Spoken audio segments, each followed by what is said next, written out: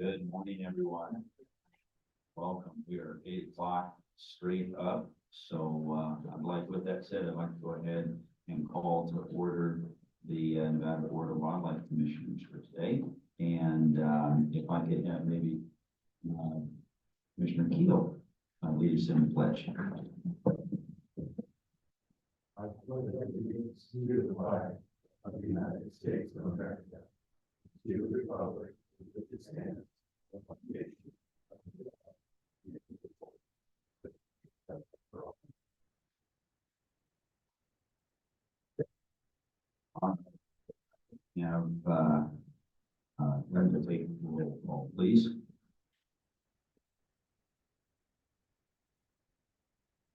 Chairman Rogers, Here. Vice Chair Young, Here. Commissioner Barnes, Here. Commissioner Bourne, Here. Commissioner Booth, Here. Commissioner Caviglia, Commissioner Keel, Here. Commissioner McNinch, Here. Commissioner Walther.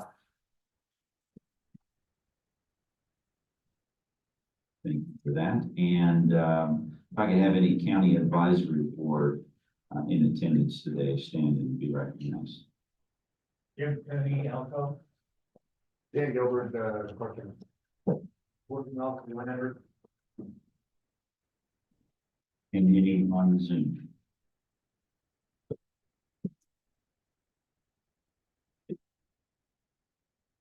Go ahead, Mr. Howell. Paul Howell, Go ahead, Mr. Brown.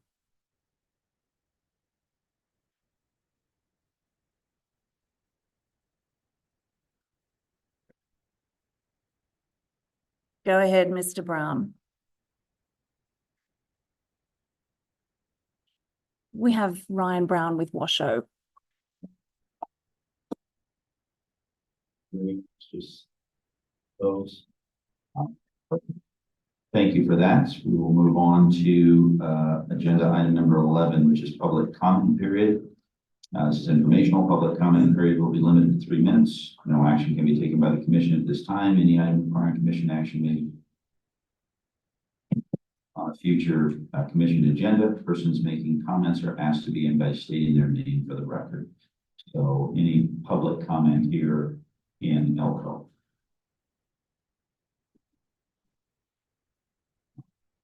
I see none. Any public comment on Zoom? Go ahead, Ms. Myers. Hi, this is Stephanie Myers in Las Vegas. I complained about the audio yesterday, and I'm sorry to say it's not too much improved today. You guys sound like you're an echo chamber, so it's a little difficult to understand. Just thought you might like to know. Thank you so much, and good morning. Thank you for that, Ms. Myers.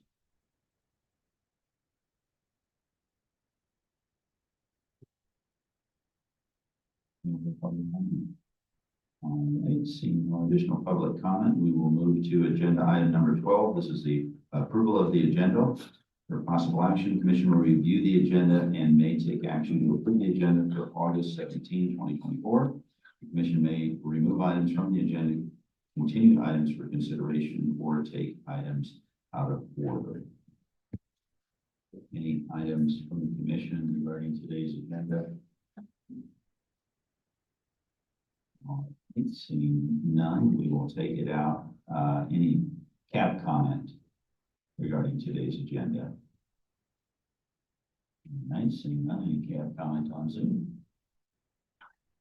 All right, seeing none, how about any public comment on today's agenda here in Elko? All right, seeing no public comment, how about public comment on Zoom? Go ahead, Mr. Volz. Yes, good morning. For the record, Fred Volz.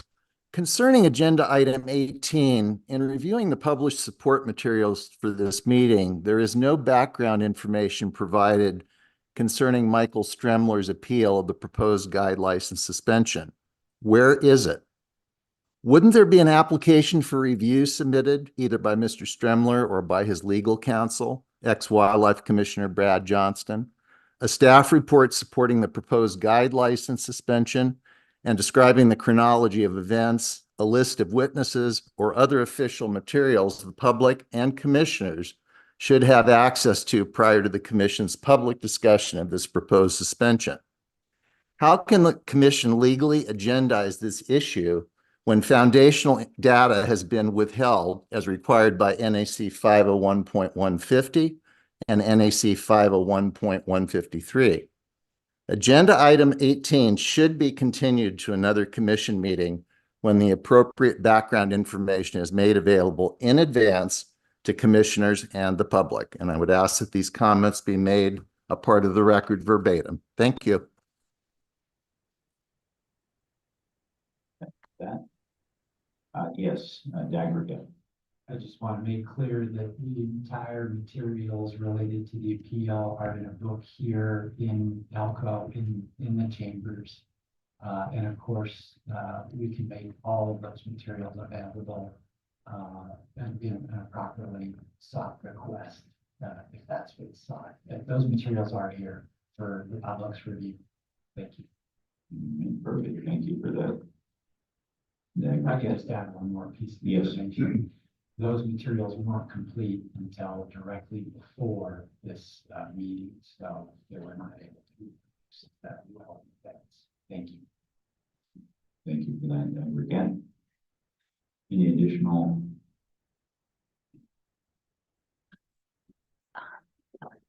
No. All right. Seeing no additional public comment, I'll bring it back to the commission for any additional discussion. If there's no additional discussion, I'll make your motion to approve agenda item number 12, the agenda. Got a motion by Vice Chair Young and a second by Commissioner Padilla. All those in favor? Any opposed? Seeing none. Passes 8-0. All right, moving on to agenda item number 13. This is member item announcements and correspondence. This is informational. Commissioners may present emergent items. No action may be taken by the commission. Any item requiring commission action may be scheduled on a future commission agenda. The commission will review and may discuss correspondence sent or received by the commission since the last regular meeting and may provide copies of the exhibit file. Commissioners may provide hard copies of their correspondence for the written record. Correspondence sent or received by Secretary Janae may also be discussed. And yes, Commissioner Barnes. Thank you, Mr. Chairman. In relation to agenda item 18, the appeal, just for full disclosure, Mr. Stremler and I do serve on the Cattle and Matt Cattle Association Board of Directors.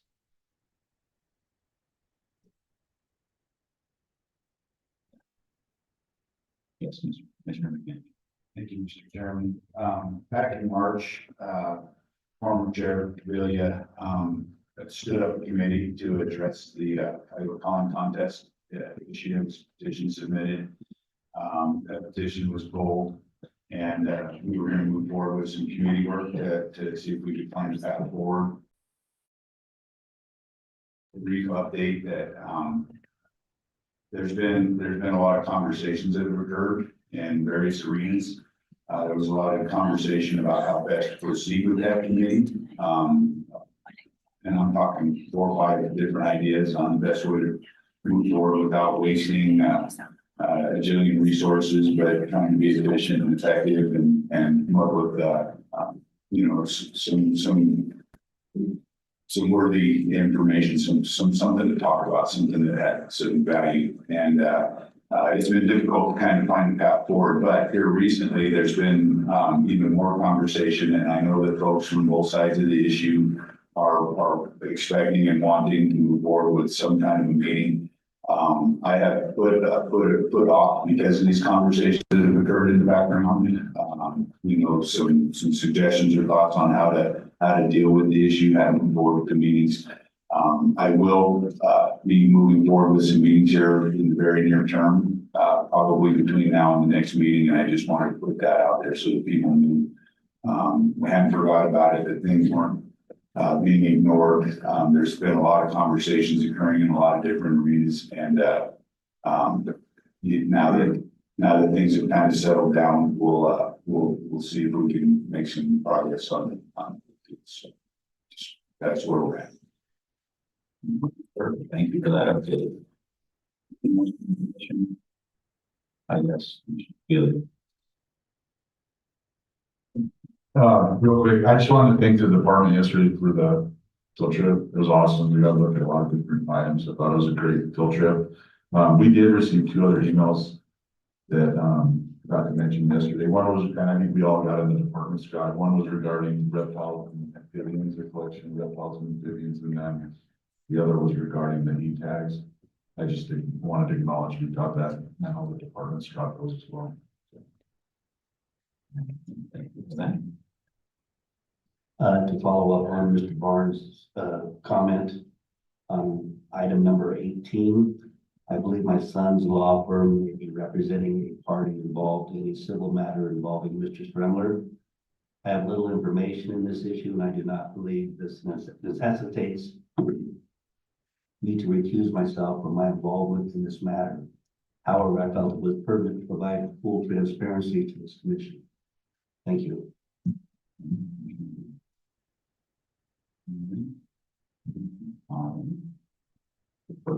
With that said, we will move on to agenda item number 14. This is County Advisory Boards to Manage Wildlife Informational. County Advisory Board members may present emergent items. No action may be taken by the commission. Any other requiring commission action will be scheduled on a future commission agenda. So any CAB member items here in Alpha.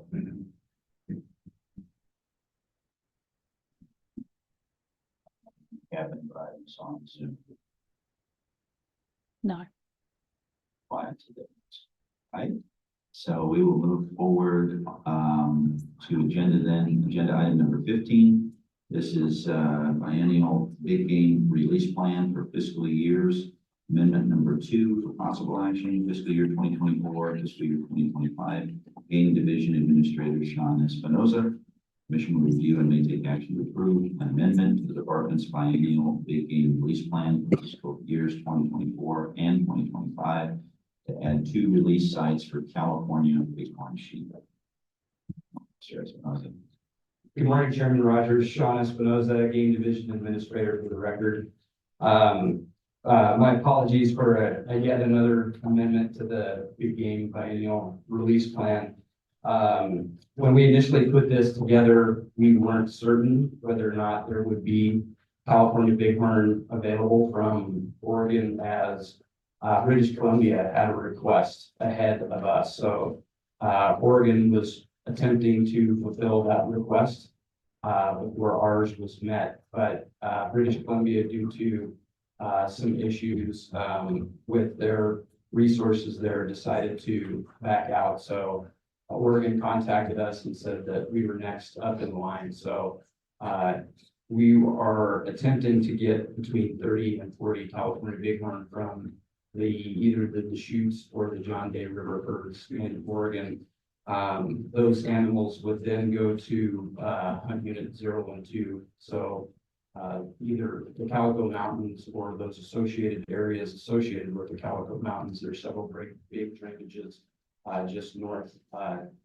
And there's been some things that have occurred within hunt unit 0 and 2, which has been beneficial for bighorn sheep. There's been some additional water sources that were placed in hunt unit 0 and 2, both natural and artificial, as well as a fairly major horse gather in the Warm Springs herd area that removes, I believe, up to 1,200 horses. So that has improved habitat conditions there. So we're asking for the inclusion of this to the biennial big game release plan, and you can see that release narrative on page 6 of the plan. So I'll stand for any questions. Thank you for that. Any questions, comments from the commission? Commissioner Keel? Yeah, we should. More of the wildfires that have or that have happened fire, that when we have anything in terms of capturing or even back out, we can have more animals and what general effect of fire or even something. Thanks for the question, Commissioner Keel. Not to my knowledge. I think the majority of those fires have been a little bit further south from where those locations are. That's not to say that some of those fires wouldn't move into those locations. They're fairly large. I think one of those fires near Burns is up to 400,000 acres. I don't know what containment is, so, and we still have, you know, a couple of months left in the fire season. So anything could change, but for right now, things look positive.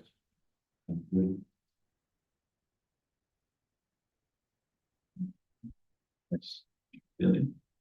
Chairman, so Sean, I see the note on here regarding the predator management needs.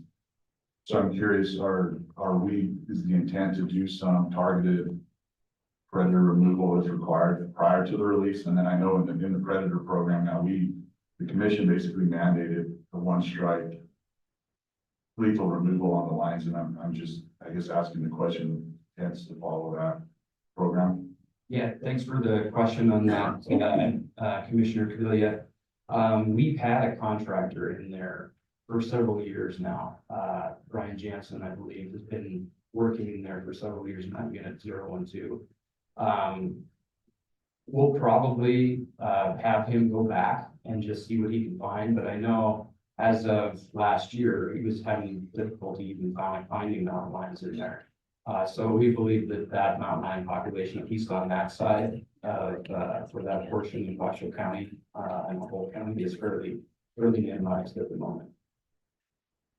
One additional, as far as the funding mechanism for this, where is for the department, where does this come out of?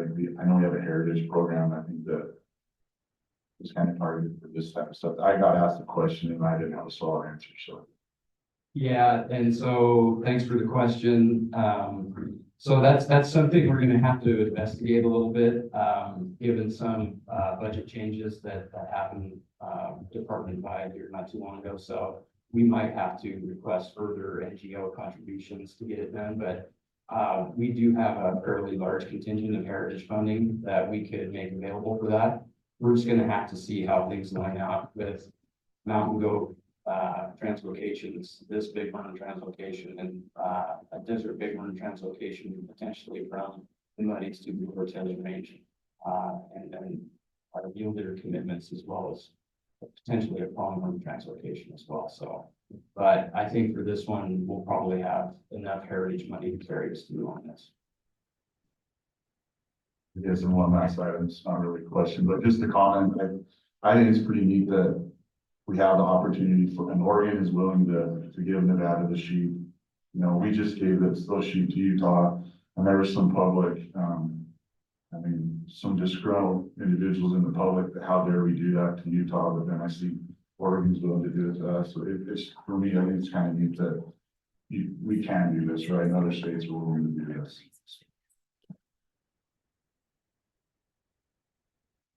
How do you think the other commission, comment? One question that I had, Mr. Espinosa, and that is, it looked like, and that is around the timing of this, and it looked like sometime between now and the end of the year. Is that the anticipated? Yeah, we're looking at December for this action to take place.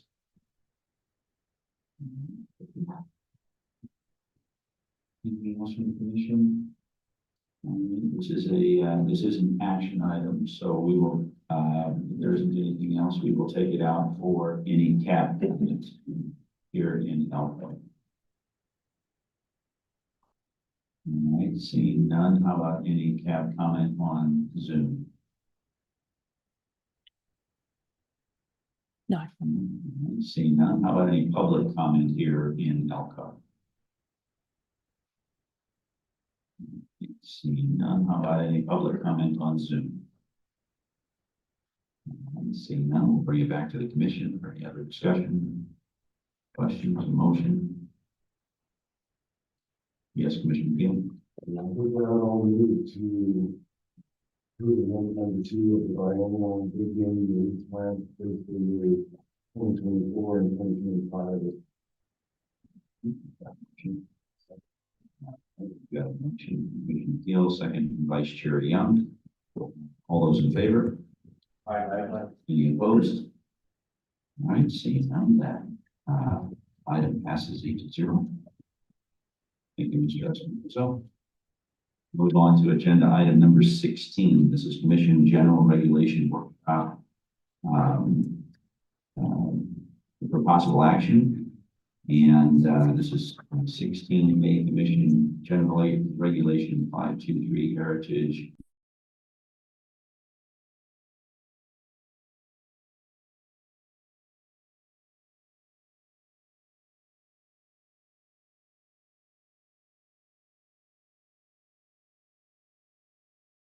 extension. Good morning, Mr. Priest. Good morning, Chair Rogers, members of the commission, Mark Reese, Habitat Division Administrator. Yeah, like Chair Rogers mentioned, it's a fairly minor request to move Heritage Project awards from 1 to 2 years. Going back and looking at the last 3 years, more than 73% of first year Heritage Project requested that extension. There's various reasons extensions are requested. Some are multi-year projects, permitting delays, scheduling delays with contractors, etc. It is the reason for a lot of these delays. And so it places unnecessary burden on the project applicants to request that extension, as well as staff, as the Heritage Committee in this commission. The simple change is moving that project award to 2 years. So the recommendation by the department is to review and advance the regulation to second. With that, I'll stand for any questions. Thank you for that.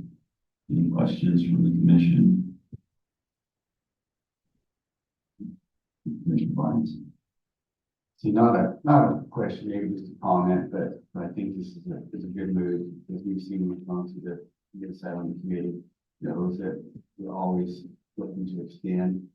And a lot of the hoops you guys have to go through, not to get a lot of these projects off the ground. It just makes sense to me. This is the right thing to do. Thank you for that, Commissioner Barnes. Commissioner McKee? Mr. Chairman, Mark, do you have any idea why it was 1 to begin with? Was there a specific reason, or we way past that at this point?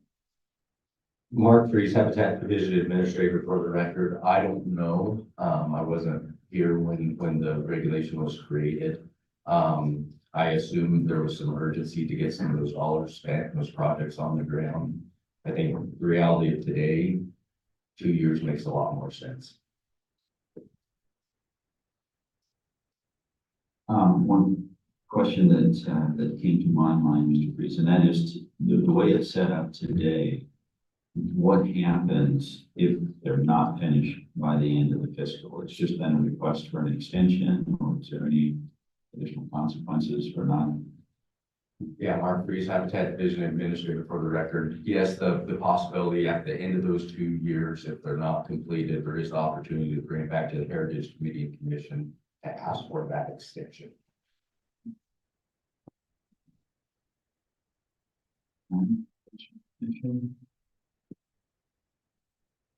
Seeing none, this is an action item, so we will take it out for comment, and look for any CAB comment here in the room. Yeah, Gilbert, Clark County CAB. First off, I'm going to go into just kind of a general thing about the heritage program in general we have in the state. My neighboring state, Arizona, just recently eliminated the auction tax and went in lieu of a full raffle. One of the great things about this state is we have both. We have the auction tag and we have a raffle tag, bringing everybody into it. And the important work that we saw yesterday on the NBWC Heritage Funds, there is just more onus that we need to be very vigilant in making sure that we don't erode that funding that's so urgently is needed in the state of. Regarding the specifics in this thing, I think it's a great thing that we're bringing this thing forward to be able to make it more fluid and more easy. There's less hoops to go through, but on item 2, there is a strike of the word awarded, and it says until the money is first distributed. Actually dispersed, excuse me. I would suggest that adding language in addition to that, that after the money is first distributed and the NEPA, EAs, or any other regulatory approvals are had. I think a lot of these things, if you get into NEPAs and that would go beyond the 2 years, it would just be another thing. We're gonna go through and make this thing better. I think that would be a good add to it. Thank you very much.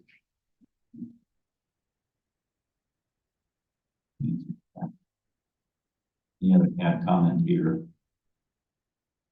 Alco. See none of the cat comment on Zoom. See none of any public comment here in Alco. I'm seeing none of any public comment on Zoom. All right, seeing none, we'll bring it back to the commission. For any further questions, comments? I guess the only one that I had was, from Mr. Freeze, was regarding the gentleman's comment on that specific item number 2. Any thoughts around that? Yeah, Mark Freeze, Habitat Division Administrator for the record. In my opinion, I don't think it's necessary to add that NEPA language in. As you guys are aware, several of these projects don't require NEPA if they're on federal lands, if they're a capture collar operation. And so it's really not applicable to all the projects.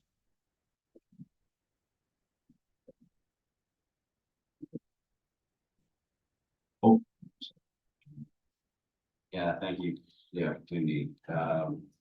I would also state, just to address that point that was brought up, I think we look at the, it does say comply with all local, state, federal laws when executing the project. And these on federal lands would be that federal nexus, we would make sure that that's in place before any projects were started. So I think that he does get to that point.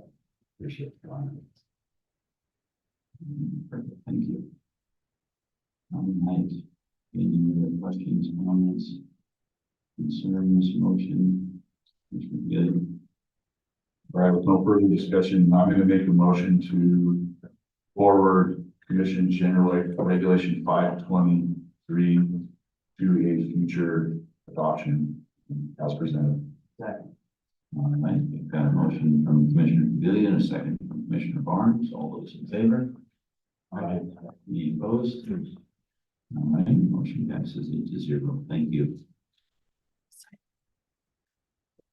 Moving on to agenda item number 17. This is Commission General Regulation for possible action. Commission General Regulation 522 E-Tag Regulations, Data Technology Service Division Administrator Matt Maples. The commission will hold an adoption to amend Nevada Administrative Code 502 that would update the process related to use of game tags in the field and allow the department to offer game tags in an electronic format. Good morning, Mr. Maples. The monitors are on. Is your monitor on? The video.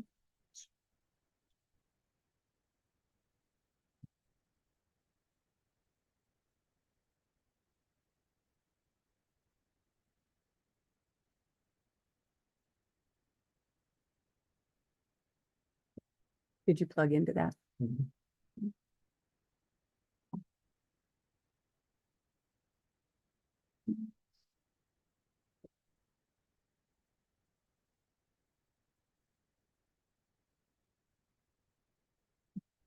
Is that you? You might need to hit something up there on the screen. Oh, is the dongle red?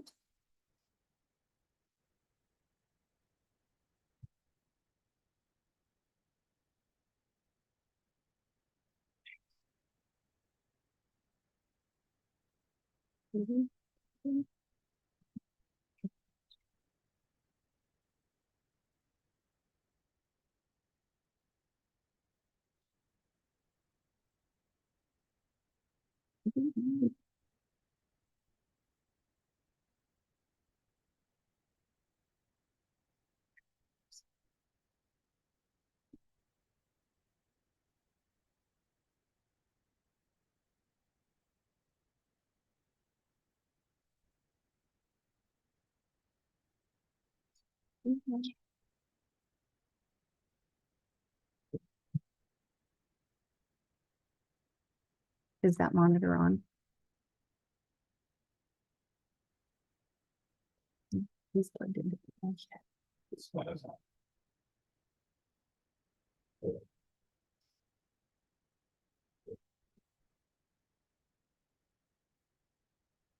You're actually plugged into your laptop though, right? So Congratulations on the new position, Mr. Nichols.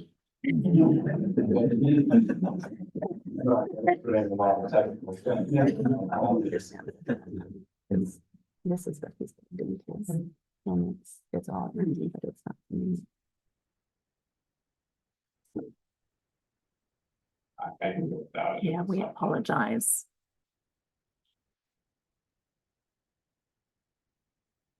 Do you have a thumb drive that you can plug into the monitor? The main monitor?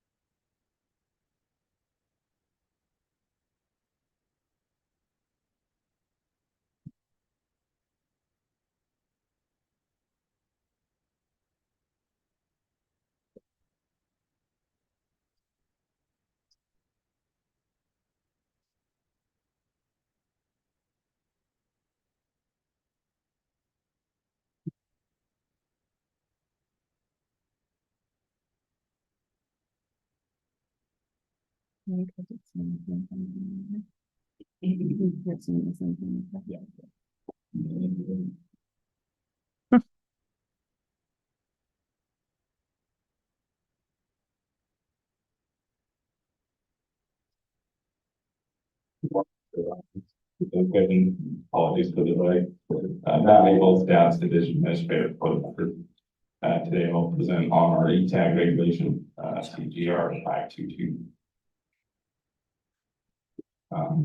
For the presentation, I'll keep it real brief. We're just going to go over a quick background of the program, some of the business and development requirements will be forthcoming if these regulations are adopted.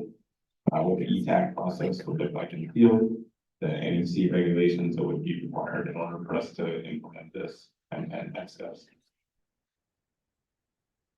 So what we did is we began this process so we can determine what division E-tags should look like in Nevada.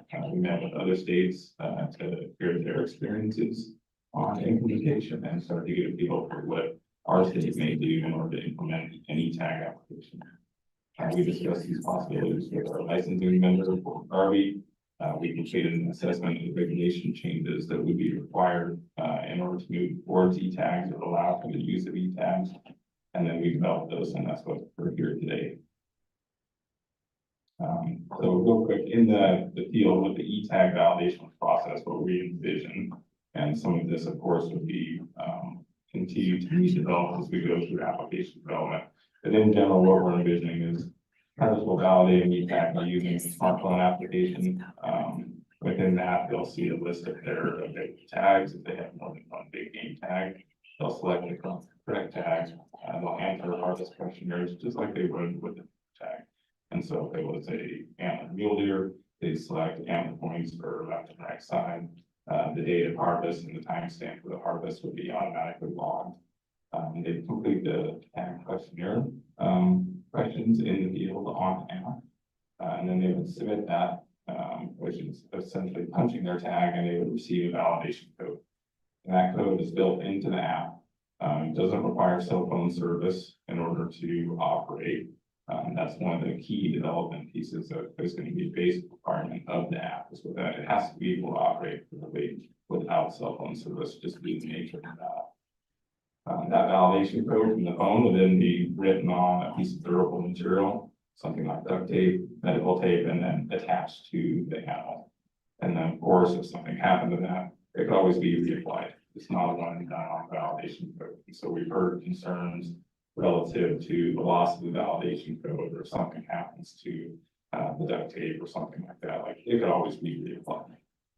And then when attached to the animal, this validation code can also serve as proof of permission in order to have another individual transport that animal from the field.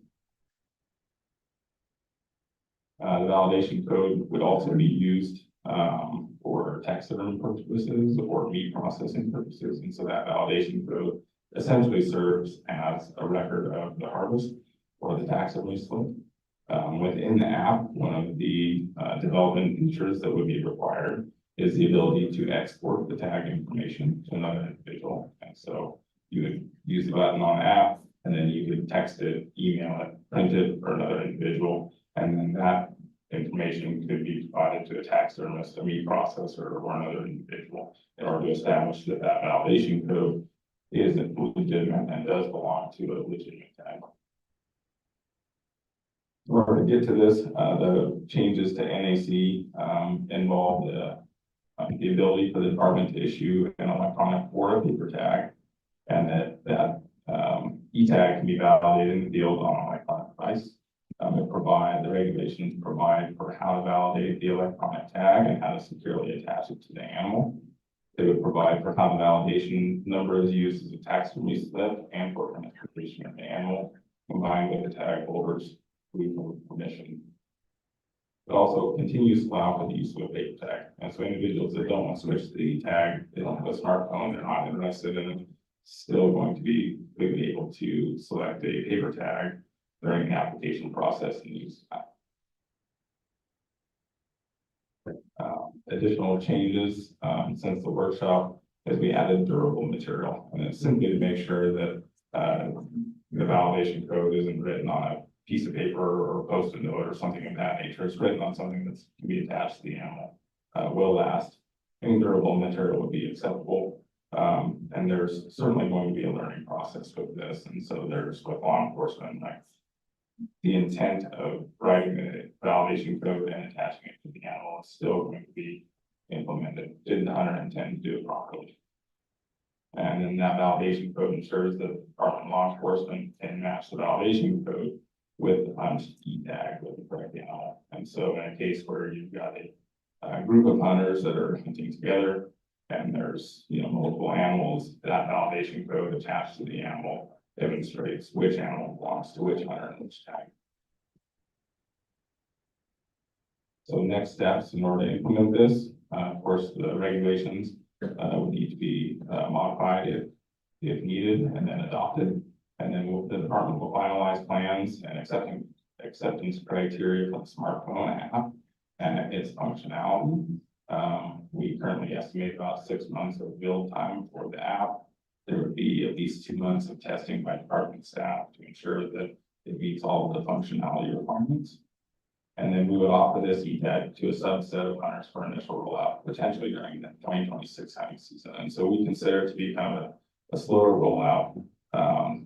Options could be for turkey, could be mountain lion tags, could be for stump or serve tags, things of that nature, so that we can test it in smaller batches. And with that, I will take any questions. All right, thank you for that presentation, Mr. Maples. Any questions, concerns, comments from the commission? Commissioner or Vice Chair Young? Thank you, Mr. Maples, for the presentation. I've got a couple questions on the durable document or material language. I'm obviously supportive of that. The goal is to get everyone to an e-tag or have people have that option of an e-tag. However, is the department going to distribute a piece of paper or something to that more of a uniform option, even though obviously I want to leave it open to the point of this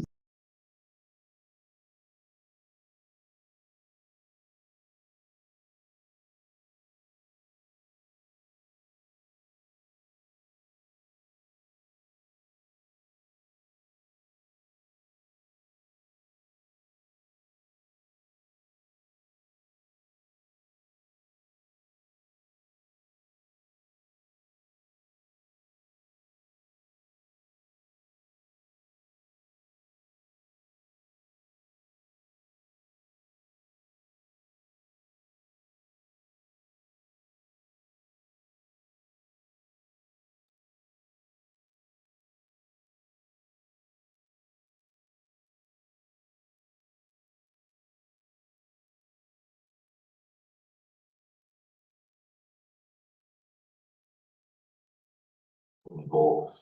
Second question, I've asked this question several times at this point, but with this helps in what I'm in support of is getting the information, harvest information to the department quicker than the current scenario is February 15th, whatever the date is, when they have to return their questionnaire. This gets it to the department almost immediately, correct? That's correct. Last point for me, more of a statement. I'm supportive of this. I think this is the direction. A lot of things are going for better or worse. With that, there was a comment made yesterday, and I'm not, well, I'm in support of the comment, not of marking the location of the animal. I know that's not in here, but I just want to be clear that I'm not supportive the location being marked when the tag's punched. And again, I know it's not in here, so let me comment. Thank you. Thank you for that, and you should be good. Right, I mean, I'm all for the E-tag thing. For me though, to have an E-tag and then have to attach a piece of durable material, it sounds counterintuitive to me. That you still have to attach something to the animal. I know I looked at it, I know New Mexico does it that method, Montana does not, right? I don't know why we're developing an app, and I'm just asking the question. Why couldn't we incorporate into that app where you take a picture of that animal, right? So that when you kill that animal, you take 3 photos or something, right? The wardens would know that with horned game or antlered game, right? You would know exactly that is the animal you've got.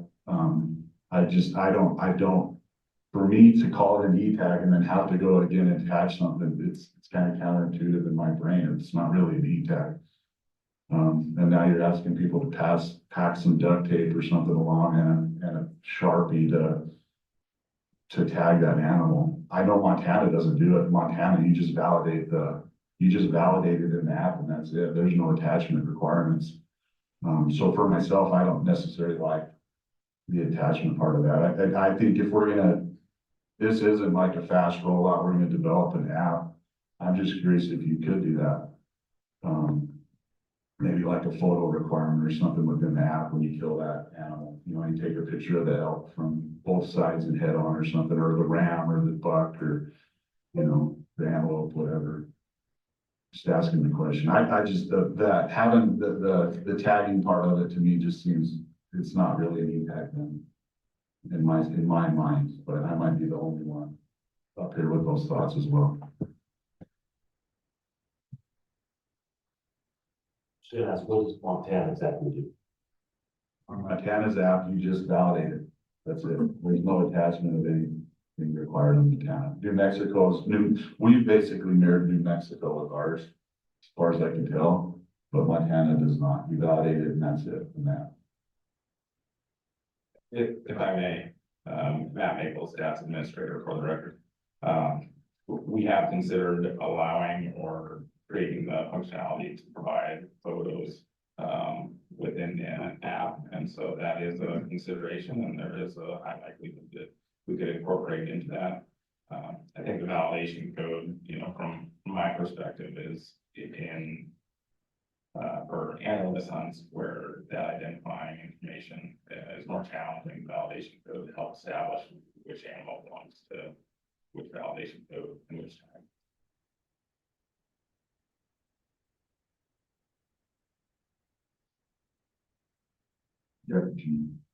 Yeah, thank you for the opportunity, Sister. I think also one of the things that we're considering with that durable, you know, material being attached to the animal is if the animal is ever left without the individual who harvested. So scenarios where people leave animals at camp, but there's a second tag in camp and they're out hunting, the warden could pull up much the same as you can right now, and you could identify that by that validation code. So I think that's a key piece in this consideration is making sure that you don't have a perceived untagged animal at camp without anybody around. So the individual's there with the phone and has the validation code, that scenario would be easy to deal with, but it's those scenarios where possibly the harvested animal may be separate from the individual who harvested. So trying to make sure that there's something there to be able to identify that.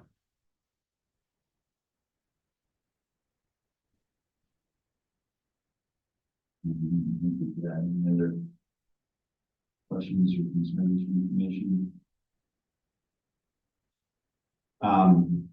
I did have a couple, and that is, I just want a little bit of clarification. I know Commissioner or Vice Chair Young mentioned it on this, on the GPS pinpoint. So just to clarify, that is not a feature of this e-tag. Is that correct? Being able to, through validating there's nothing on the app then that pinpoints a location or GPS or anything like that. Thanks for the question, Matt Maples, for the record. From my understanding, there would be a location collected, but it would not be in the hands of the department. And much like any location information on your phone, it would require a warrant in order for the department to access it, and it will only be used for law enforcement actions after going through all the proper legal channels. It's not a data point that the department would be using, publishing, really would not even have access to without a warrant.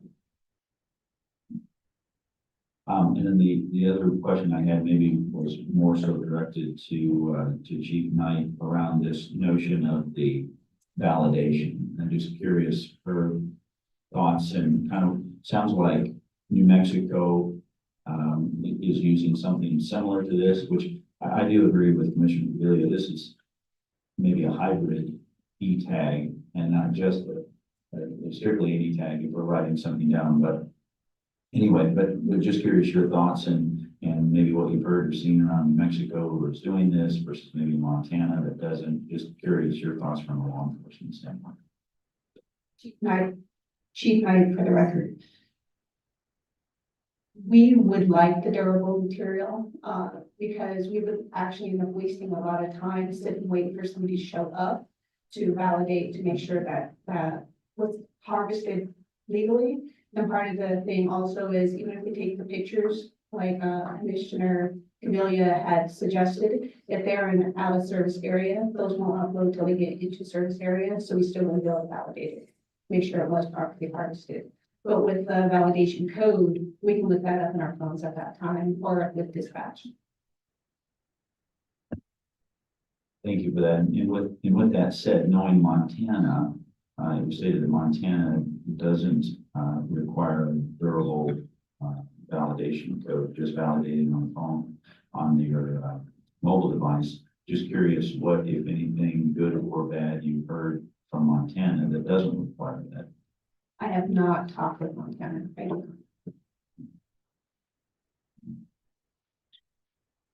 Yes, I'm sure.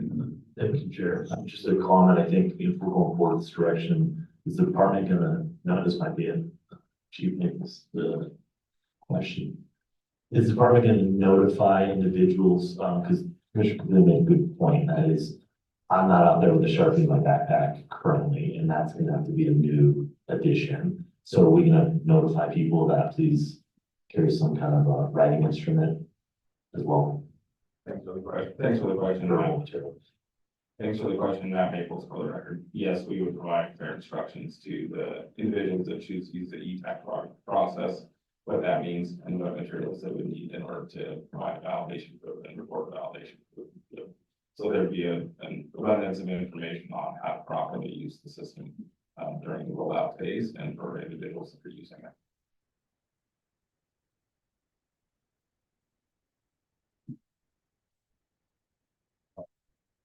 And I guess just kind of piggybacking on the location information. I know that we say the department won't be able to access that material, but somebody's gonna have it. Somebody's gonna have, Falcone, whoever it is gonna have that information. And I know even now that's becoming a big concern with people that use Onyx and go on that, is those individuals hold that information. That information will be somewhere that somebody could potentially, people get paranoid about that, right? You know, and I don't know if we're better, if you really want buy-in, the people that are really paranoid about it are just not gonna use the e-tax. That's what's gonna happen.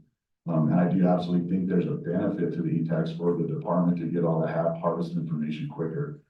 But, I don't know if there is a way to completely say that we are not gonna gather location information, period, with that app. Period. You know, I know law enforcement, I'm sure would love to have that information if they ever needed it, but I do see the general public, that's gonna be a kind of a sticking point with some of the public. There's no doubt about it.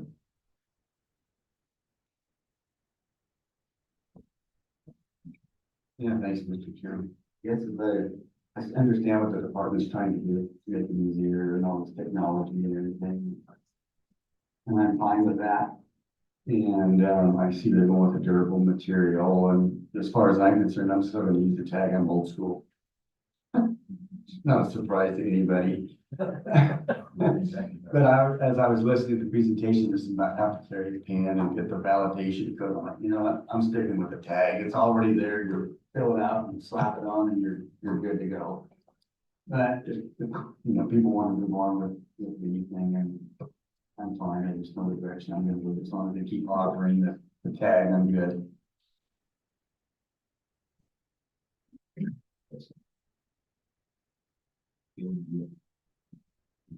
Yes, I'll jump back in. I apologize. You made small questions for me. Just wanted to go through this. What about the scenario? Because I totally understand law enforcement's position and serious concerns on having a harvested city animal in camp and the individual's not there. What if we changed it to, or give me your thoughts on changing it to the durable requirements if left unattended? If you're with the animal, then obviously you'd have it on your phone. And that would, again, I'm not all in on that. It's just kind of going through the ideas. If I may, Matt Maples, for the record, I'll probably take that to Chief Knight, if that's all right, give or take from an LE perspective. Of course.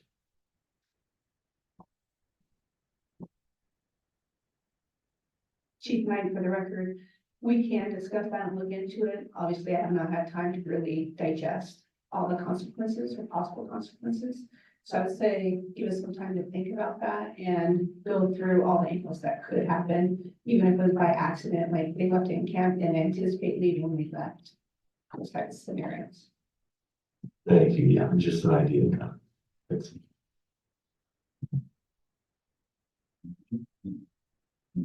Yes, I have to agree with Commissioner Barnes' perspective, because I'm old school as well.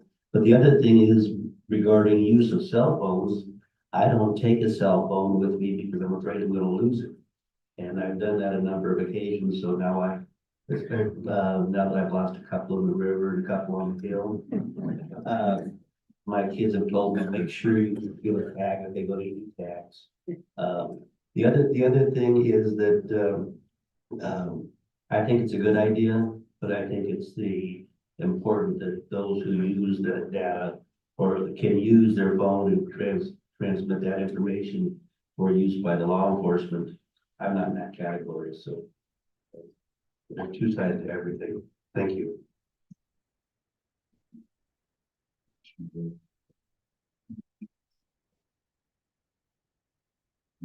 This is a, excuse me, this is an action item, so we will take it out for cab comment. Any cab comment on this item here in Elko? Seeing none, how about a cab comment on Zoom?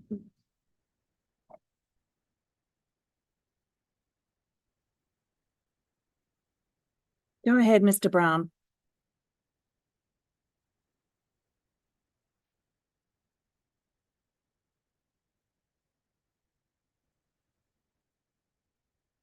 Mr. Brown, if you could unmute yourself, please.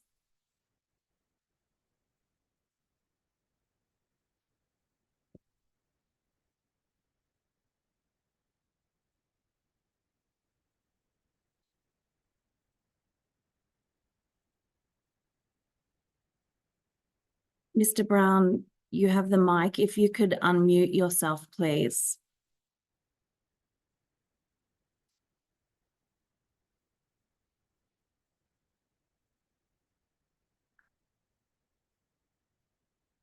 Is that the only one? Yeah. Mr. Brown, one last time, I don't know if you can hear us or not, but evidently it appears you're on mute. So if you do have a comment and wish to speak, please unmute your mic.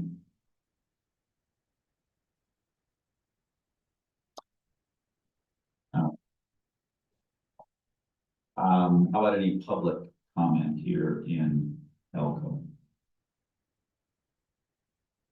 See none. How about any public comment on Zoom?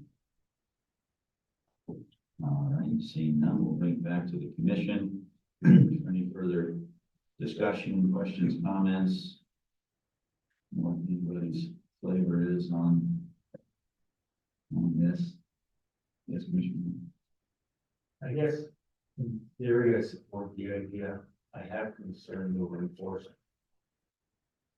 But those are my big concerns are enforcement issues.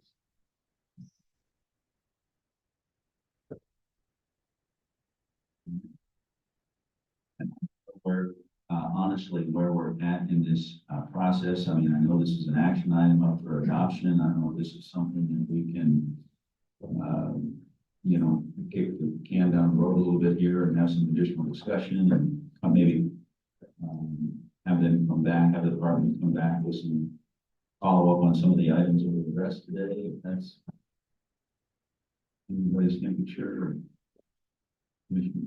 Yeah, I think that would be my preference as well. I mean, with the still a rollout of the system, where immediately it's adopted, and we want that, it's, we would bring it back to, you know,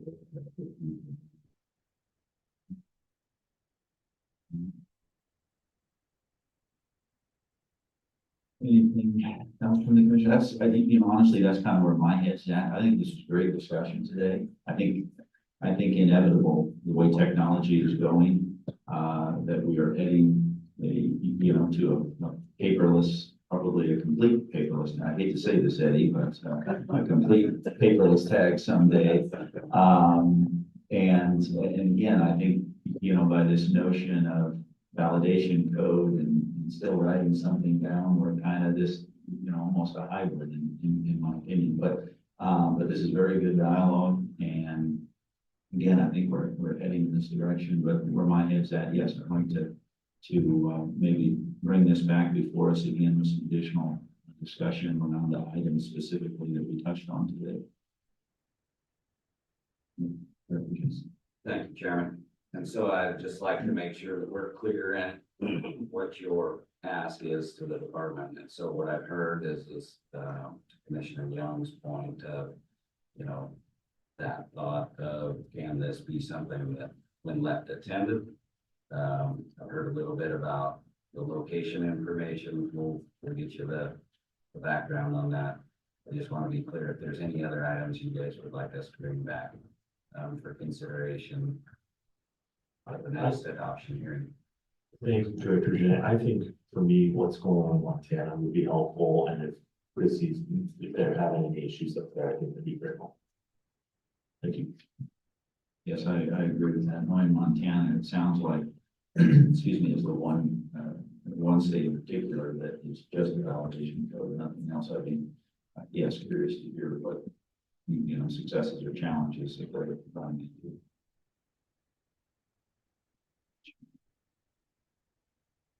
With that said, I'm assuming no other action to take on that. Everybody's clear. Okay. Thank you, Mr. Maples. Appreciate that.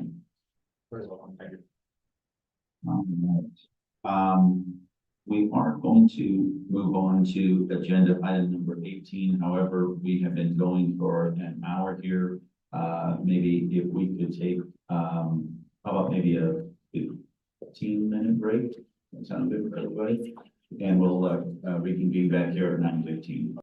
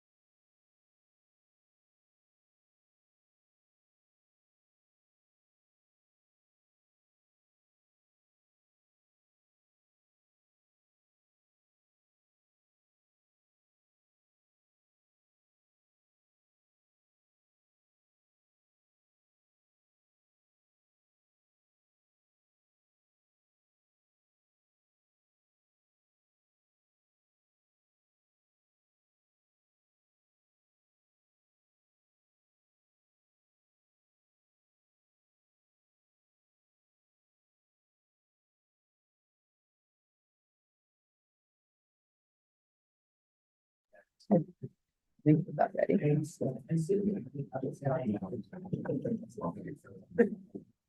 All right, good morning, everyone. I think we're ready to go again here.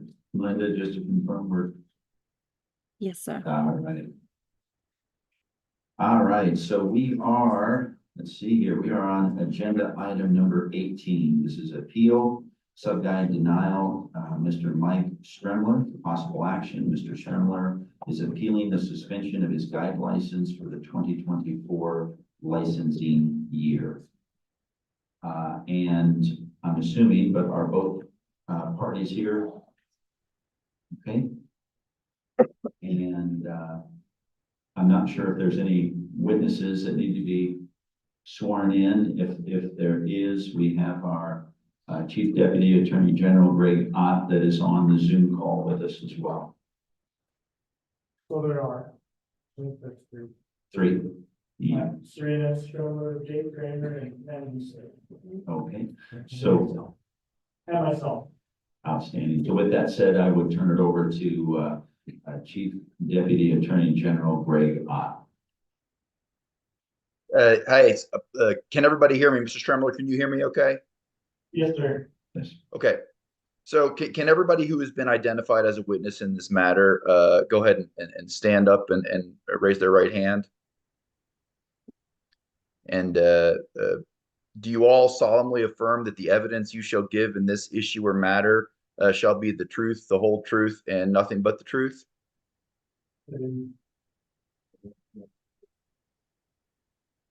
As long as everybody gave a verbal affirmation, we're good. We're good. Good with swearing in the witnesses. All right. Also, before we proceed, Commissioner McNinch. Thank you, Mr. Chairman.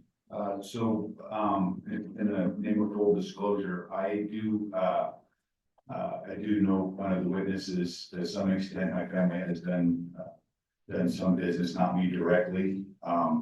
And that would be Mr. Anderson, witness could potentially be called by the state. I do not believe that, well, I know that it will not impact my ability to be unbiased. So, I'm not going to recuse myself, but I wanted in full disclosure. And if there's any concerns, then I want to probably draw that out for so. Thank you for that, Commissioner Rogers. Yes. Just to be clear that Mr. Anderson will not be called as a witness. Okay. Commissioner Keel. Yeah, along those same lines, for full disclosure, obviously, Virgin County is a small community. I know Mr. Trevor a long time.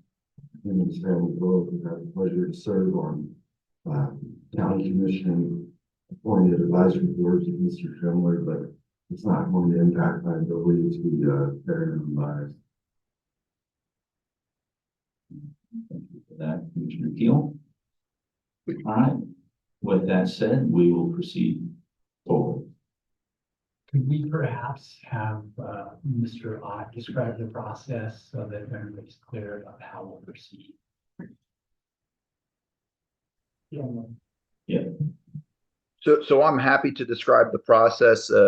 The good news for the commission is that this is a de novo hearing, which is Latin, which means basically a new hearing. So you're not bound by giving any weight to the prior findings of the department. You can make your own decision. That is established in NAC 501-165. The process that we're going to follow is set forth in 501-185. And that is going to allow the appellant to go first, and then the department goes after that, and then rebuttal evidence is allowed. Same order will be followed with the closing arguments, with the appellant going first, and then the department. And like I said, that's all laid out in NAC 501-185. Do either the appellant or the department have any objections or clarifications to those things that I just laid out? I don't. I just asked if the witnesses be removed. I don't have any objection either. We can do that. We can have all the witnesses be moved.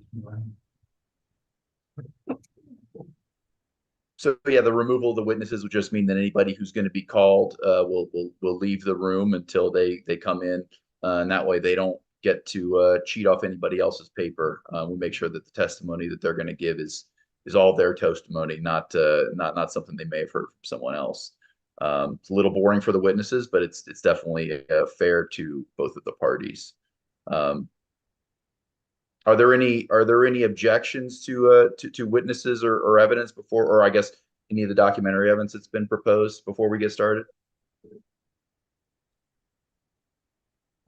So I talked to Mr. Burkett just during the break. I was just handed a supplemental deal that I've never seen. I called Brad Johnston, my attorney. He had some 4-letter words I won't repeat. But we agreed that we're not gonna put those in. Is that correct, Mr. Burkett?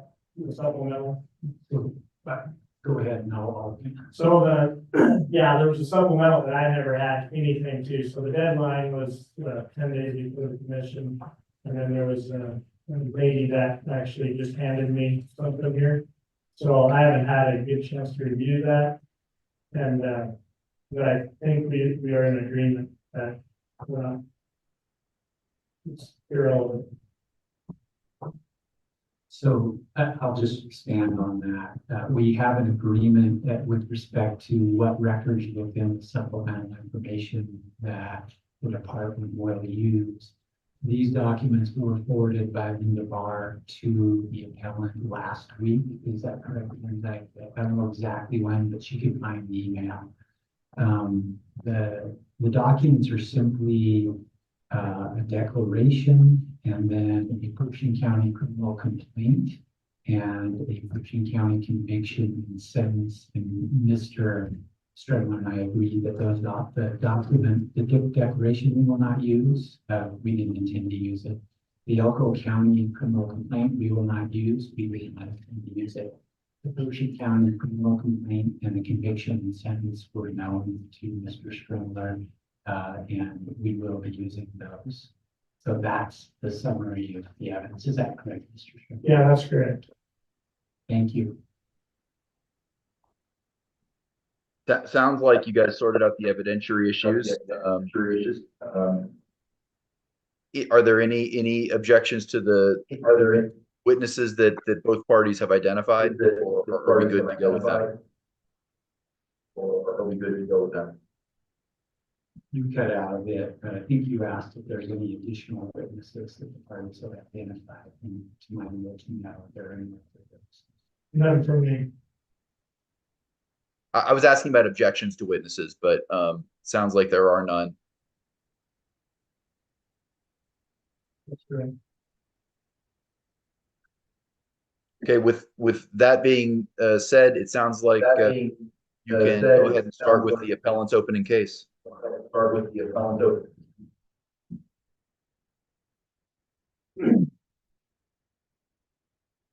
So, okay. So, I'm Mike Stremler. I apologize, Mr. Schindler. I think he meant you can start with an opening. I usually do a leave opening and just allow you to testify. Because there's an opening statement that you could offer. I'm going to waive opening, so we just get into it. If you want to just start with your evidence, you're welcome to do that. If you want to do an opening, you can do that. So it's totally your choice. Yeah. So I'm going to start with a short opening statement, 1 page. And some of this, I'm having names. What's his name? Greg Ott, Chief Deputy Attorney General. Mr. Ott. Ott's fine. So Mr. Ott kind of went over what de novo is. So this is a de novo hearing, which means that there should be no deference given to Mr. Kramer's decision to deny my sub-guide license. I pled no contest to a misdemeanor that does not even apply to a sub-guide. It only applies to a master guide. I pled no contest as a business decision to avoid legal costs. It's a 3 demerit point infraction and should not have been a determining factor to deny my license a subguide. This decision is arbitrary and capricious, which means an action that is either so unreasonable as to be without rational basis, or the result of unconsidered willful or irrational choice. I don't believe there is merit to deny me my subguide license. Some of the statutes that are going to be discussed today will have defined words such as compensation and guide. There's still a lot of confusion on those statutes within the department. And I'll point that out. And then my understanding of compensation does not include a donation hunt to a 501c4 charitable organization, which is what we're talking about today. That's my opening statement. Now I can. And I will wait when they're open, so go ahead. Okay. So, I'm not gonna waste a lot of your time today. Sometimes I get a little too wordy. So basically, I'm half owner of Cedar Pass Hot Clippers, 50%. Fred Anderson and I were partners in the business. It's not a big money maker, and we didn't. It's a fun way of hunting people and enjoying meeting different people. We've donated lots of hunts in the past to SCI, different chapters, the Michigan chapter, several in Michigan. We've donated our hunts to, there was a little girl with terminal cancer here that flew out from Nebraska, and two of our sub guys in Collins boys hunted her. We've never thought that a donation hunt would require a contract unless there was compensation. And that's the way we see the statute, and I still see it that way. And in this deal, I told my attorney, Brad Johnston, I told him, I said, I'd like to fight it because I think I'm right. He says, well, you very well could be right, but as a business decision, do you want to, waste your money? It's a 3 demerit point deal. I said, well, is it going to affect my guide license? He said, absolutely not. 3 demerits won't affect your guide license. So we went ahead, I pled no contest. I would not plead guilty. I pled no contest, which turns into a guilty plea is how you look at it. But the statute that they use only applies to master gangs. I was a subject. So Fred Anderson probably should have been charged with it, which Fred's my buddy. I'm not saying you guys should go back and charge it. I'm just saying the statute applies to master gangs only. There's never a time where a sub guide is mentioned in that statute. And we brought that up to the judge when we played no contest.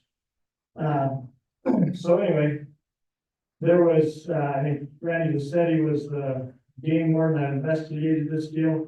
Marvin Davis killed a big tall lion, checking it in. He says, what's your guide license number? And I texted him, you don't need a guide license to do a donation hunt. Not to mention, this hunt was given in 2017, I believe. It's on the form, the SCI form, donation form. And I checked the box, I signed the form, I checked the box that this is only good for 2018 and 19. That winter. And because of Marvin Davis's health issues, he couldn't make it. And then COVID happened and he couldn't make it, he got COVID pretty bad. And so in 21, but I think it was December 30th, 21, is when we actually hunted him. So I was under no obligation to even fulfill the contract with the SCI, because I checked the box that literally said it was only good for 18 and 19. And that's how we do all of those contracts. There's a little box there. So it couldn't be extended. I just did it out of doing the right thing. So I own several other companies. I'm a rancher by trade. So I deal with federal grazing permits. I deal with, I have a manufacturing company who build these little portable buildings you see all over. So I deal with OSHA, I deal with a lot of different federal and state agencies. And I want to tell you that NDOW is one of the worst as far as they interpret the laws how they see fit. And you can ask one warden how he'll interpret it. And then you ask a different warden how they interpret it, and it's two different interpretations. And so that's pretty confusing from a guide standpoint. Not to throw Dave down under the bus, you guys having a conversation. We both agree that there's some confusion. I'm not allowed to take my grandchildren with me on a guided hunt. They're not getting compensation, but NDOW says, no, only the hunter. Well, then what about his family? Okay, well, maybe we'll let them if they're, immediate family. They're making up rules in the statutes that are not there. Compensation is the trigger. When you read, I think it's 50439, it's in this deal here. When you read that, it talks about compensation as the trigger. When do you need a guide license? When you get compensation. If I just took one of you guys out hunting and we killed a lion and there's no compensation, I can do that. As soon as we say, yeah, I'll kill a lion for you for $7,500, I'll take you for $7,500. Now we're in a contract situation. So on the donation, I believe because the compensation that was there was given to SCI and not to Secret Pass Outfitters, I don't believe that is triggers the need for a contract. And the fact that we didn't even have to do it. It was a friendly assist at this point because I checked the box saying it was only good for 18 and 19. So, and this happened in 21. So anyways, those are my big deals. Now, this guy did give Dillahan and myself a $600 tip after the hunt was over. We didn't ask for it. I didn't even look at it until the next day. So then we get into that compensation thing. But what about reimbursements? So if you're doing a friendly assist hunt and you spend a bunch of money on gas and wear and tear, pop tires, whatever, you can get reimbursed. I have 12 dogs. The average dog eats about $600 worth of dog food a year, $7,200. I killed 7 lions with friends and customers that year in 2021. You can divide it out. And in that statute, it says you can have reimbursements, and it says without limitation. So what does without limitation mean? I'm gonna ask you guys that, there will be a little interaction at the end or whatever, but without limitation probably means without limitation. And so if I can justify dog food and stuff, then I'm not gonna worry about it. The other thing is the statute also talks about, you gotta have a contract when you're bringing somebody into a hunting area for compensation. But it doesn't have anything about bringing them from. And so this is something that I found out a few years ago. And now, somebody killed an elk down in the south end of the Rubies there in the Mavericks or something. And they called up my partner and they needed him to pack out some meat. So you better get a contract. And the guy was a Utah game warden. And he said, no, we don't need a contract. I talked to one of my buddies in Nevada game warden. And because the statute says to, but not from, you don't need a contract to pack out meat because the hunt's over. So it's a loophole, but it's been on Nevada big game just a week ago. There somebody said, hey, I got a tag in the Rubies for an elk, looking to hire some guys to pack meat out for me. And then somebody said, oh, you need a contract, you gotta get a guide. And then there's somebody else got on there like, no, actually, you don't need a guide. you can do that because the hunt's over. So there's some ambiguity in this language. There are loopholes. I don't know how you want to fill them or how you want to interpret them, but they're there. So with that, I guess you can cross it down. If I may, I just have a couple of questions for you. You indicated that you had donated multiple hunts and prayer occasions before this hunt in December of 2020, correct? Correct. Okay, and any of those occasions, had you ever received a tip? A lot of them I didn't even do. So If you guided on the hunt on any occasion on a donated hunt prior to December of 2021, had you ever received a tip? very possibly, but I wouldn't be able to say with certainty. Okay, no more questions.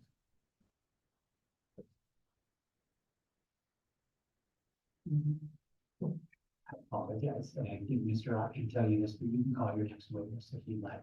All right. I'll call Serena Strimler my way.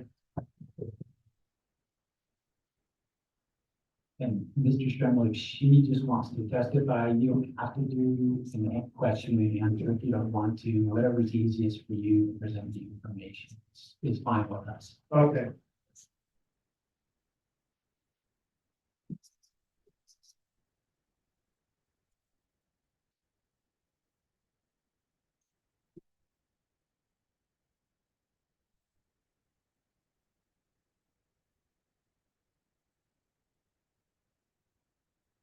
We just stand next to each other, or? Whatever's easiest for you.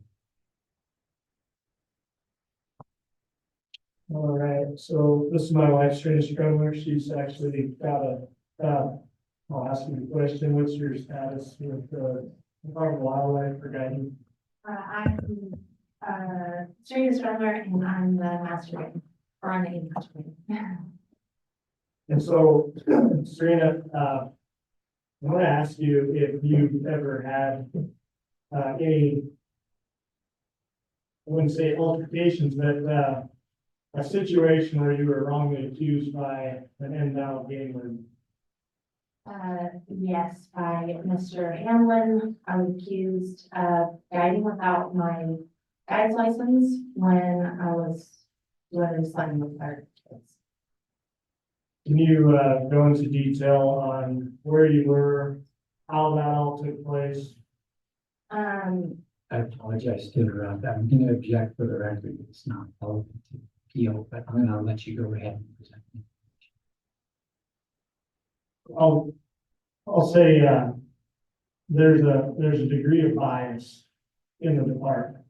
That's kind of what I'm getting at. And I know it's hard to believe that there's any bias in government at all, but there actually is. And so I kind of want to bring that out, just like what she had to go through, and when, without an attorney, but just the amount that the department has gone, the lengths that they've gone to throw mud to see what will stick.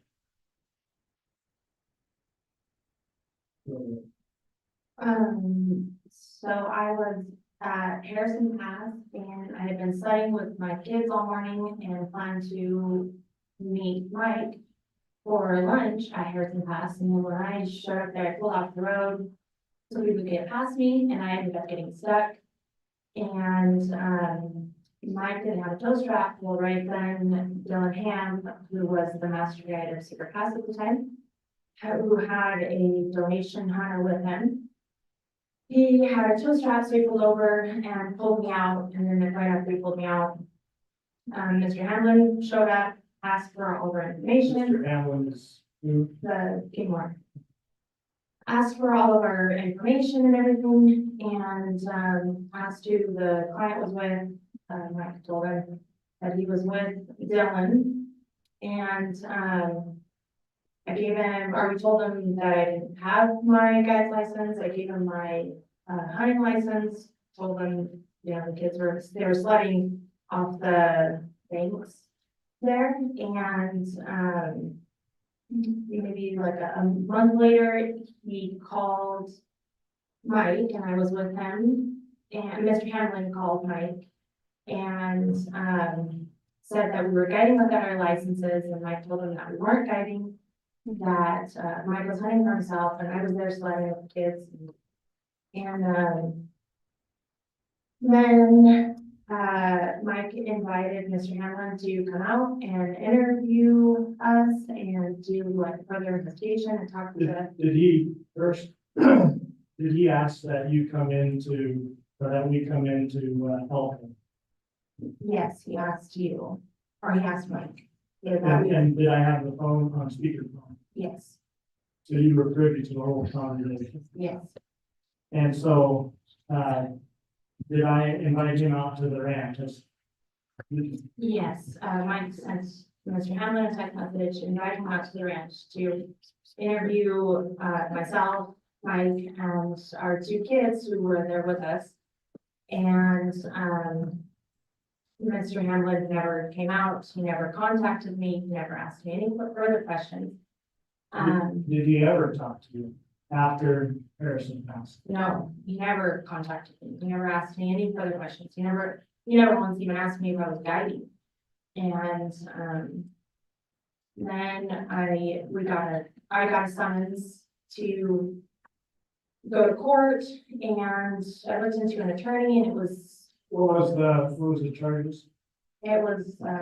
a gross misdemeanor, guiding without a license. And, we went to court, got to the preliminary hearing, I represented myself, and it got thrown out in the preliminary hearing because there wasn't enough evidence. And Mr. Hamlin told blatant lies on his report, stating that I had a dog box, dogs, and a four-wheeler with tracks in the back of my truck, and the body cam footage that he had, it clearly showed I didn't have any of that stuff. And it showed the truck that I got out of, I had nothing in the back of the truck, except for sleds. So there wasn't enough evidence to proceed from the preliminary to the trial. Yes, And how many times did you have to go to Elko to prove that Mr. Hamlin was not being truthful? I remember correctly, I believe we went 3 times. So how much would it have cost you to get an attorney? Did you check into attorneys? Yes, we did, and it was just for myself, it was gonna be 10 grand. So 10 grand for sledding without a sub-bed license, is that correct? Yes.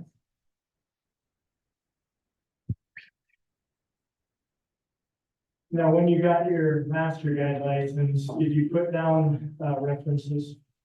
I did. And was Donald Wainwright Jr. one of those references? Yes, he was. Is he from Florida? Yes, he is. And did you guide him yourself? I did, yes. And can you tell me about the phone call after he got the phone call from Dick Kramer? Donald Wainwright Jr. called and said that Jake Kramer had called him and seemed very pushy about encouraging him to say that I had broken some law or I had done something wrong, was very pushy about making a complaint about me. And Donald Wainwright said that he was calling to warn me because he felt like it was not right. And no matter how many times Donald Wainwright told Jake Kramer that I was a great guy, that he wants to come back, and that he would even trust me with his kids, he said Jake Kramer was still very pushy, trying to encourage me to say that I had been trespassing or anything, that I had broken some sort of law that I did not. Do you feel like the laws as a master guide are being interpreted differently by different game wardens, depending on the game warden you get? Yes, from my experience and just from asking other game wardens, it seems like you get a different answer every time. None of them are even on the same page as to what the laws are for the make up their own policies. Have you seen, and this is not about the bear case, which I'll bury that, but the bear indoctrination, that was just done 2 days ago. Where you're not allowed to have your own children with you on a guided hunt. Did you see Mr. McCluster say that? Yes, I did. Have you found in the statute where that is to be true? Not that I've been able to find anywhere. But you would get a ticket, according to Mr. McCluster, if you have your 12-year-old child with you. I don't know if they have tickets, but I know they have sons to go to court. So how do you navigate these laws? How, as a master guide, how do you navigate them? How do you interpret them? If you get two different interpretations from two different game wardens, how do you balance that out? I have no idea. I don't know. That's all I have. No questions.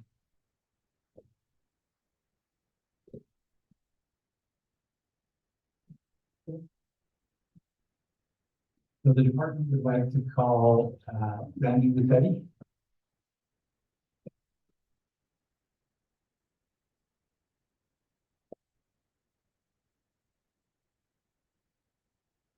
And just to make it easy, we'll just have Mr. Lupetti testify from the stand here and just stand the entire time. If he's okay with that, it's very strong.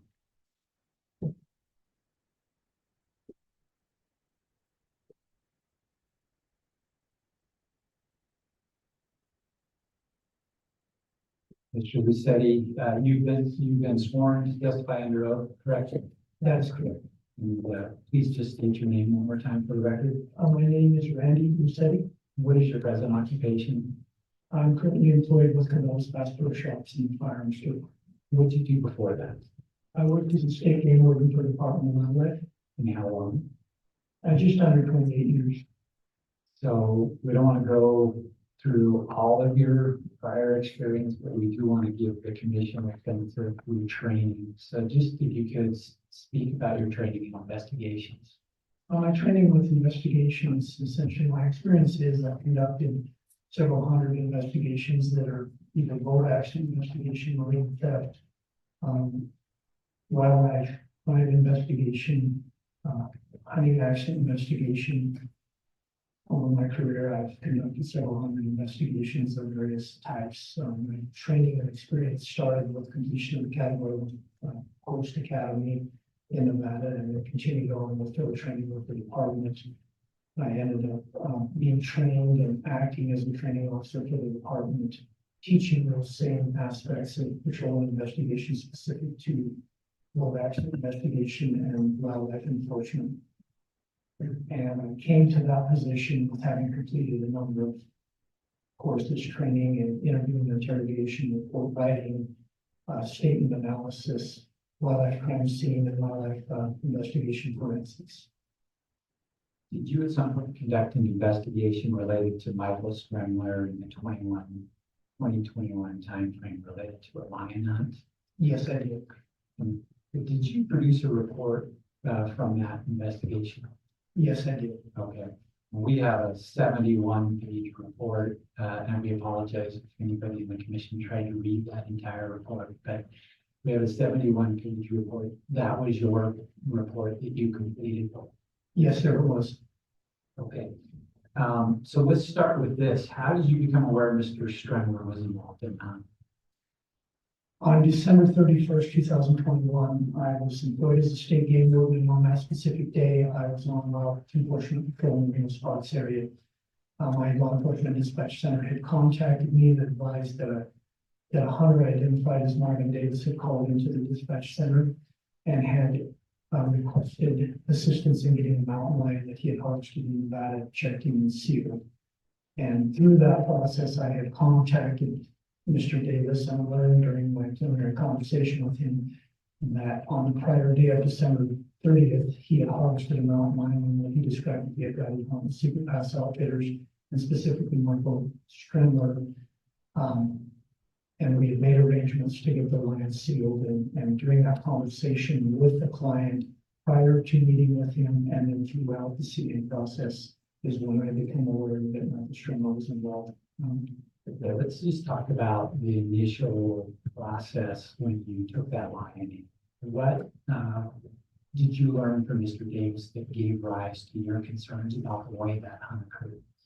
So Mr. Davis, in the process of conducting an outline checking and sealing, there's one of two things. There's either a hard copy paper form that you're filling out or a tablet that asks a number of 100-based questions, specifically the hunter's name, the license number, and also ask for additional information on the type of hunting, was a scope harvest, a degradation, what it was, and then specifically in that check-in asked about if this was a guided hunt. So in the process, you always have conversations with hunters during the sealing processes because they're excited about what they're hunting. And so he had made a number of statements just to threaten them, but also in the process of going through the checkout or check-in, I had learned from him that he had purchased that hunt as a donated hunt by Secret Pass Outfitters through Safari Club International back in 2018. And again, this hunt took place December 30th of 2021. He had indicated to me that there'd been a number of circumstances where his hunt had been delayed. Originally purchased the hunt. It was planned to take place during the 2018-2019 season, but it had been postponed clear into 2021. He had indicated that he had some correspondence with Michael Strimler throughout the process, as Michael Strimler had been the contact listed on the door. And a week or so before the hunt, he had been contacted by both Michael Strimler and another individual, Dylan Ham, to organize his hunt. And ultimately, he had been called on the morning of the hunt and told to come out on the hunt. But during the discussion during the sealing process, it had been brought to my attention that Marvin Davis had received a phone call, drove out that morning from Reno, and when he arrived, he met Mr. Strimler, and they drove into a location referred to as the Vesco Ranch, which is a base of Mission Creek Canyon, Boone County, 045.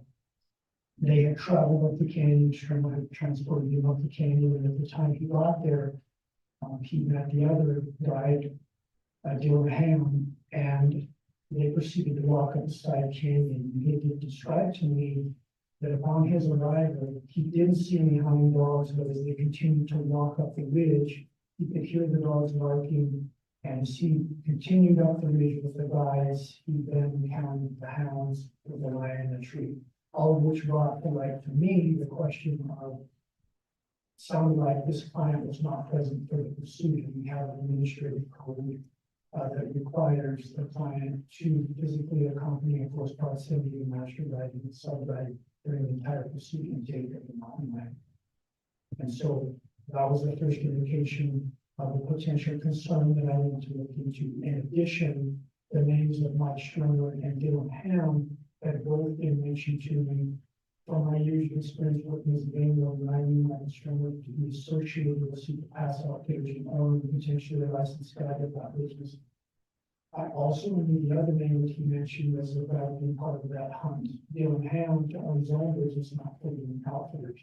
And so in my mind, I questioned the fact of how is Dylan Ham involved in a Super Pass Outfitter who would need to be licensed. In addition, in the process of completing the sealing process, because he had listed it and advised me that I had responsibility to list the guy's name and have the license number on that check-in process. At the point of talking to Davis, he did not know who the master of the sub-guide was. And I said, well, maybe we can work this backwards. If you have a copy of your contract, I can use the name on the contract to give you a record system to look up the license number. And he said, well, I never signed a contract. He said, I signed the donor agreement at the auction. He said, my recollection, I never signed a contract. So that was kind of concern number 2 or number 3, because I had a question about how is Dylan Ham involved with Super Pass Outfitters. It sounded like we had a client who wasn't physically accompanying during the hunt and the contract issue. So at that point during the seeding process, I had 3 items that I recognized as an experienced game warden, 3 potential variety concerns. Okay, let's do this if we can. In the interest of brevity, you interviewed Mr. Davis, Mr. Ham, and Mr. Strum, correct? Yes. Let's just start so the commission has an understanding. Based on those investigations, what did you learn occurred with respect to that day, the hunt? Let's start with the first time Mr. Strangler or Mr. Ham let dogs out. Start from then, what time, well, let's start with, what time did you learn the dogs were first let out that day? Based upon combination of all the statements from the client and from the guys, my general assessment of the situation was Dylan Ham located the line track, it was in Wakanda Canyon around 7 to 7:30. Okay, then describe from that point forward what happened with respect to the hunt. Let's talk about before Mr. Davis arrived.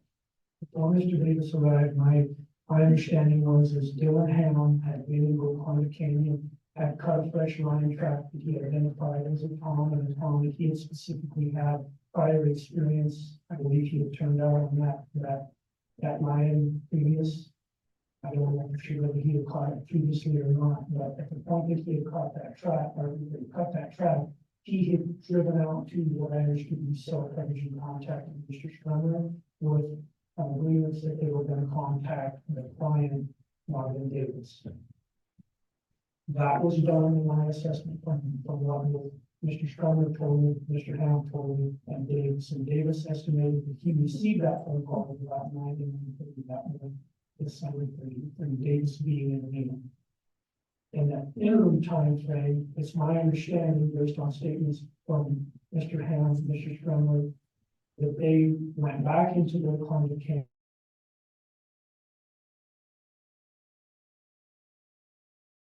The area, and the dogs trailed the track north up the ridge, and I was told the dogs kind of stalled out at the top of the ridge, which would be consistent with the rain, warm, snow, and tracking. Those dogs were turned back, so we had one event where the dogs were turned out before the client was present. I was advised by Mr. that Ham went around to the next canyon north, which would be Bushy Creek. And as he referred to it, freshened up the track, cut that same line track one canyon north. At that time, Ham turned the dogs out, or his dogs out. We turned back, Strummer had toned his dogs back from turning them out originally. And we gathered up Strummer's dogs, went over into Bushy and turned the dogs out again while the client was traveling to the location. It was estimated in 450 yards, excuse me, of the northern Bushy Creek to the north, and what is generally believed to be the north fork of Bushy Creek. They treated the lion there at about 11:20 in the morning. The dogs remained on that lion, and they indicated that they pulled the dogs off at about 12:30. Mr. Strummer left the Let me stop you there. So how long was it that that lion was treated? An assessment based on the statements, just over an hour. And did they do anything with respect to videography? I was told that they took a video of the lion in the tree. Okay. And Mr. Strummer had indicated that was Big Tom, Filthy Tom, that the Tom had bitten one of his dogs. I think he called it the name of the dog, and he assured the dog got bit in the head. They had pulled the dogs off, leashed them up, and went back into the bottom of Bushy Creek, where Mr. Ham remained with the dogs. Mr. Strummer drove out and met the traveling young client, Mr. Davis. They drove in individual vehicles to the Vesco Ranch at the base of Bushy Creek, loaded up client's gear onto a tracked ATV. Mr. Strummer and Davis drove up the canyon to where they ultimately contacted the other guy, Ham. What I was told, and the statements by both guys is that Ham released the hounds a third time at the point that you could see Mr. Sherman and the client following that issue to the can. So in my assessment, a third event are the dogs being turned out without the client physically accompanying in close proximity, which the regulation requires. So you're, based on your investigation, there was 3 different events in which the dogs were turned out, and that line was on it without the presence of the client, correct? Yes, sir. Can you read for us? Do you have the table of statutes and regs? You can get it.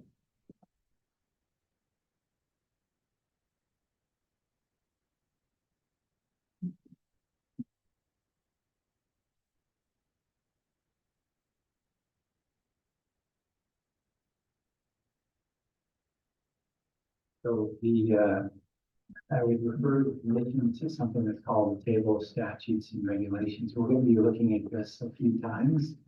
And it starts with regulations and then it goes to the NRS follows it.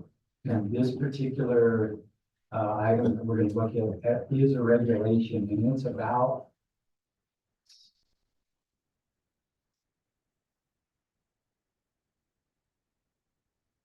on page 7 of that, towards the back, which I think there's 10 pages in this exhibit, and it's the 7th page. And the top of that page is NAC 504-693. We need a chance to catch up.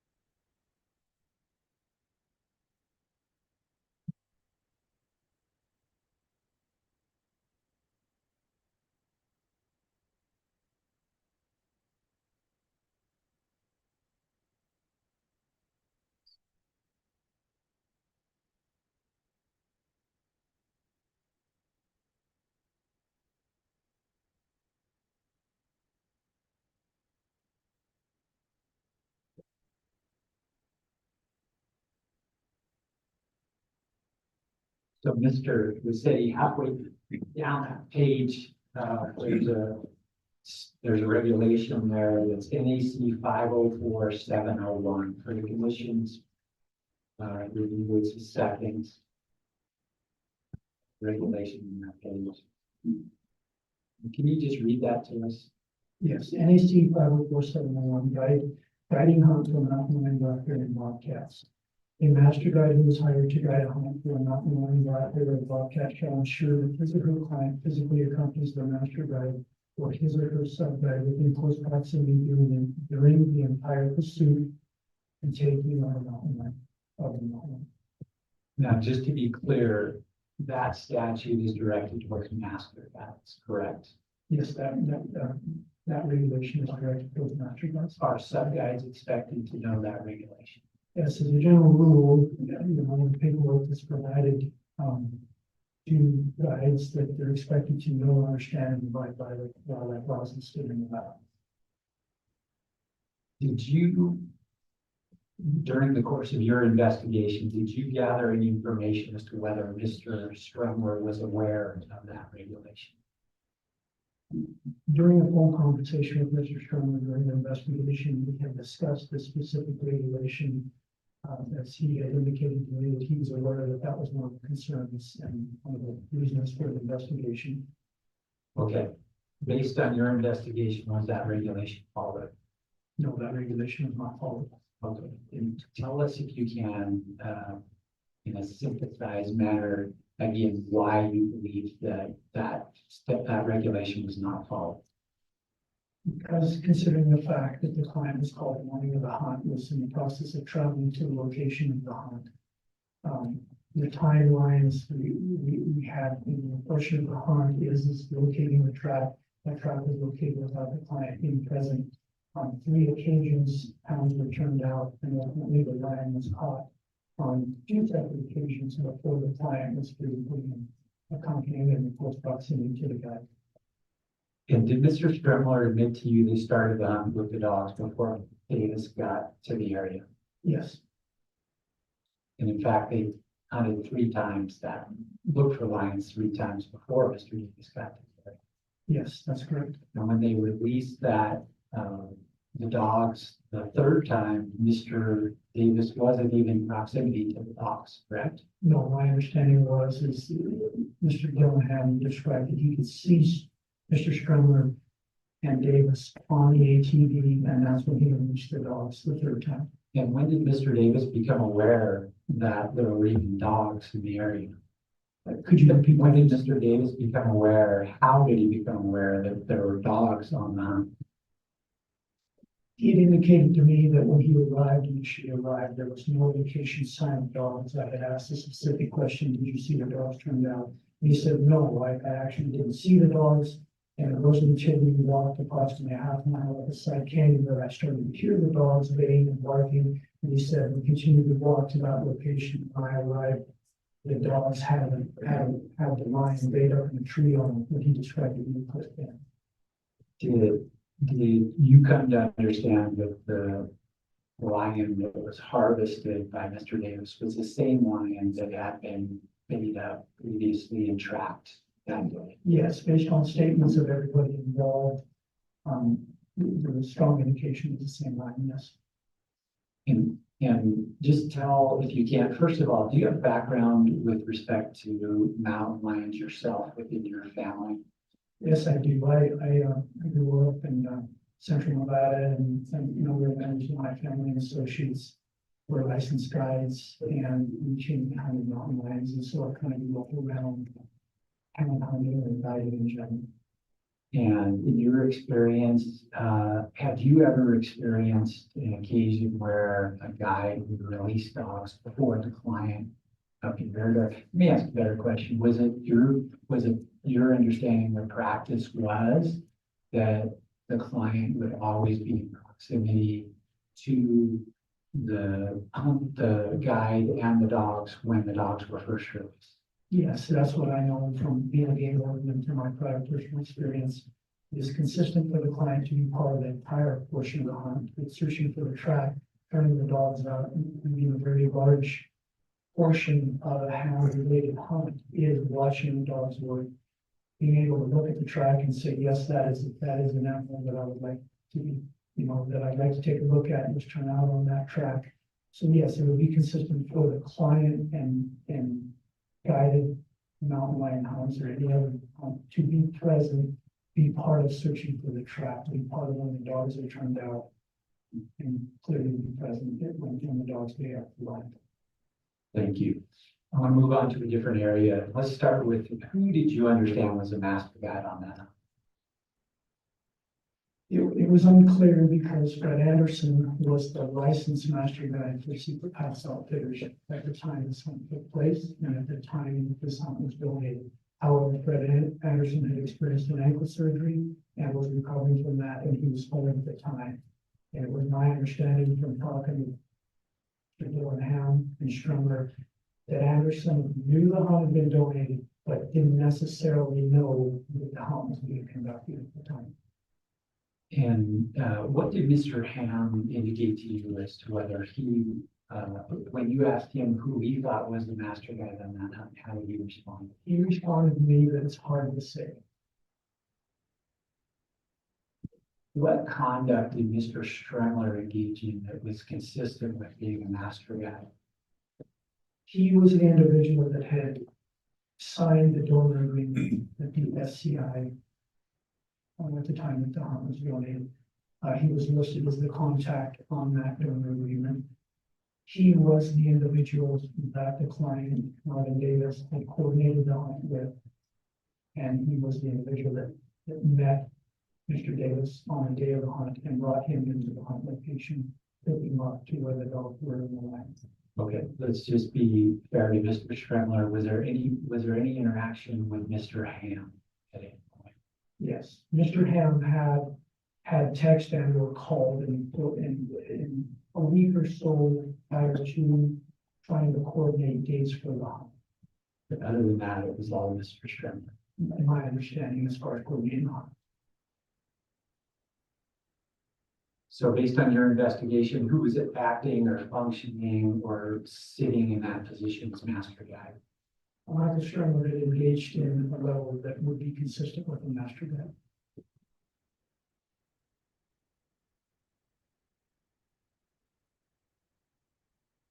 I just want to be clear with the commission. Are you aware that a canned regulation has been passed by this commission? Yes, I'm aware of that. Okay. And when did that canned hunt regulation pass? I believe it passed in February of 2022, so it was not in effect at the time that this hunt took place and the associated investigation. Okay. We just want to be clear with the commission that we're not arguing that the canned hunt regulation applies to this hunt. I'm gonna object. I didn't even get convicted of a canned hunt. What I pled no contest to was not providing a contract. So that was all dismissed. I think what Mr. Burkett is trying to do is what they, in legal terms, is called, taking another bite of the apple. So they didn't get the conviction they wanted. Sorry, sir, but Yeah. your objection is, we just want to make sure it's So- on the record. So I'm gonna object because, what this decision is about is not a canned hunt. Bryce Shields, the elected district attorney for Pershing County, decided there was not enough evidence, even after 72 pages of a report done by Mr. Lucetti, which I would say that's about 140 pages of a novel. And there was never a conviction. It was dismissed with prejudice because there was not enough evidence to proceed. So what Mr. Burkett is doing is taking another bite of the apple. And they didn't get what they wanted the first time, so they're taking another bite at it. That's my objection. Thank you, sir. Just to put it on the record, Mr. Stremler was charged with a violation of this regulation that we're addressing presently. And of course, he accepted a plea bargain that included a lesser charge, but certainly the surrounding facts and circumstances are relevant to this appeal. He's here asking for a hearing de novo, which is a totally new discussion about how this event occurred and what's the appropriate punishment for it. And this is certainly relevant to that determination. Thank you. And again, just to be clear, we are not asking for a discussion on the canned hunt regulation. We are being very clear that it's a violation of 504-711. All right, let's go to the next question. Thank you. Okay, I want to talk about the contract issues if we can. Was a contract required for this hunt? Yes, it was. And why was a contract required? It's required in regulation, about a contract must be provided prior to providing guide service. Okay, let's go to, I want to review some tables and statutes here. The first one we're going to review is NRS 504-390, the very first page of the tables and authorities.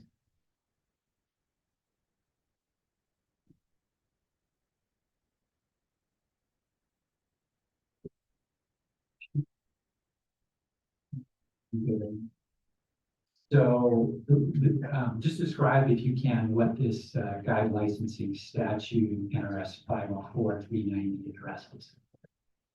It talks about when a guide license, circumstances when a guide license is required. Okay, okay. We've bolded some of the material here. If you can just read section 1A for us in the first sentence of 1A. Yes, for sentence of 1A of NRS 504-390, compensation means any remuneration given in exchange for providing guide service, which is predicated on a business relationship between the parties. And I want to just go read one more part of this statute if we can. Go to section 2 of the statute. Subsection.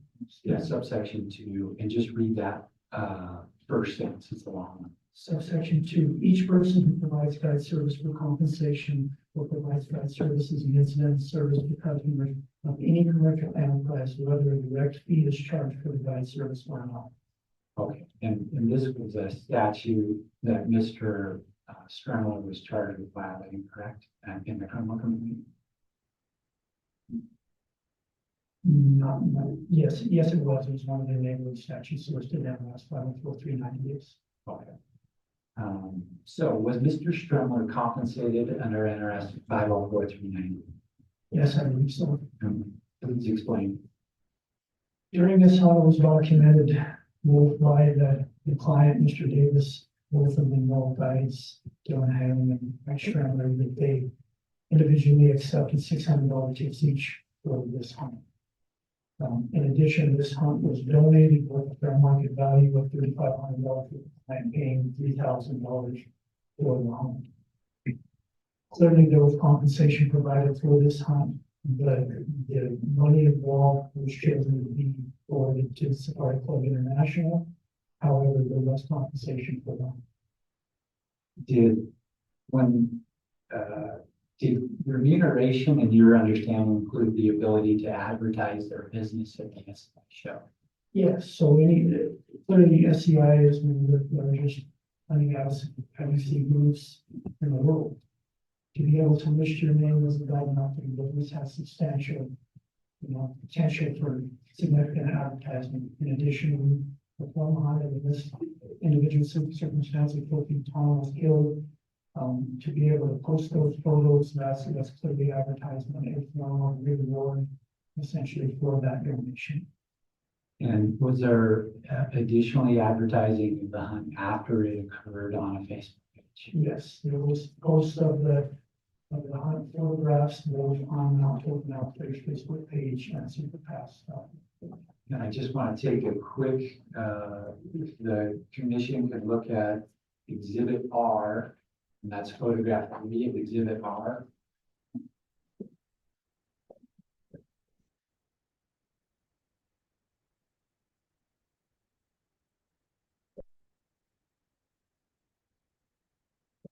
You got that? I would.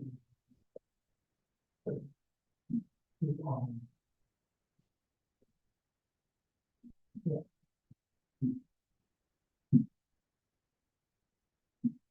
When you get to it, can you just tell the commission your understanding of where this came from, where this exhibit came from? So this exhibit came from game warden Zach Warren, who was the one who could be awarded at the time of this investigation, who ultimately had control responsibility for the Tober Mountain Range where this hunt took place. And so Zach Bowman was involved in this investigation, and he had located these images off an accessible Facebook page during the preliminary investigation. Can you read the caption under the heading of Secret Pass Outfitters on the right-hand side of the page for us? Is that what you refer to as photograph number 1? Photograph 3, sorry.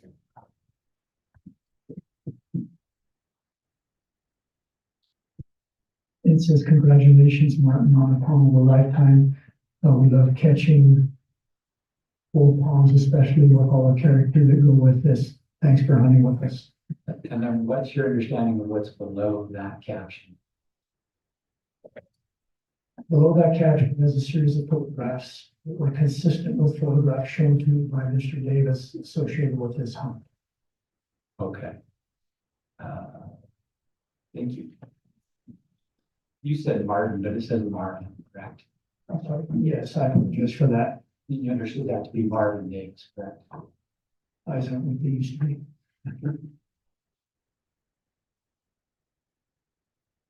I want to go, if you can, to NAC 504-671-6A. Again, the table of statutes and authorities starts with NRSs. So you'll go through 504-671A. You'll be about halfway through.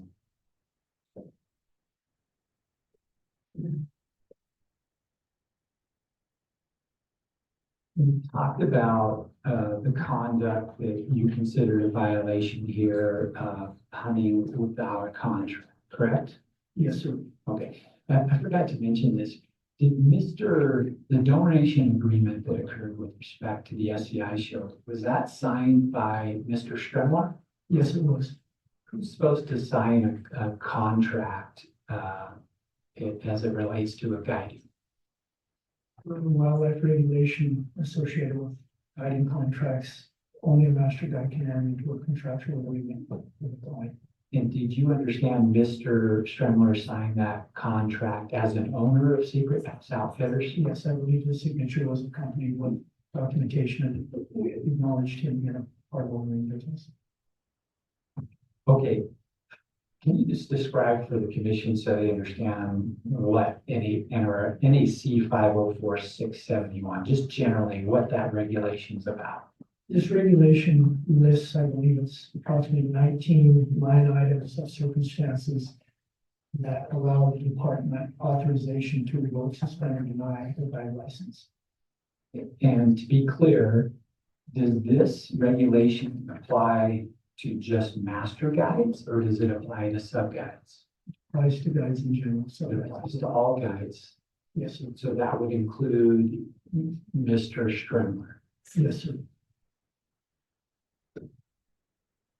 I want to walk through, if you can, based on your investigation, what areas of this regulation you believe were violated by the contract, by the conduct with respect to this hunt.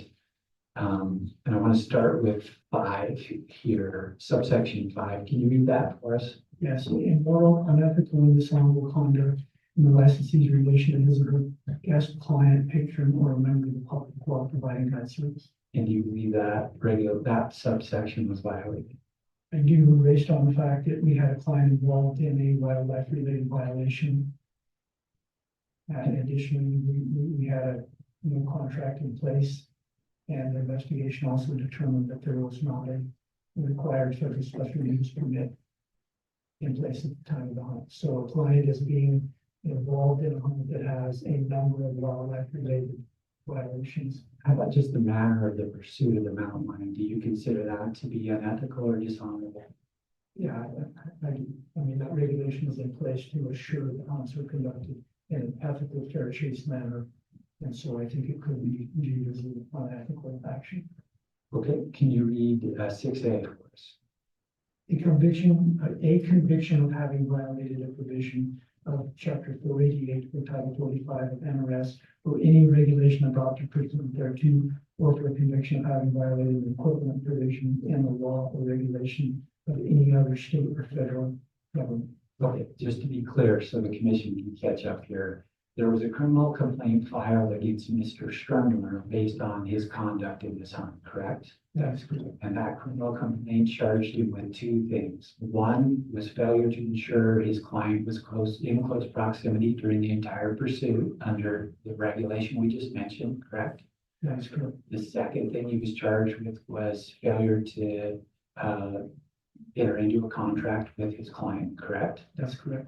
And then as a result, he received a conviction, correct? That is correct. And that conviction was for failure to enter into a contract, correct? That is correct. As this regulation refers to Title 45. Title 45 is a group of Nevada revised statutes that are generally termed the wildlife statutes, 501 through 506. The charge that Mr. Stremler pled to in the plea agreement is clearly their statutes listed under Title 45. So it very clearly is a conviction of violating Title 45. Okay, so based on just his conviction, his acceptance of that conviction, under 6A, the department can revoke or deny his license, correct? That's correct. I want you to go to subsection 14, if you can, that's on the next page. And read that to us. Subsection 14. Subsection 504-671, subsection 14. Failing to comply with any provision of NAC 504-663, NAC 504-685, or 504-688.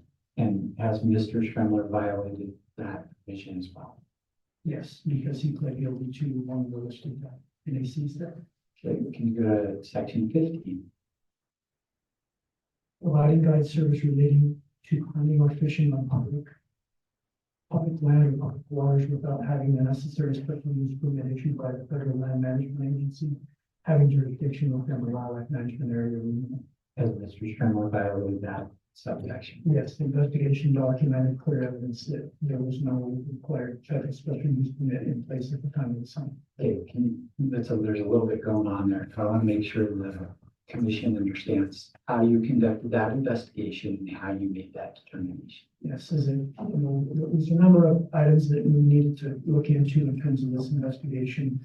And one was a guided hunt being operated on public land as required by federal CFR as well as Nevada statutes to have a federal special use permit in place. And so in the process of this investigation, I had requested a copy of the special use permit. And another point was I provided one that showed that it was currently in the process of talking with Mr. Trimmer and Mr. Ham and Fred Anderson, who was the licensed master vet at the time.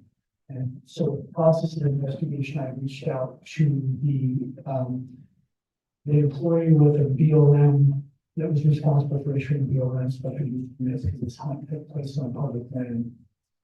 A gentleman by the name of Mike Kazorek. Mike Kazorek had confirmed that Secret Pass Outfitters had been issued a special use permit that had the range of up to 5 years on the permit. However, that process requires an annual letter of authorization that has to be issued each year for use in a specific federal BLM district.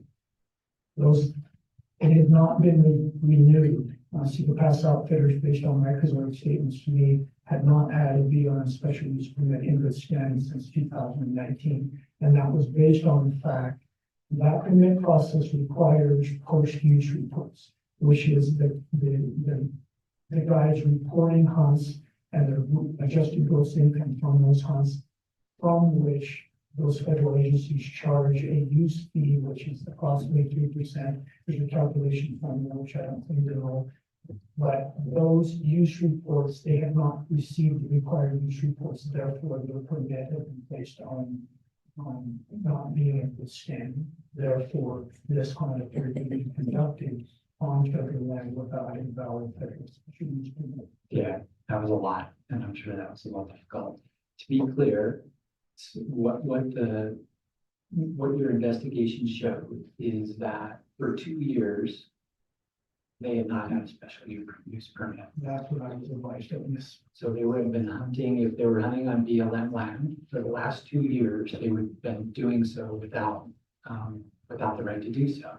That's my understanding, yes. And the reason is that they were supposed to file those trip reports in which they would have offered 3% of those hunts to the BLM in compensation for the use of the public land, correct? That's correct. So they had not paid that for the last 2 years.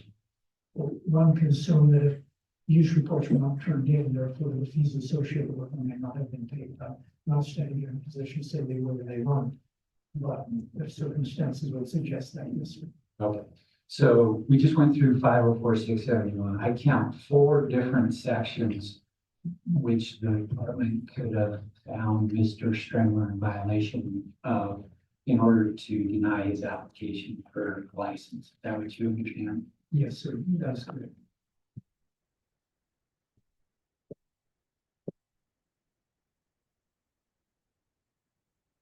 I want to go to another question, another violation. Did Mr. Stremler violate any other guide regulations in this hunt as it relates to record keeping? There was indication that there was client record violations involved in this hunt. Would you like me to describe the basis for that? Yeah, yes, please. During the check-in process, in the process of trying to identify who the associated master guide and sub-guide was, and their associated license numbers, which were required to complete that process, Mr. Davis had reached out to Mike Strumler by text, posing that question, hey, I need your guide license number. I'm trying to check in my line. During that sealing process, Mr. Davis, the client, had advised me that he received a return text back from Mike Strumler asking for his hunting license number and his line tag number. This was after the hunt. This was the day after the lion was hunted and harvested on the 31st of December, 2021. Wildlife regulations associated with guide contracts require with client records require that the first entry be entered on client records, the first day of the hunt, and the final entry be entered on the last day of the hunt. So here we are at day after the hunt. And we have a guide requesting a license number and a tag that substantially suggests, had they entered it previously, they would already have that adjustment to the with the client records. Or in the scanning. Okay. I'm gonna ask. I'm gonna object on. I'm gonna object on that. Did you, check the client record book? You can ask questions once we're I'm done. gonna object. You can object. Okay. So we're just gonna turn the commission, oh, let me ask you, did Mr. Davis tell you that there was no record keeping, and that he was not asked for his license or tag the day of the hunt? Yes, he did. We actually, at the point that we had full contact and interview with the client, Mr. Davis, we had discussed some of these questions, and he had said, you know, I've been on a lot of guided hunts over the years. And he said, it's always been my experience that I arrive, I meet with the guy in charge, he looks over my licenses, permits, whatever is the case, to make sure that I have what I need, we make a plan for the hunt, and then we go out and hunt. He said that was not at all the case in this circumstance. Okay, if we can just go, and I apologize to the commission, I know this is a lot of regulations, we blocked through the page 5 of the tables and regulations.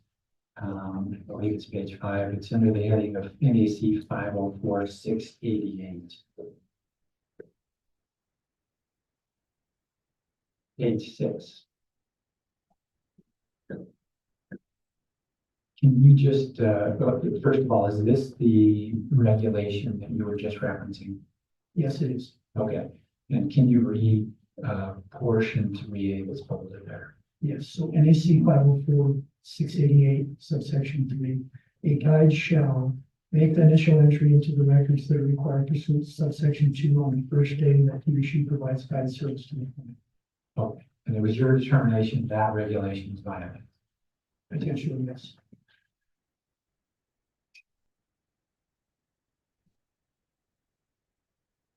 Why is it important to check the licensing tag? It's a required step to make sure that everybody involved is confident that the proper licensing, they have the proper tag for when they plan it. It's just a built-in checks and balances system. It's a big question. The last question, I promise.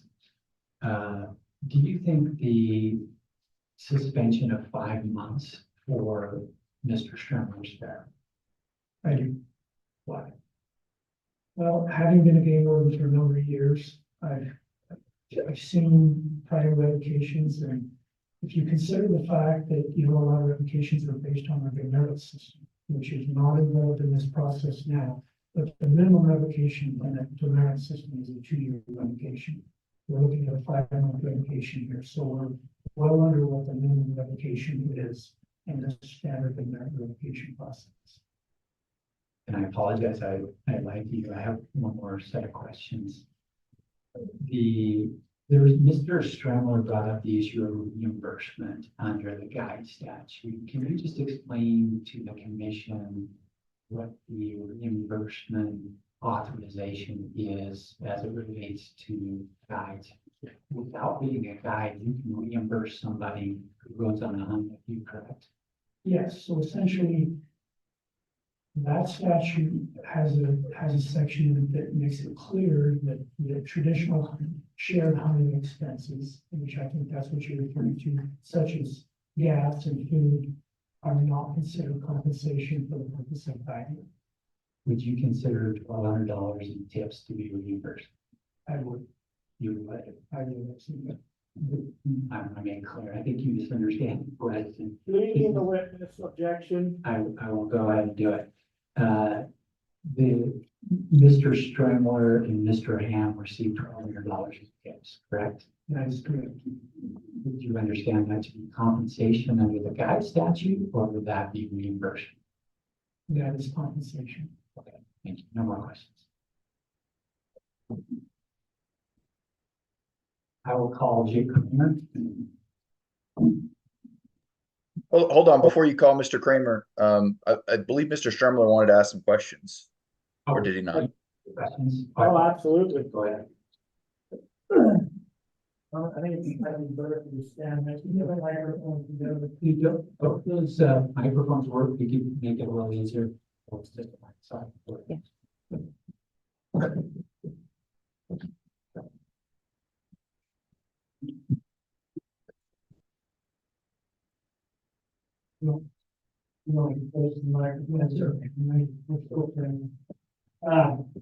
It was actually the first time we've ever met, so. Then we'll go over the phone. So you talked about 3 events with turning levels, is that correct? Yes. And the 3rd event, you said that Marvin Davis, that Dillingham said that he could see Mike Strumler on the 4-wheeler and he turned it on. Okay, what's your definition of close proximity? Close proximity to my understanding is. And where does that say that in NAC 504-701? It does not? It does not. Okay, so close proximity is a little ambiguous, is that correct? Well, I don't know that I necessarily go that far. I mean, the specific circumstances you're describing, it also turned out in Davis is having the TV. But higher than that, maybe it's been down 2 pages in the plan, instead of having 3. So wouldn't you be able to also say that there was 3 different hunts that day? No assessment. You have a land, you had a consistent track that was started in one county and picked up again in another community with a line being treated on one community. And my assessment back in that. So how would you tell by Mr. Stremler, hold on. Mr. Lucetti, can you get a little closer to the microphone? I'm not sure you're being picked up. I just want to make sure that the record is accurate. Yes, sir. So, yes, sorry, Mr. Stremler, I didn't mean to interrupt. Just want to make sure that we're recording everything. Totally screwed up my thought train, that's all right.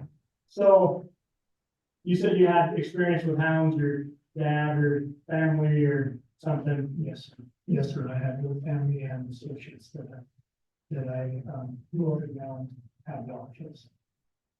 Have you ever turned loose on one track and ended up with a different cat, like turned loose on a big tom, ended up with a female, turned loose on a bobcat, ended up on a lion? No, I know that to be a potential, but if you're asking by a person, why? Do you have knowledge of that happening? I do have knowledge of that happening. In your report, you talk about there was a small female track also that, I believe it's in my statement and Dylan's statement.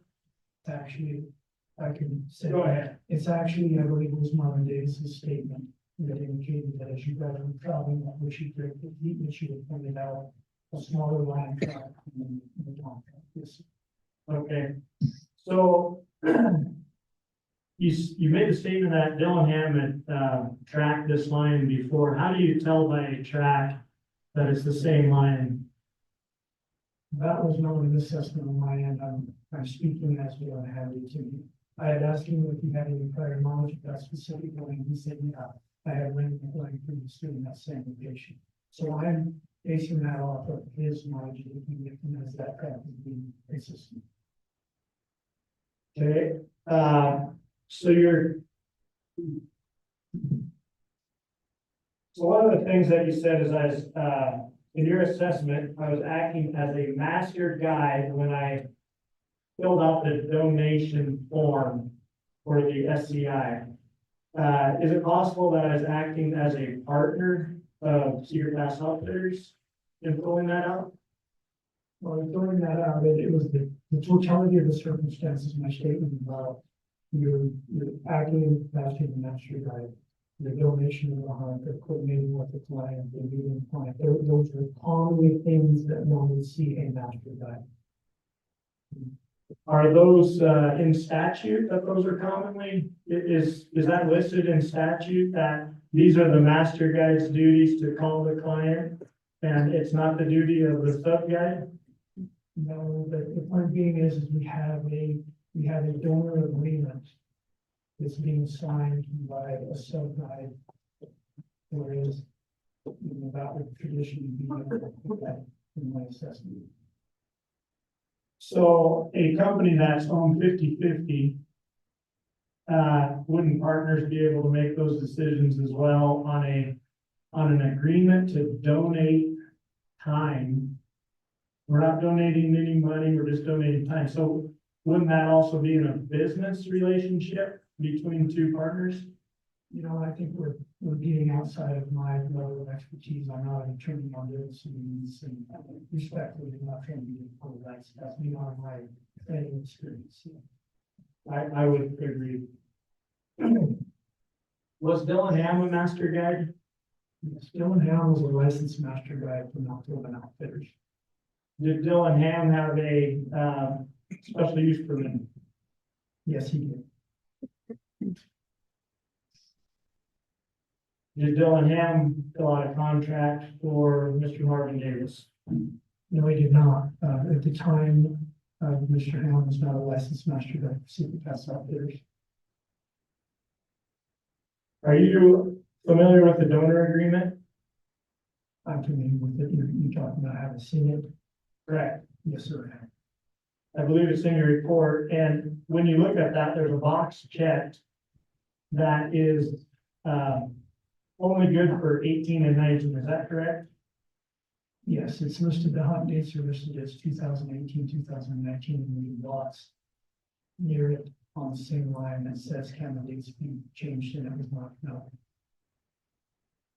So at this point, and I know you're not a contract person, but I do own quite a few companies that we deal with contracts.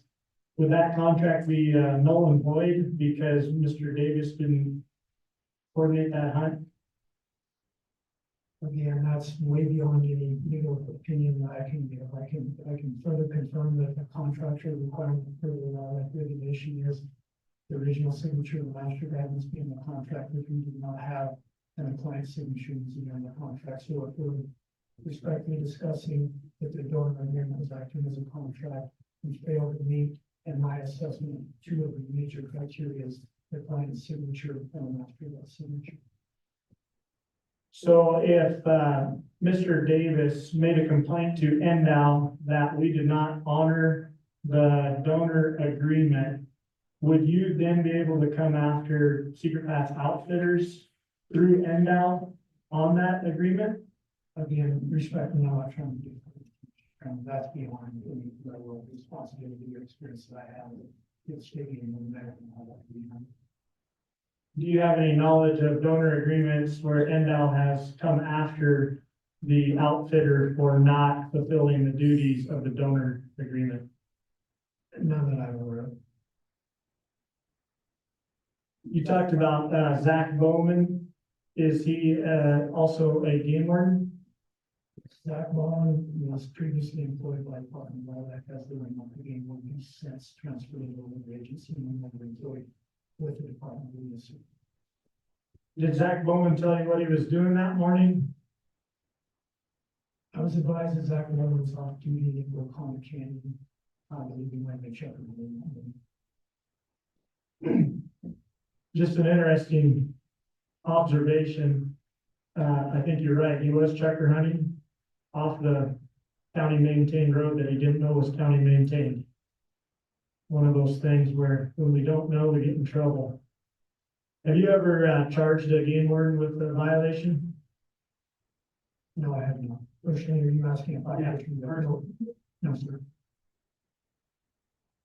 Do you know anybody in the department that's been charged with a violation in the last 10 years? I don't know about that time frame. I have knowledge of the department employees that have been either issued citations or they get legal matter because of the violation. Yes.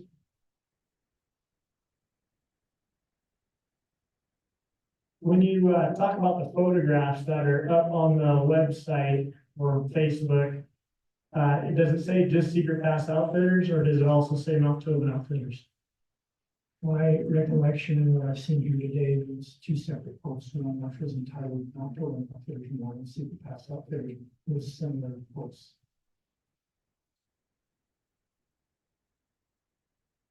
Was Marvin Davis complaining about Cedar Pass Outfitters or Not Tobin Outfitters or Mike Scrimler or Dylan Ham? Was there a complaint there, like you felt like he had a bad hunt? No, I wouldn't say that he was in a position of complaining at the point that he was involved in an investigation. He was not real comfortable with the fact that he was having to be part of the process in relation to what he thought and hoped to be a professional. But no, I would not consider his statements to me as a complaint. How many you talked about demerit points? How many demerit points would people lose their license for? Was it 3? No, the statutes and regulations associated with our demerit system. Once an individual has been convicted of violent act-related crimes that total to 12 demerits, their license can be revoked, suspended, denied at that point. And there's a number of caveats in those regulations and laws that the length of the demerit is based on the time frame that those demerits were assessed. An example being is if the demerits are required with an excellent period to 2 revocation, that they're required and it's an alternative amount of months, then it's a 3 revocation. So have you ever seen where 3 demerits had a revocation? No, based on the circumstances, unless there are individual crimes like wanton waste of gain, certain things that there's additional regulation on the books that require the license to be pulled based upon conviction of that, which a lot of those statutes are on the books prior to the new system being in place. Yes, sir. So when we look at this, is there any like a footage or yardage for close proximity? Is there any way to measure close proximity in the statute or the NACs? I don't know of any direction definition of close proximity that's listed in the associated rate. So is that up to the discretion of each and every game warden? Like how do we decide, how does a guy like Dave Gowan sitting back here know what close proximity is? If he gets out 300 yards in front of his 80-year-old client, is he still in close proximity? If he goes a half mile in front to get to his dogs, is he still in close proximity or is he now in violation? So I assess respectfully that there has to be some common sense enforcement item or enforcement, and as the person mentioned, the intent of that regulation is to make sure that the client is present and has engagement as part of the hunt. And you know from having hounds and being associated with hunting, you can't be out there pursuing a lion up there without a tagging license. The person with the tagging license is the client. And so clearly it makes sense for many reasons that the client needs to be there and part of that. So I'm going to give you a scenario. If we have let's say an 80-year-old client, there's 2 guides, and one guide stays with the client, and one guide goes up to where the dogs are and radios back like, hey, we got this cat tree. Is that a violation? As long as the hunter is there at the beginning in close proximity, is that a violation? I believe it could be because we have to reflect on the actual regulation. It says throughout the entire pursuit and take. So I think that answers your question. That client needs to be there throughout the entire pursuit and take. So wouldn't the pursuit also be done at that time? So would you suggest that because here's the thing with guides, is you get a lot of guys that hire guides are old guys. And they need the help. They can't get their kids to take them. So would you suggest that we push them to a limit? Where does a guide where's a guy able to, say, hey, I gotta go get those hogs, or, how do you make that adjustment? How do you put common sense in it without taking common sense out of it? Again, I think we're getting into substantial hypothetical situations that aren't directly related to what we're discussing here, but at the end of the day, that is a decision, and that is very much part of, as Mr. Davis referred to, that whole meet and greet process with the guy who understand what physical capabilities are of the planet. I'm fully in acknowledgement that pursuing the mountain lion is probably one of the more physical hunts that there is, maybe next to a sheep hunt. And that is a limitation, but it's my understanding and assessment that that's a responsibility of the client before he books the hunt to make sure he's gonna be able to do it. And the responsibility of the guide to explain, look, you understand what this hunt's gonna take. I'm bound by this regulation to have you in close proximity. Are you in physical condition to actually engage in this hunt? And if not, then at that point, you know, is this something we should be doing? Because we surely don't want to be in violation of the law. Mr. Strummer, can we take a break? Commissioner Booth had to use a restroom. Yeah, no, I saw that. Yeah, we're good. We're good. But I do want to come back. Okay, we'll just Yeah. take a quick 5 minutes. Yeah. if That's okay. Yes, no. Yes, that's fine. Quick, 5 minute break here would be great. We'll make it 6, we'll come back at 11 o'clock. Yep. Mike, we might have a fix here. If you sit at this chair right here at the end, we've got Oh. another mic that we can possibly put you on. If you want to, we can test it. I was staring me down. I get away from Don't pay attention. I just started having glass. You know, this whole thing is like, dude. All right, so if you want to just test that real Test it. quick, Testing. perfect. And then he can get closer to that one and we'll be good. All right.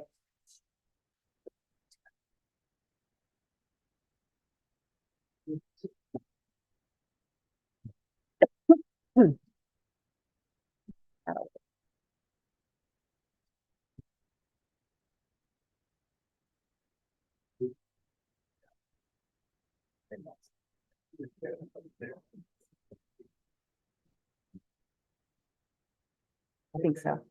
Yeah, we got 4 minutes. Make it quick. I think we're gonna stun the break a little. Yeah,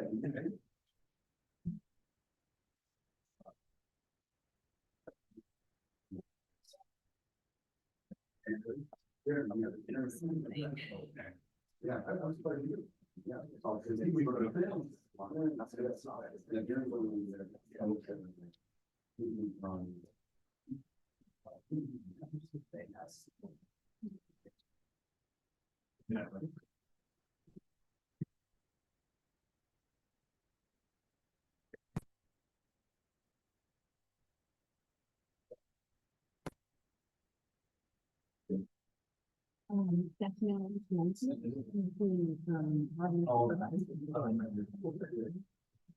Yeah. Yeah, you bet.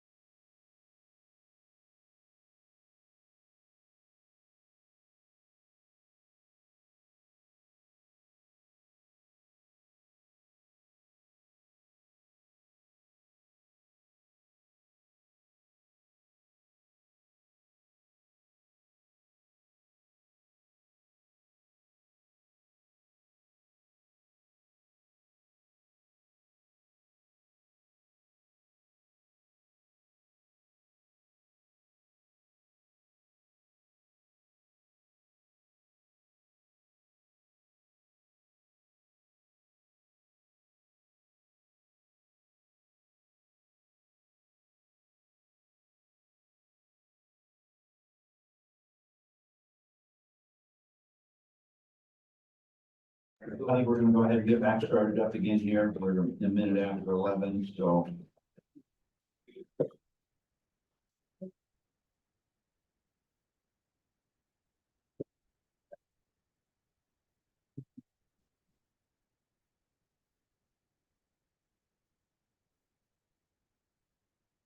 Ready, Mr.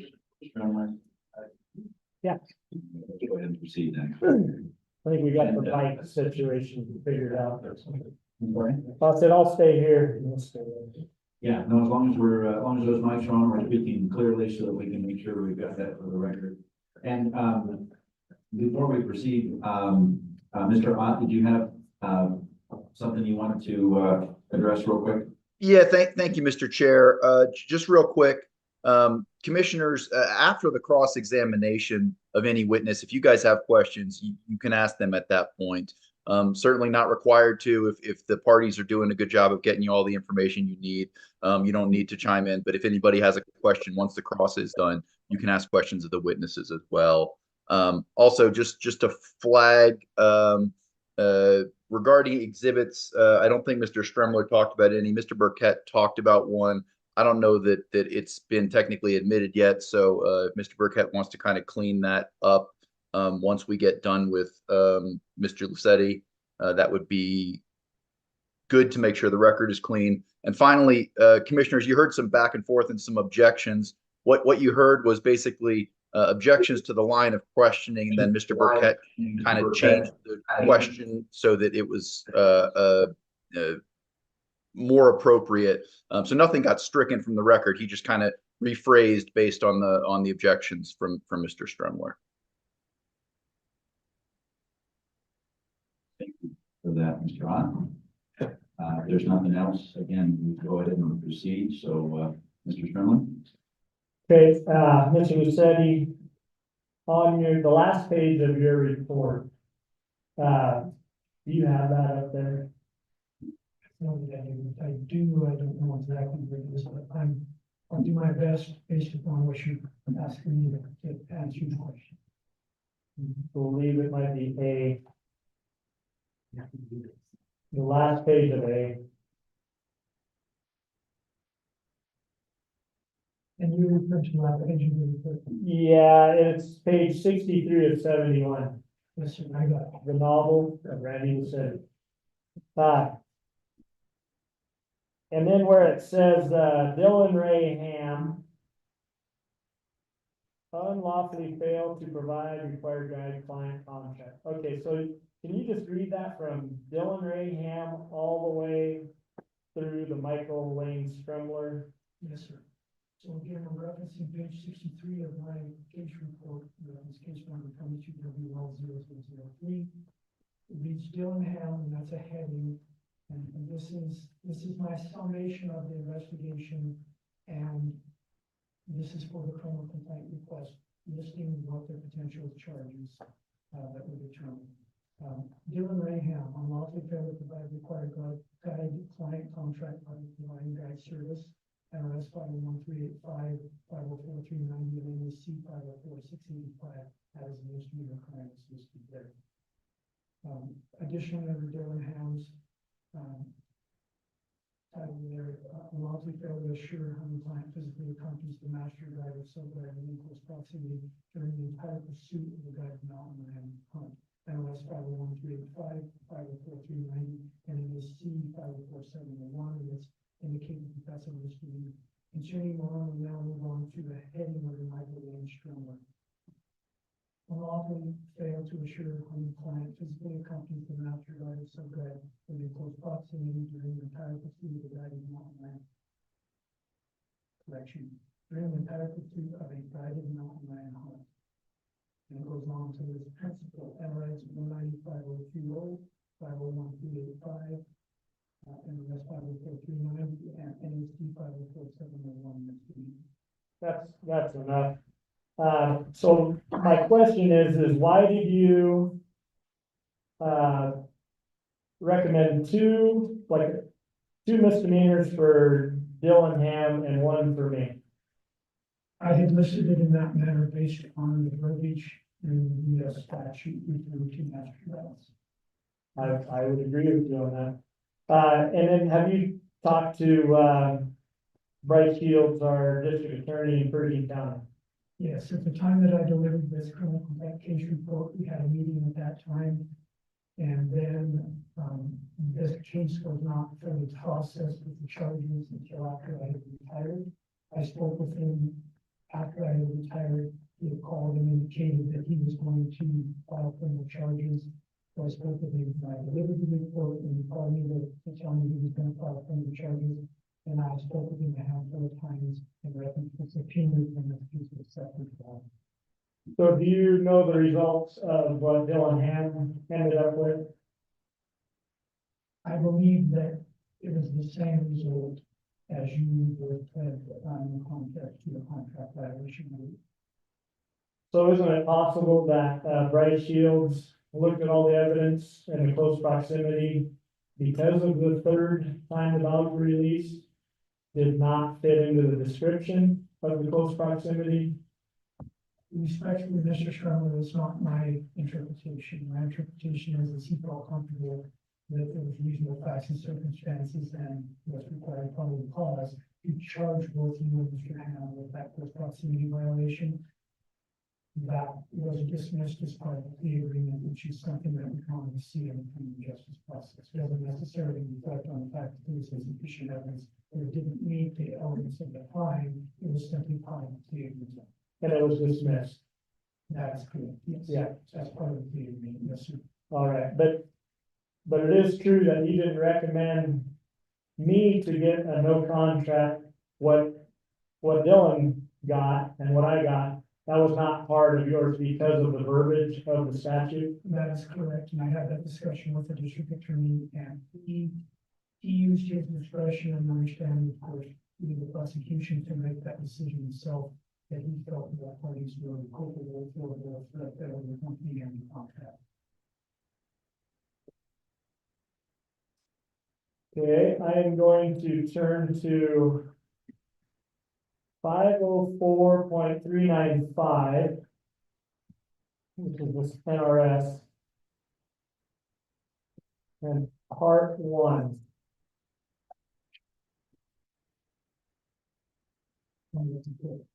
Yeah, I know it's confusing. 395, you said? No, it's 504.395. NRS. Should be in your big binder. I think under B.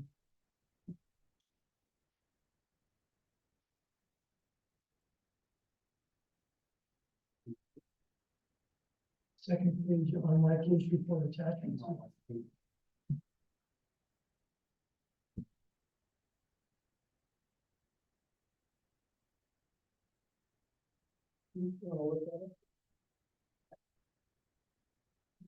You're in NEC's NRS.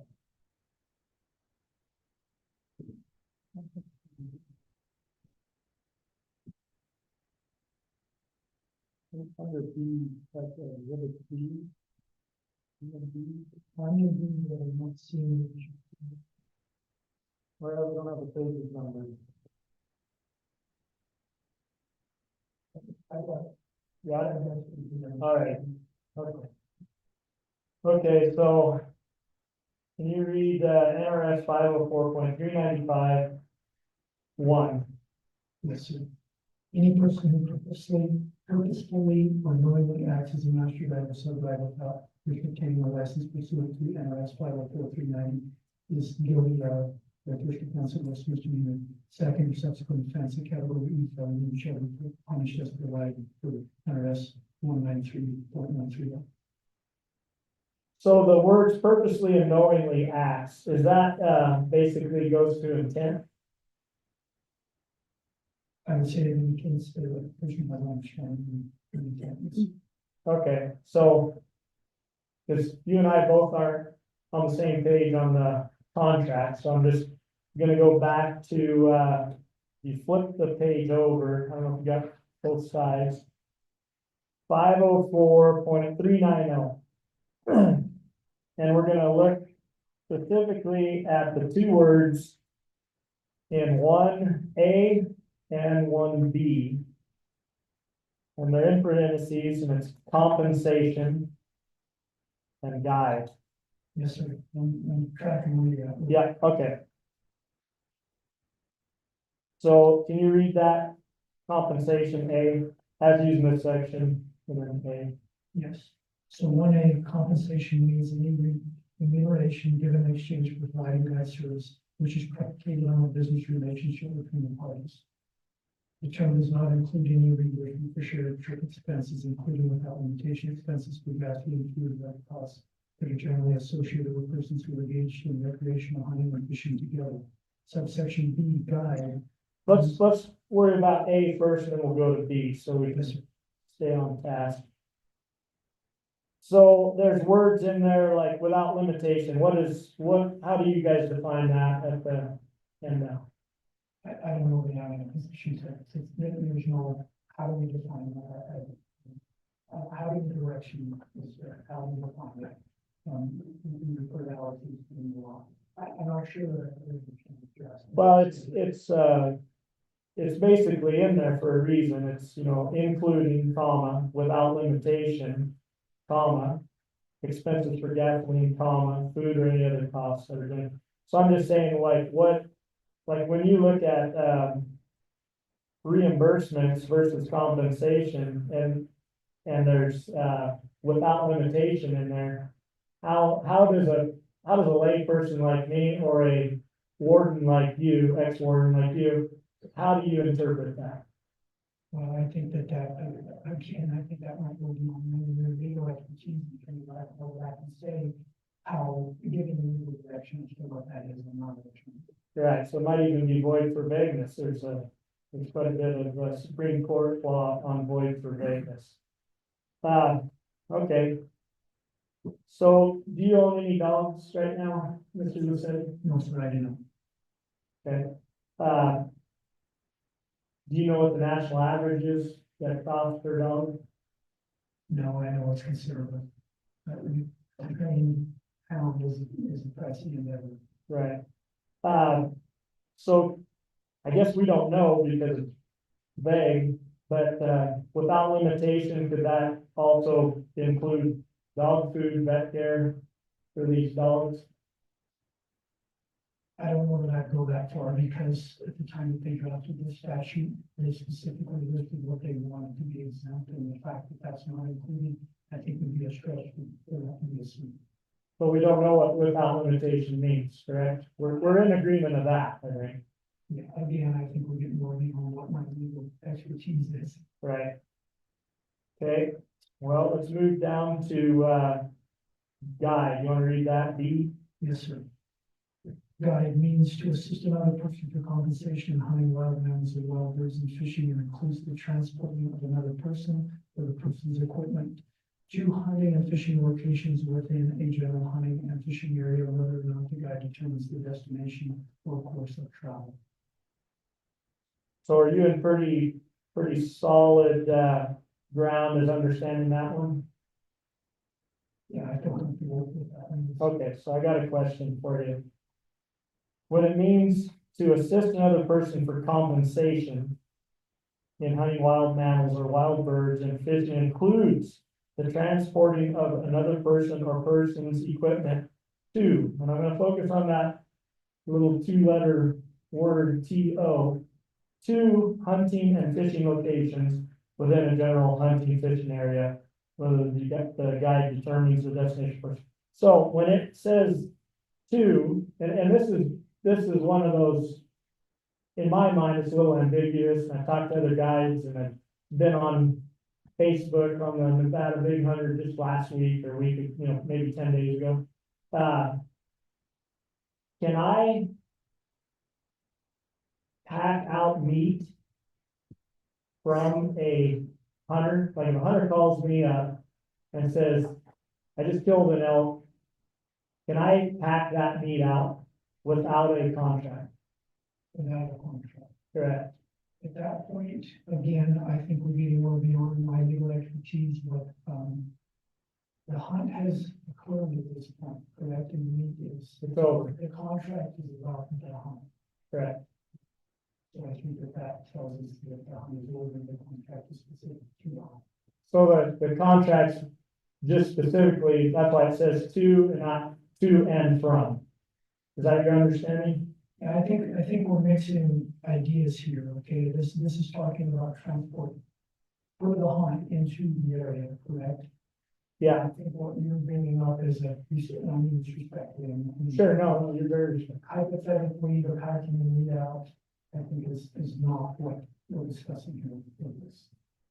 He's talking about acting as a guide includes transporting back hunter and the deer, which would be similar in my assessment to what occurred on this hunt, where you load Marvin Davis and his deer on your four-wheeler and transport it to the hunting location, which is where he was in the line. And then once the lion was killed, is the hunt over? Well, I think that's probably a new interpretation of what I guess that's what I referred to previously is we're gonna have contractors setting the conditions that a master guide and a client are agreeing to for the hunt. In that contract, oftentimes are required, or what I've commonly seen there, it talks about field dressing, packing, and all. That is often included in the contract. As part of the agreement, so that the client doesn't end up with the surprise that we're hunting in the wilderness and now we have $1,000 pack up fee that might need out of the wilderness. So in this particular hunt with Marvin Davis, there was no contract per NBWC regulations, is that correct? Yes, that's correct, based upon. There was just a donation agreement signed by me as a partner of Cedar Pass Outfitters to FTI. That's my understanding. Yeah, and the money all went to FTI. The money that Marvin Davis provided at you guys' discretionary decision like SCI. But you and Devin Hammonds received that's $600 tip and that money went directly to you. That's correct, but the hunt was over. And we don't know how to define without limitations. And we don't know how to define when the hunt was over and if a guy can pack meat out and do skinning because there was no contract that said it was going to be included in that. And we're talking about a voided out contract because the box was checked because it was only good for 18 and 19. So wouldn't this be like a friendly assist?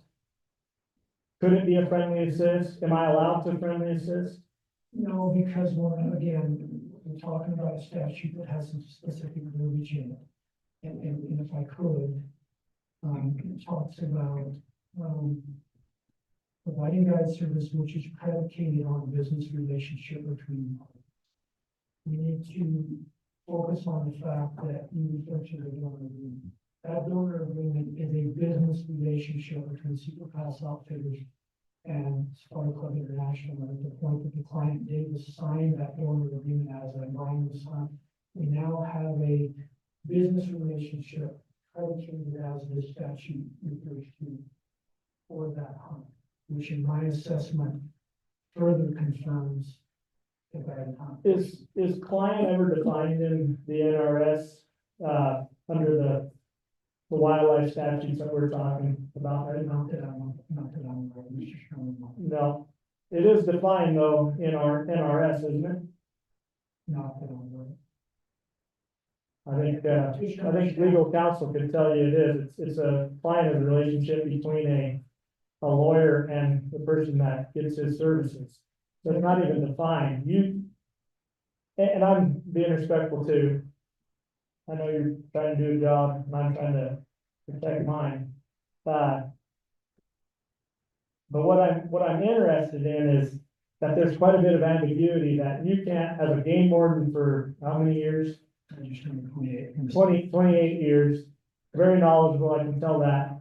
You can't decipher what close proximity is, and you can't decipher what without limitations means, and you can't decipher what to a hunting versus, and there's the lack of from a hunting.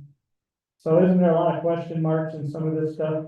Well, I think I'd like to be in respect for Mr. Sherman's point, that that's the purpose of having legal counsel I think it would be an unrealistic expectation for the average law enforcement officer to have the understanding that AG does. Respectfully, I think that that's going beyond what can be expected of the average law enforcement officer. I'm gonna also object to asking the answer. He answered those questions already. Okay. All right, well, Mr. Lucetti, I appreciate your time. I think you should get a cabin by a lake and write a novel, so. Thank you, I appreciate it, Mr. Stern. Okay, we'd like to call Jake Kramer to the record. I have no reason to wrap. I'd like the commission to ask some questions. Yes, I was just gonna say, we do have a couple from the commission, so. Vice Chair. Mr. Lucetti. I just have one question. In your experience as a BMO 20 years, this isn't uncommon. Donated hunts from SCI, NBWC, several different NGOs, organizations donate hunts. In your experience, do clients have you come across having contracts during those donated hunts? Or Yeah, donated hunts are pretty common. Can I say that I've had considerable personal experience with this in terms of how many donated hunts I've had enforcement contacts with, but I know it can be a common place to have donated hunts involving guided operations, yes. and having contracts between the individuals, the guide and the client? Again, I can't speak to that because that is not my personal experience. I have not, to answer your question, no, I have not had considerable experience and confirming that contracts consistently associated with it. Yes, Commissioner Keel. Yeah, thanks, Chair Rogers. So I think Mr. Schindler had asked you previously if there were any other revocations that you were aware of based on 3 demerit points. I thought the answer, no, you weren't aware of any other. No, and that's based on, again, the answer is based on the statute and regulations associated with the demerit process. The revocation denial cannot come from any circumstance other than more than there was 12 demerits accrued, which is typically multiple violations. Wildlife violations are assigned typically 3 demerits, 6 demerits, 9 demerits, or 12. At the point that you reach 12 demerits in the 60-month period, that's when that process starts in revocation.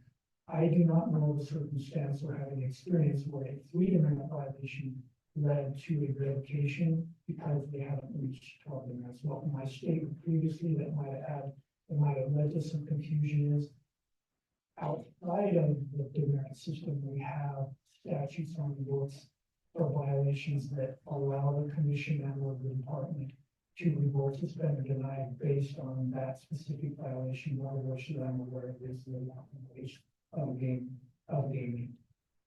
Appreciate that. Thank you. Any other questions from the commission at this time? Seeing none. We'll proceed. Thank you. We'll call Jake Kramer to the record. While we're calling Jake in, I would like to just move to remit all the exhibits we've dealt with. And that would be, I'm just going to move to remit all the exhibit 7 and all the exhibits related to Mr. Stremler's investigation, as well as the conviction and sentence of Mr. Stremler and the criminal complaint of Mr. Stremler. The tables and statutes are, that's called judicial notice. These are not things that need to be exhibits, but they're certainly can be used for the commission's reference. So to be clear, exhibits, the entirety of exhibit 7, the criminal complaint and conviction and sentence of Mr. Stremler, Pershing County is what I'd like to move to admit. Yeah, I'll stipulate to that. And I think that I think that includes everything Mr. Stremler referenced when he was talking to Mr. Lucetti as well. So I think all the exhibits are in now. That's my understanding. Correct.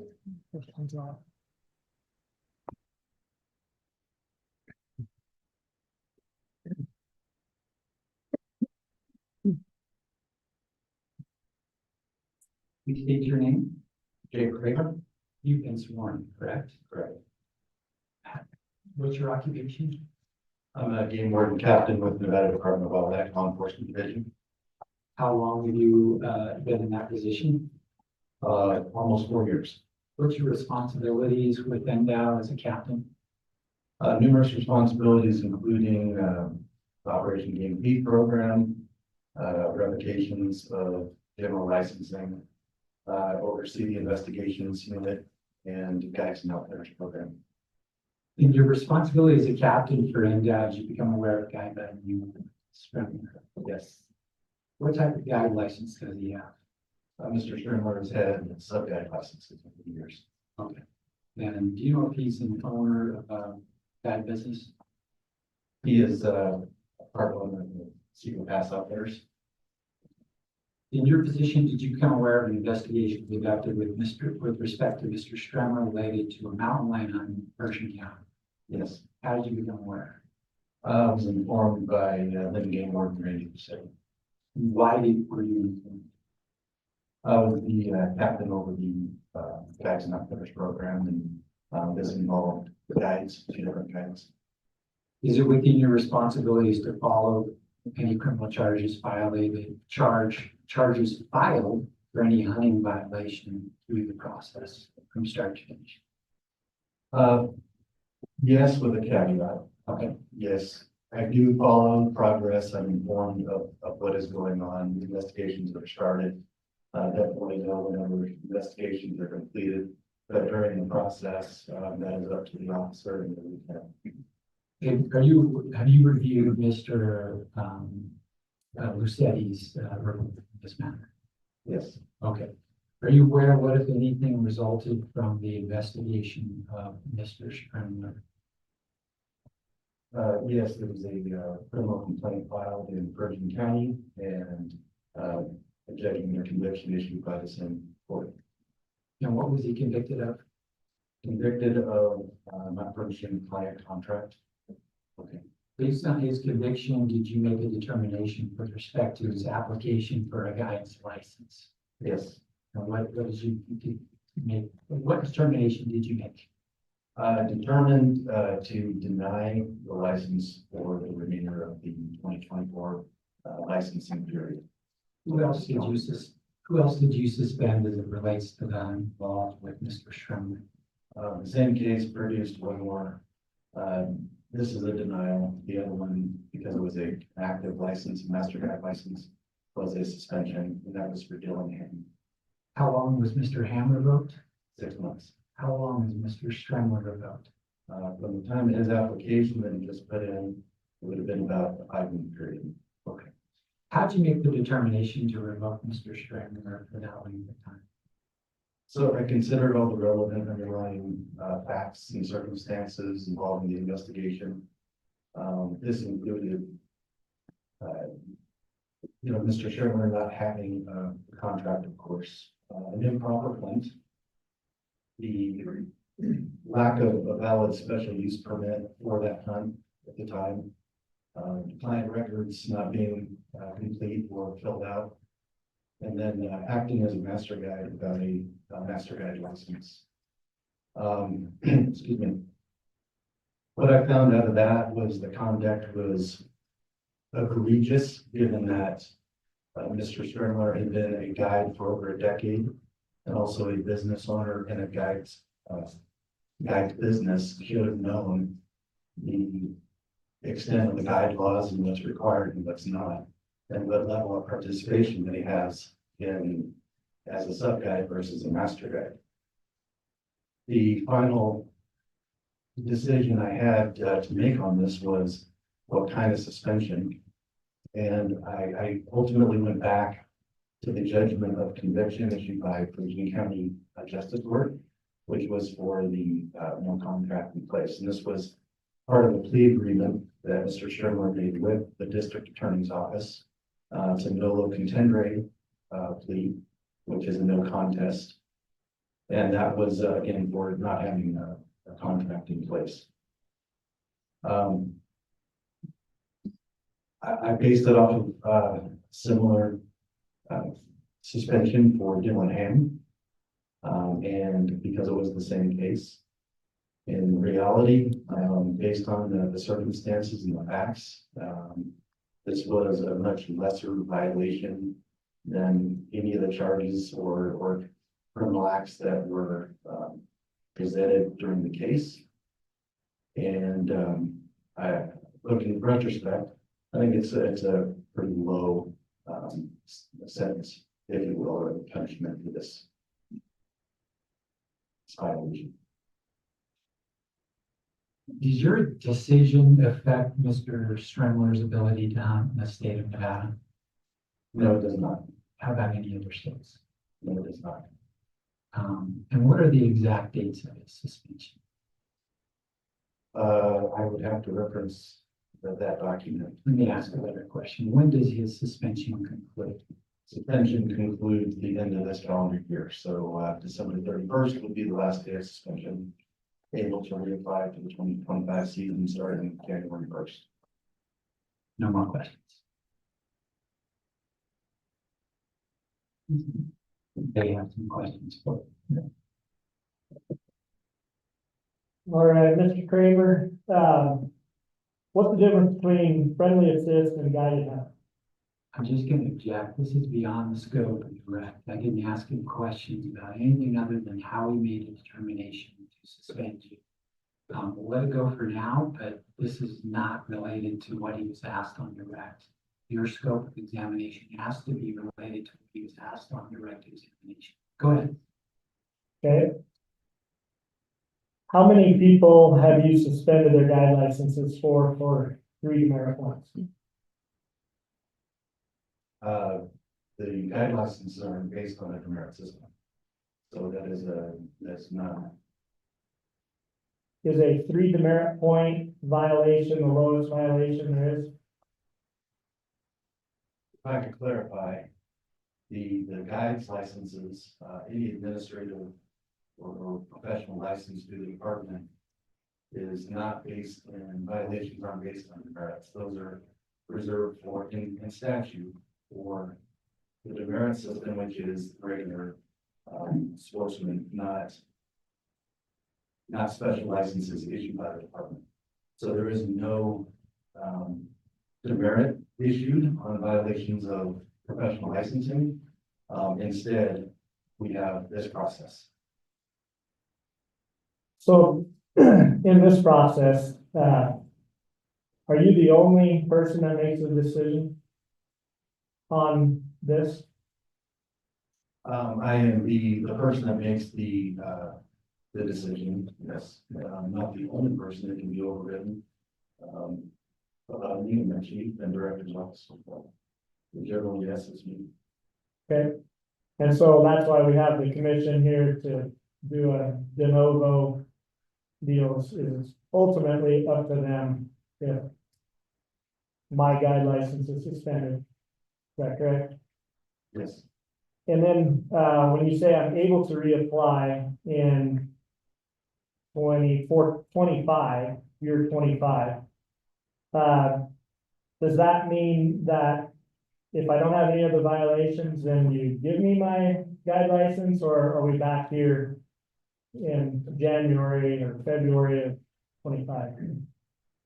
Yeah, well, the application is for a license for the 25 season, so January 1st and December 31st. And as I stated in my letter to you, we were able to apply for the 2025 season.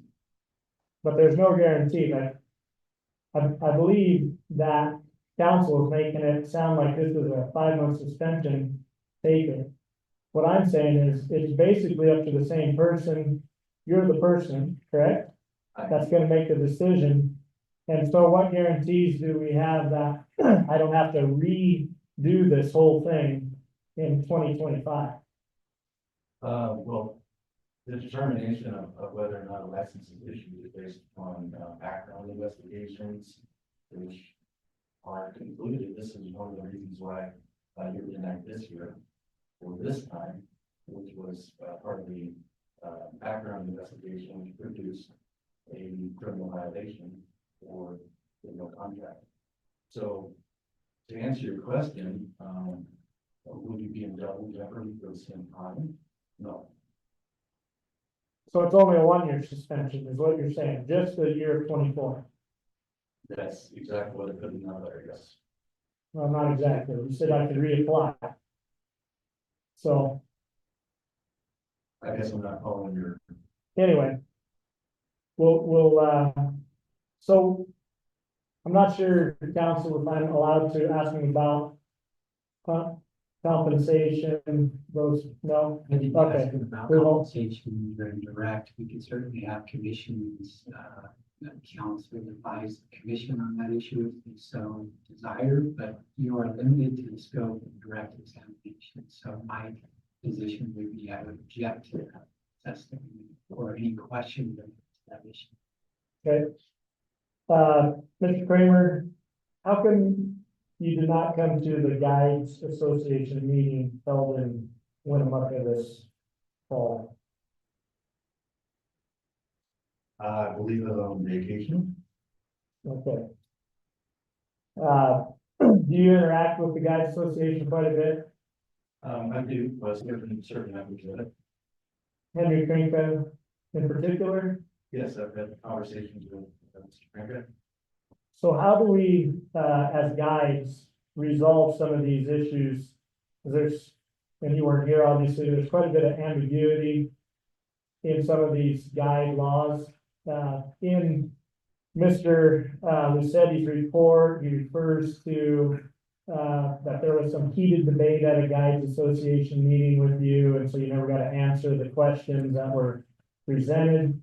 How do we get this fleshed out so we don't end up with the same contract issues? And what is compensation? What is guiding? How do we get that worked out? I'm going to place the same objection in the record. If that testimony was sought by the opponent, he could identify Mr. Kramer as a witness. He did not. Okay, I understand. That's the problem with not being an attorney. So, all right. I have no further questions then. No questions.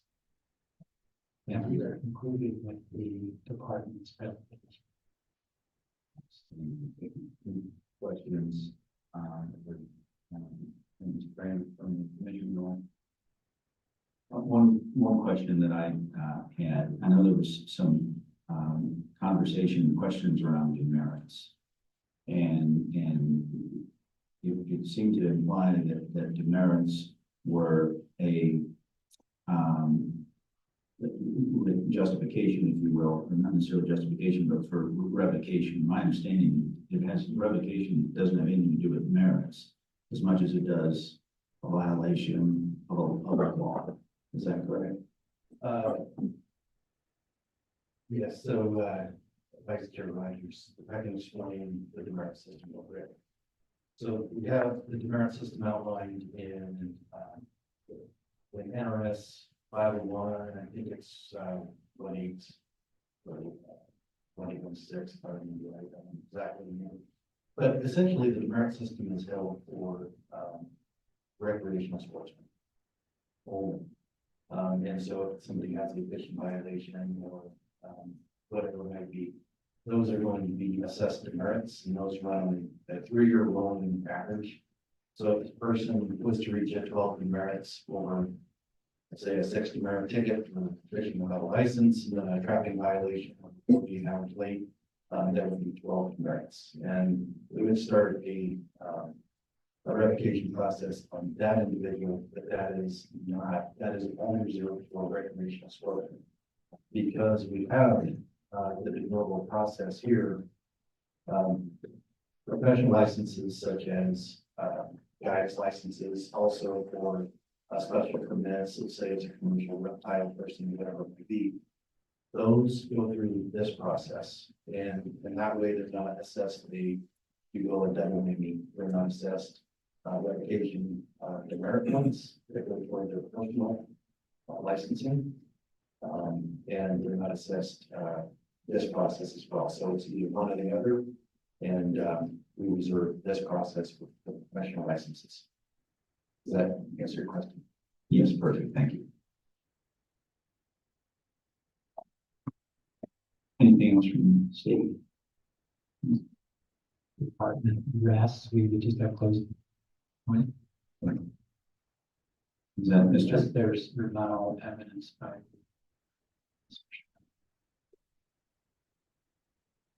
Well, I am looking for it. I am looking for it. You referenced his, letter to me. And I believe what I'm looking for is, there we go.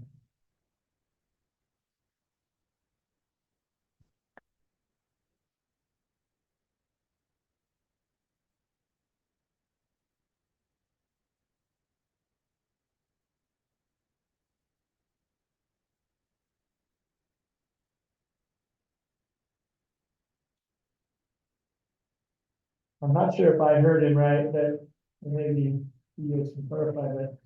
It's a 5-month conviction, but here it says that it's up to 5 years in the statute. So that's why I'm getting at, am I coming back next year to appeal it again? Statute actually says 5 years. Yeah, I testify, but I will clear that up in closing. Yep, that would be fine.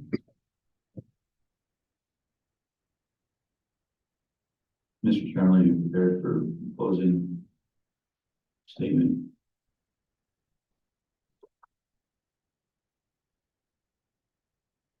I am.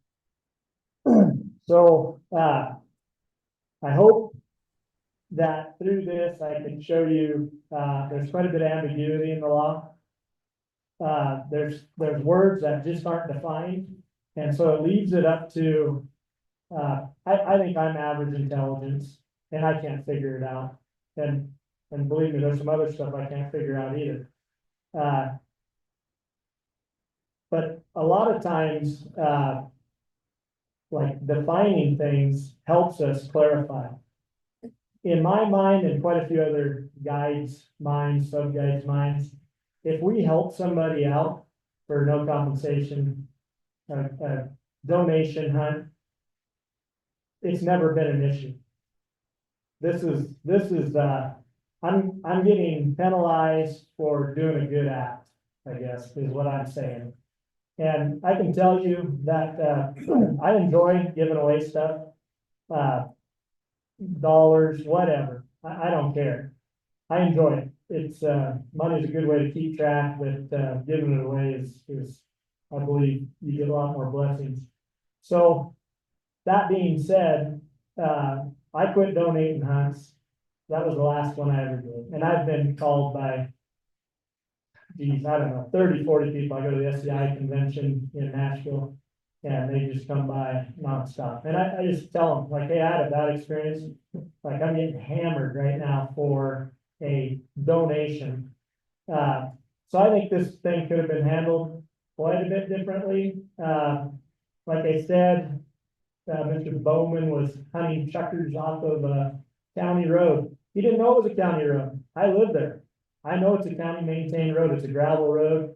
It was covered with snow. He's hunting chuckers off of it. Now I didn't see him shoot any, and I didn't, but he's at the ready with his dog hunting the side of the road.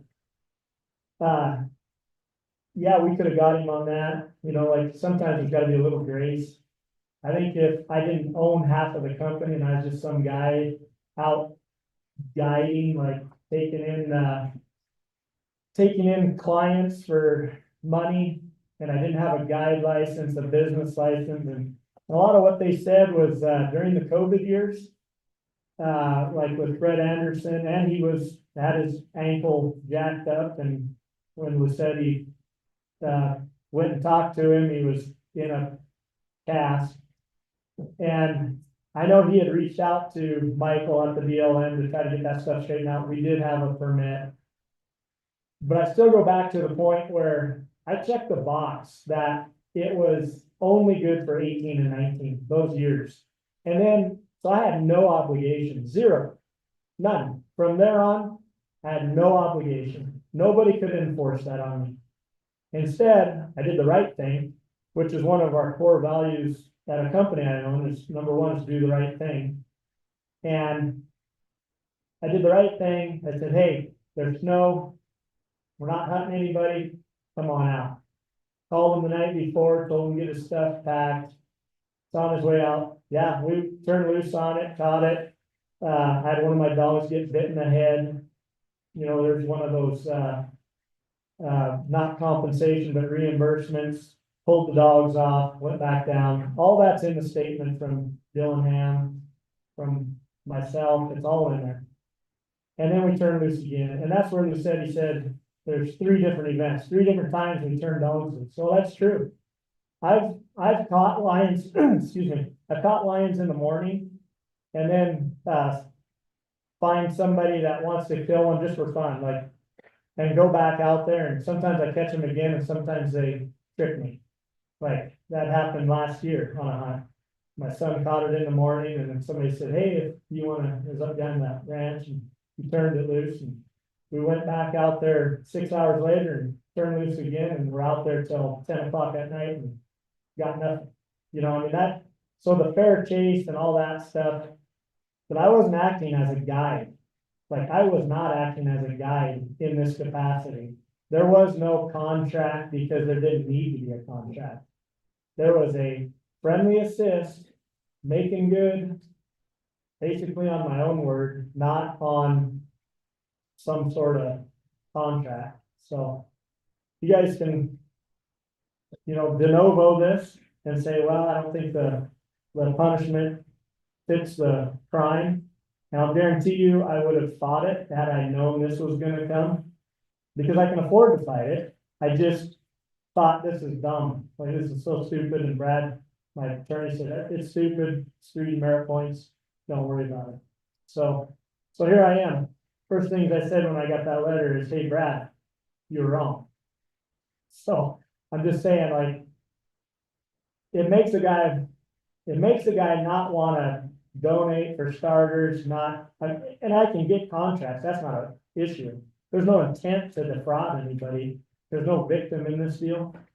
So I guess, it's up to you guys. It's not up to hey, Jake Kramer. And that's it.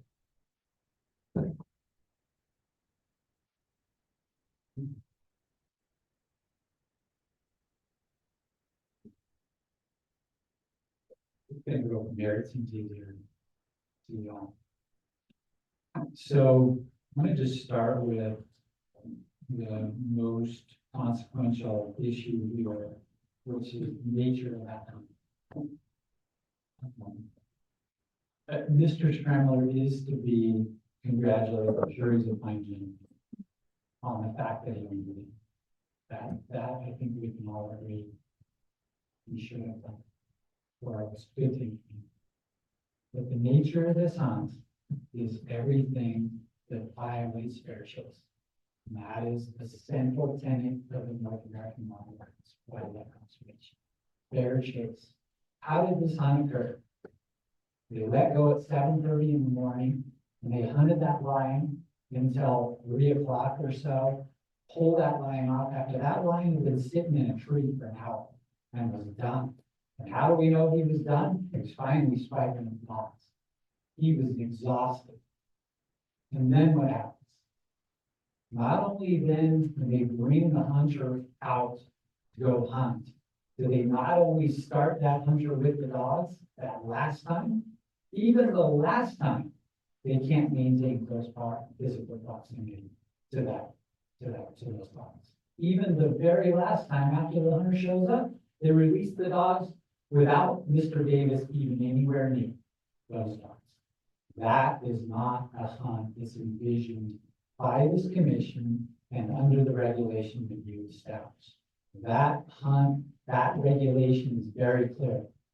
Close physical proximity, the entire pursuit. The pursuit started at 7 in the morning. We're 8 hours later when the client finally shows up. That violates fair chase. We're supposed to give this animal a chance. We're supposed to, under this regulation, have the client, the hunter, the dogs all together. This is a group. That's exactly what that regulation says. And to his credit, Mr. Stremler doesn't deny all the facts that I just shared. He admits all of those facts. There's nothing that we've heard today that says anything different than what I just told you. That's clear, that's easy, that's a violation of that regulation. You're done. Now, how can you hold Mr. Stremler responsible under our regulatory scheme? That is why I went through 504-671. That's the one that talks about how we decide to revoke or deny a license. And we have those 19 different subsections, or what we hold guides in this state responsible for, what we want them to do as guides for their clients. How many sections do we show through Mr. Lucetti's testimony were violated by this month? Four different elements of that regulation were violated. And he only got a 5-month suspension. The issue let's go back to the contract. And I think I've done with both mine. I don't think I need to beat that dead. You guys heard all that evidence, so I'm just going to move on. But I just want to make clear, you can hold him responsible for that conduct in your suspension. He was accepted a plea under a violation of 504-671, which is the contract issue. That right there gives you the trigger where you then already, the client can revoke, or the department can revoke what Jake did. So once we have that trigger of a sentence, under 504-671, it says any guy, not a master guide, not a sub guide, any guy who is convicted under that section, then we decide, okay, we can revoke. So they have the authority, right? They're done in the water. Doesn't matter if he was a master guide and got wrongfully charged with a contract issue, or that maybe he had donated and he didn't have to deal with this because it was donated and he was not a master guide. Doesn't matter. Any of those facts don't matter. He was convicted. Once you get there, then you just have to decide how long. Okay, so we're already there. We know the department has that right. So now it's up to you to decide what was the nature of what he did, what were the underlying facts and circumstances, and what's the appropriate suspension. This is a de novo review. You have the opportunity to form your own opinions and conclusions about the evidence that was presented to you here. You can extend this suspension. You could suspend him for up to 5 years. He points out that the statute, the regulation, 504-671, says we, the department, can revoke for up to 5 years. That's what Jake went through, that evaluation. Jake determined 5 months. You can change that. You can give him up to 5 years. That's your choice. That was his choice of appealing this and extending it potentially under a de novo review by this commission. At any rate, he cannot ever be charged again. So let me back up. He can never be denied a license as a guide for this offense. So this single individual offense, the department cannot ever again deny him for a license. Now, he may fail a background investigation, he may fail other application issues, and the next time he applies for the license. But this single offense here is done today. Whatever this commission decides is the appropriate suspension, then we're done with that. Just want to be clear, Mr. Sherman and everybody. Again, it's up to you as to how long you want to suspend.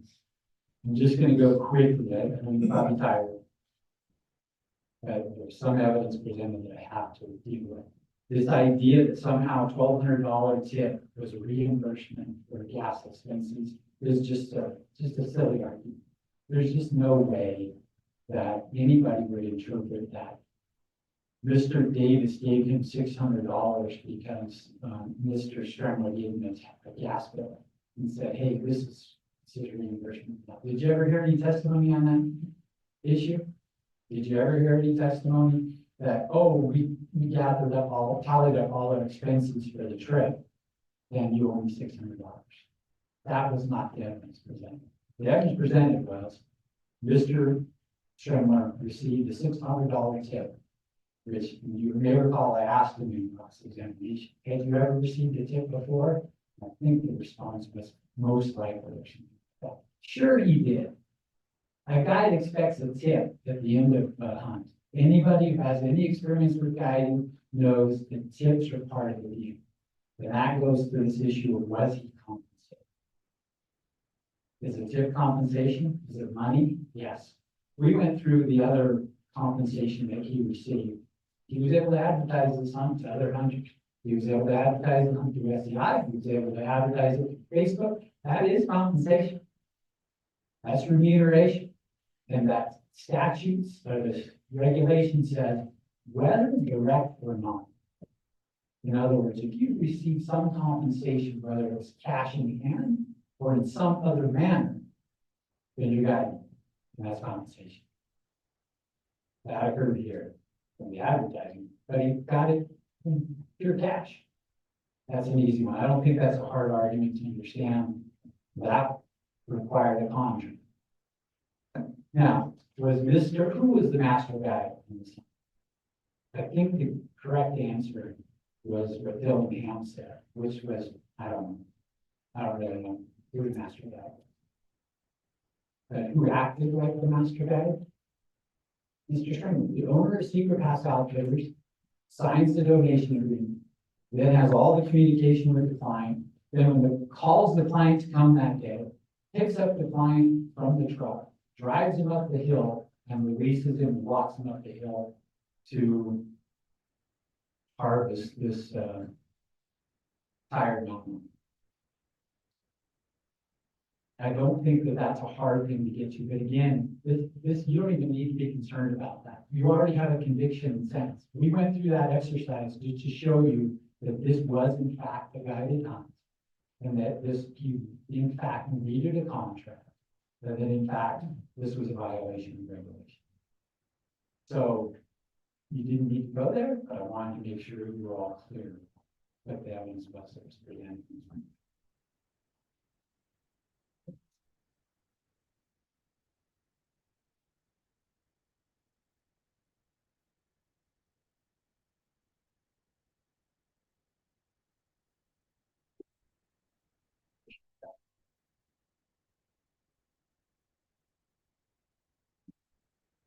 Okay.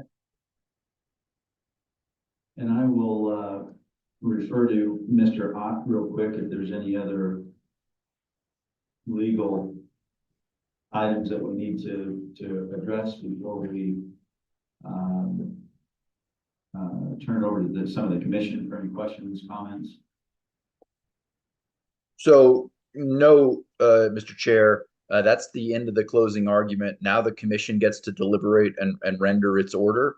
And then once the commission decides what it's going to do, we'll get to the findings of fact and conclusions of law. But the commission will have to make findings of fact that support its decision. But you can certainly go to deliberations now. Thank you for that. So with that said, I will bring back here to the commission. Anybody has any comments,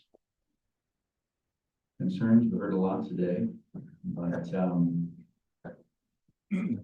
I will, I'll start us off and just kind of let everybody, excuse me, let everybody know where my head is at with this. First off, I did have a chance to, I hate to admit it, but I did have a chance to read all of this lengthy verbatim. My wife will testify to that as well, because it took me about 2 evenings to do it. But anyway, and the reason I did that is because I think I certainly owed it to Mr. Stremler, as well as the commission to really understand some of the facts that were provided in there. And I know there was some response material from Mr. Stremler that I had an opportunity to read through extensively as well. So anyway, so I appreciate everybody providing that. For me though, personally, you know, as Mr. Stremler mentioned, he didn't have an obligation to honor the hunt past 2019. So I do think it was nice that, that you did honor that hunt. However, even though you didn't have an obligation to honor that hunt past 2019, in my opinion, you did have an obligation to have a contract, and you did have an obligation to follow the law. And unfortunately, in this case, that didn't happen. So aside from, or in addition to all the material that was provided, the biggest thing for me in this particular case was, quite frankly, the conviction. And the conviction of this violation, which ultimately led then to the revocation of law, or excuse me, revocation of your license. So where my head's at with this, quite frankly, I know we've got the option as a commission to uphold this, reduce it, increase it. I feel given the violations and everything that's been presented, I think it was an extremely lenient suspension. However, with that said, where my head's at, I would be in support of the 1-year suspension through the end of 2024. So, Vice Chair Young. Thank you, Chair. And I'm just gonna go through a couple of things.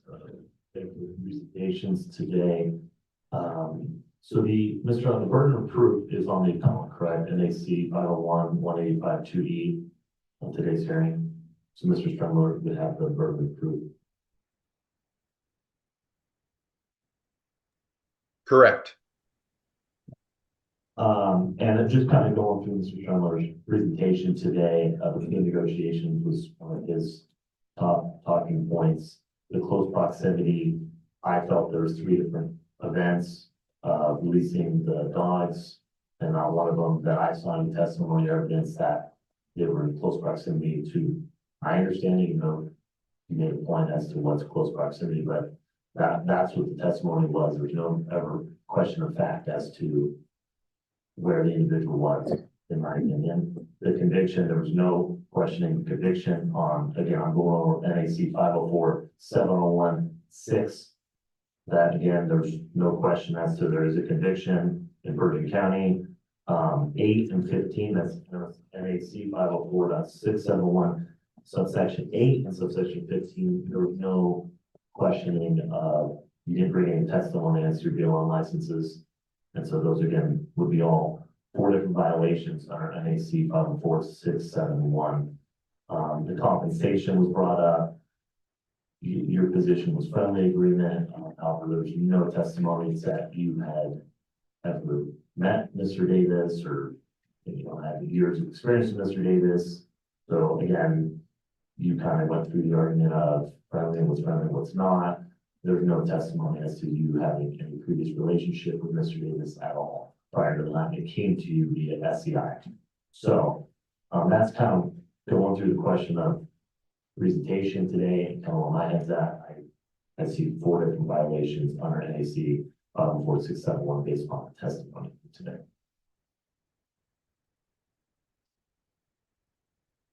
Yes, Commissioner Gill. Yeah, thank you, Chair Rogers. I totally get your guys' point. It was a tough case. I mean, there is so much ambiguity in some of these LRSs and how they're interpreted.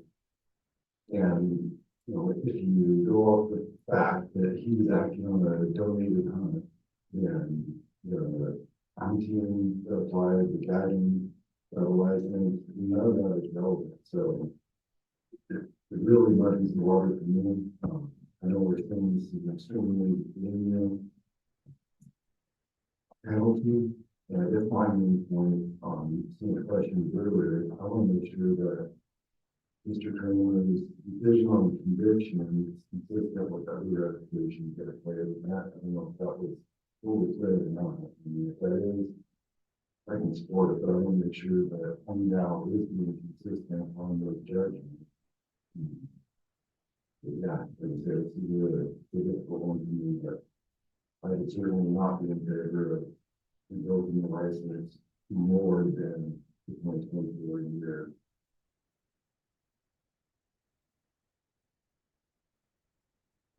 Thank you, Commissioner Gill. And yes, Commissioner Gill. And I agree completely with Commissioner Young. He said it way more, as an attorney, he said it way more eloquently than me, but, I agree. I don't buy the line that it was 3 separate lines. It's not. It was a line. I've lined it before. Others of us have. It was one line. There's no doubt about it. And this is my opinion, right? But, the big thing too with the line hunting, I hate to see this, there's a giant target on line hunting, and then you see this come to the commission with a case like this, it doesn't bode well for when we have discussions on line hunting, so I just hate to see it. I'm also a sub guide. A lot of the arguments, and with respect, a lot of the arguments you're going for today, Mr. Strimler, I believe are a stretch, right? I've had a guy license for a long time too, but, with that, I do believe this is a pretty lenient, penalty. You look at what we've done to individuals with trail cameras, right? You know, trail cameras we didn't harvest any animals, we didn't do anything. We've had 2 separate people in the last couple of years, they got 3 years for single trail camera violation, right?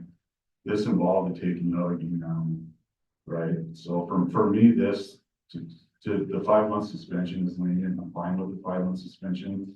Goes along the lines with Mr. Ham. But I'm good with everything today, so. Thank you for that, Commissioner. Anybody else with any thoughts? Yes, Commissioner McGinnis. Thank you, Mr. Chairman. So, yeah, Tommy, I agree. Commissioner Young said it way more eloquently and much more clear than I would be able to, but I agree with those comments. I agree with your comments, Commissioner Pavillia. I guess what's rolling around in my head is we've been sitting in on these a little more regularly, these appeals, and an awful lot of them seem to be tied to guiding. And I agree with, trying to be as consistent as we can with the punishments or the assessment of penalties. But at some point, it just is it's kind of resonating with me. We talked about it at the last round. It's not working. We aren't stopping to ask questions. There's nothing to preclude Mr. Strimler from calling up and getting clarification from somebody. We've heard that folks do that and then make a decision on their current situation, but there's nothing that precludes to say, hey, if I do this and this and this, am I causing myself any problems? Am I in violation? Am I going to be pushing anything? And that's bothersome to me. At some point, we've got to send a message as a commission, and I think 5 years, that seems lengthy, but at the same time, what we've been doing doesn't seem to be getting the message across. You guys know my background, and at some point, we've got to establish that things have got to change, behaviors have to change. We have to have consequences that are that encourage voluntary compliance, and that means that their responsibilities have to reach out, have to ask questions, they have to, hey, what does without limitations really mean? Ask those questions. And those are in there not for a lot of reasons. They protect people that they're regulating too, so that they're not just boxed in with the 2 or 3 things that are listed. That's almost allowing some permissivity as opposed to prohibition.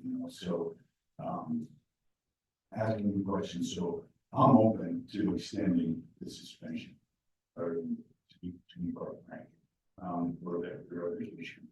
I'm open to that, and because if we don't, where does it end? I mean, we get to the point where all you have to do is go to the commission and file an appeal, or go to court and fight. So maybe this is just part of it. Maybe we need to get into the statutes and change the statutes so that we get the attention that we need business.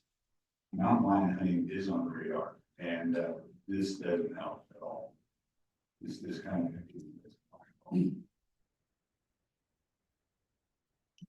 Thank you, Commissioner Beach, and I do hear what you're saying, and quite frankly, I agree. We kind of touched on this a number of times as a commission, but we really haven't started to peel this onion down in terms of really having some teeth in the laws and in the penalties, but the two are, you know, some of the things that continue to become or come before the commission. So I think that's definitely something that we as a commission, I think we owe it to ourselves and others to really start looking into this a lot closer and having some meaningful consequences. Because again, it is the obligation of the guys, right, to know these laws and not only know the laws, but know what the consequences are. So, anyway, so appreciate those comments, Commissioner Barnes. Yeah, well, there's a lot to this. You know, when I got the book here and I was going through it, there's a lot of stuff to this. It's not cut and dry, just to say. And you know, there is a lot of this line is really visible right now. Like what you said, and we do have to really kind of consider this, and unfortunately too, when we're professionally, whatever it is, we try to, you're held to a higher standard than maybe some of the other business. So for me, I just kind of had to peel everything down and kind of simplify it, I guess, the best I could. And I guess I was probably chairman, you know, I went back to the Virgin County decision. And for me, that's kind of where it simplified to me and really good with me. And I'm good with the five. I think that's exactly the good thing.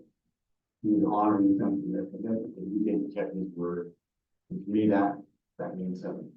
He said it's going to happen because he's guiding. He had this higher standard. In my mind, he had this higher standard. He probably should have went ahead with the contract, whether even he would have needed to or not. Good. And then he just gave it. So that's what it is. I'm good with the 5 minutes. I mean, I don't think it was just it can't be happen. I don't think the other way that you know to do something illegal. It's just, I mean, that had happened, and so I say such a good thing. I'm good with the 5 months, and then we move on. That's fine. Thank you for that. Commissioner Barnes, anything else from anybody?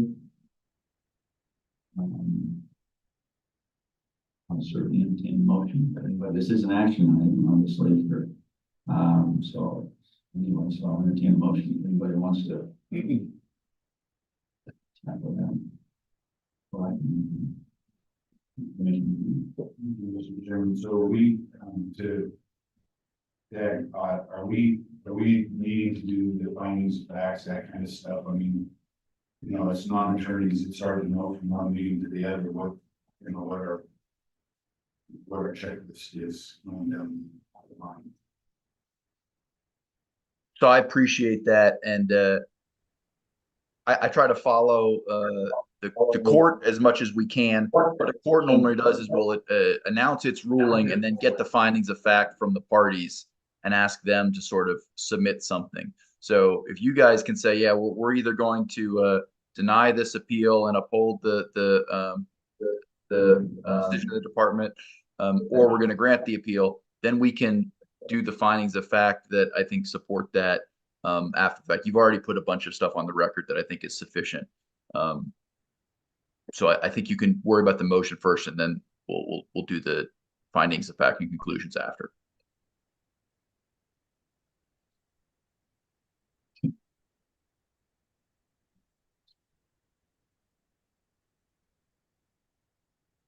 Yes. All right, I'm going to make a motion to uphold the department's suspension of Mr. Mike Stremler's ride license for the remainder of the 2024 license term. Right, we have a motion about. Yeah, it's saying suspension for 5 months. Yeah, so that's to the end of 2024. Just, yes. All right, so we have a motion from Commissioner Cudelia, second from Commissioner Bourne. All those in favor? Mr. Chairman. Yes. So thank you for indulging me. Look, I'll support the motion, but it goes against a lot of what I think we're all starting to stand for here. And, at some point, this isn't gonna, I'm afraid that it impacts conservation wildlife because we start losing and eroding the support of the public. If we don't deal with things, if we don't get on top of this kind of stuff, we all have something to lose there, but, sportsmen have a lot more to lose, and as we all try to strive for relevancy, we talk about that relevancy thing. It's a real deal. Being heard, the legislature being talked, at some point, we've got to put our foot down. So I'm hoping, my vote is not, it's one vote. But I'm hoping we can sit down as a commission, we can actually take some proactive steps to start having conversation about what we're going to do with this kind of stuff and tighten stuff up. It's not, look, I was regular, it won't get better unless we do something. These kinds of things will not go away unless we put an end to them. People are going to find, hey, all you got to do is, all you got to do is go in and feel or fight it a little bit and, things will be all right. And that's not who we want to be. We're sitting here saying, yeah, this isn't the first time that we said, hey, violated, we denied the appeal, we moved forward, and at the end of the day, we look back and I hate regrets. I hate regrets that I felt to that last one that we had. And I don't like that feeling at all. I'm not sure I'm gonna like this one, but I'll go along with it. But man, at some point we have got to take a stand. We've got to say, hey, these behaviors, these activities have got to stop. You've got to ask.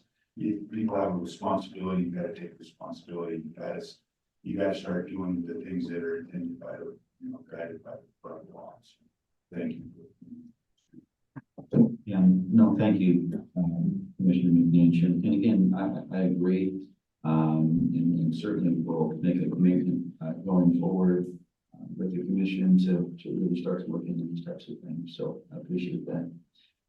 With that said, we do have a motion before us and by Commissioner Padilla and a second from Commissioner Bourne. All those in favor? 9. Opposed? All right, that is approved at 8-0. Thank you. Chair Rogers, can I just bring the issue up? Yes, please. With the ag POTS authority, I'd like to share some findings of fact and conclusions of law that potentially the commission could adopt today. Is that okay with Mr. Owen? So yeah, that's fine. I was going to suggest maybe a break while we could circulate those to the commission. But if you prefer to read them into the record, whatever the commission prefers. We can do it either way. This one is again to your will here. I can provide these documents to the commission and we can choose on our own to adopt them, or how would you like to do it? Yeah, so let's definitely provide the documents to the commission, and then we'll leave it up to the chair whether he wants to take a minute to review those outside of a hearing. But then we can go back and vote on whether these need to be modified in any way, because these have been sort of tracked the evidence.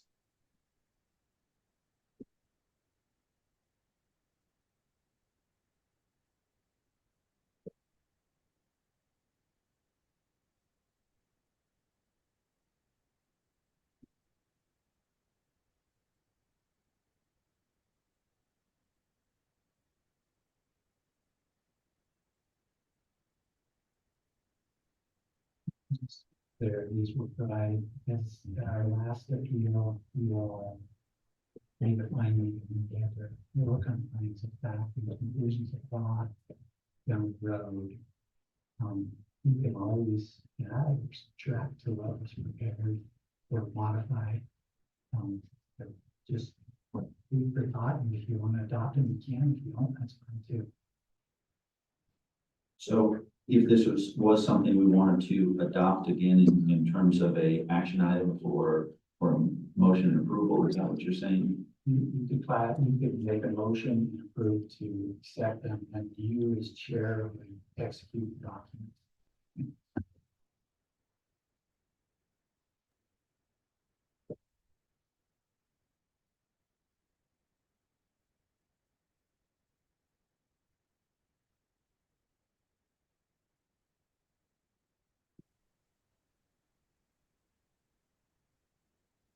I know it's a bit of material. Would it be within reason to, because where my head's at, I just assume wrap this up today rather than bringing it. Would it be something if we approved today or didn't approve today that we would need to address at another commission meeting? Well, the chair, I believe, technically has the right to adopt findings of fact and conclusions of law on behalf of the board. It would have to mirror the evidence that's presented in the motion, the deliberations before the motion. I attempted to mirror here the evidence that was presented in the case. Ms. Rock? So I think there's a number of ways we could go. Not trying to complicate things, but if you want to resolve it today, you can certainly make modifications or additions to the draft that has been revised and make a vote on that right now within the context of the hearing. That's option one. The other way to sort of resolve it today would be for the commission. The chair has seen all of the evidence. The commission can delegate to him the ability to adopt formal findings of fact and conclusions of law consistent with the record. And so that could come at a later time, or you could simply continue the hearing until another meeting and have it done at the next meeting. That of course drags this on for another meeting. So I think those are the three options that I see, unless I'm missing a third one that the chair or the commissioners would like to discuss. I'll just say, I think it'd be easier for this commission to give the chair authority to finish this mission. If you have any suggestions for Mr. Sherman has any suggestions for modifications, additions, or subtractions, then you could give them to Chair Rogers, and you could then make those changes in the findings of fact. So I would suggest a motion by somebody on the commission, if you want to do this, that we give the authority Chair Rogers to finalize the findings of fact conclusions of law on behalf of the commission. If you're acceptable. Yes, Commissioner McGee. Thank you, Mr. Chairman. I mean, I'm most of the way reading through this. If there's a lot of similarity to what Commissioner Young had thrown out on the table, kind of as a foundation, in my mind, I would prefer to take 5 minutes. I just read through it and see if we can wrap this up today with this document. I appreciate that it was put together and, so that would be my preference. Yeah, perfect. And we're actually on the same wavelength. I was thinking the same thing. We've got it's 12:24 right now. Maybe let's take the next 6 minutes because I just assume wrap this up and let's take a look at this and finalize this today. So let's take a 6-minute recess. We'll come back here at 12:30. Thank you.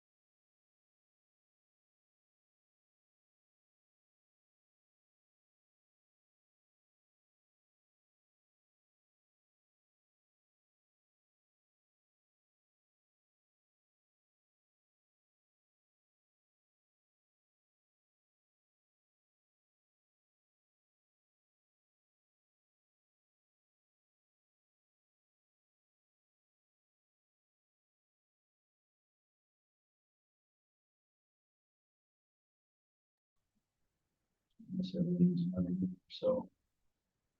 Had a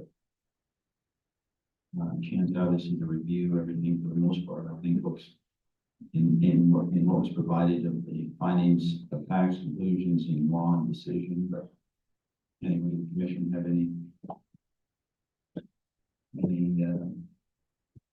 thoughts on that? Any change, add, deletes, anything that might have been missed? I would just like to make clarification. So under item 22, which is the very end of your findings of fact and conclusions of law. It reads, moreover, based on his conduct, felon is an owner of Secret Pass Outfitters and acting, although not licensed as a master guide, violated NAC 504-671, subsection 5. That was the immoral, unethical. He dealt with that. And then we kind of messed up here, and then it says in his participation in the mountain lion in NAC 504-671-8, that should be 671-14. For operating without a valid special license permit. There's two provisions in 504-671 which are operating on BLM grounds, and they seem repetitive.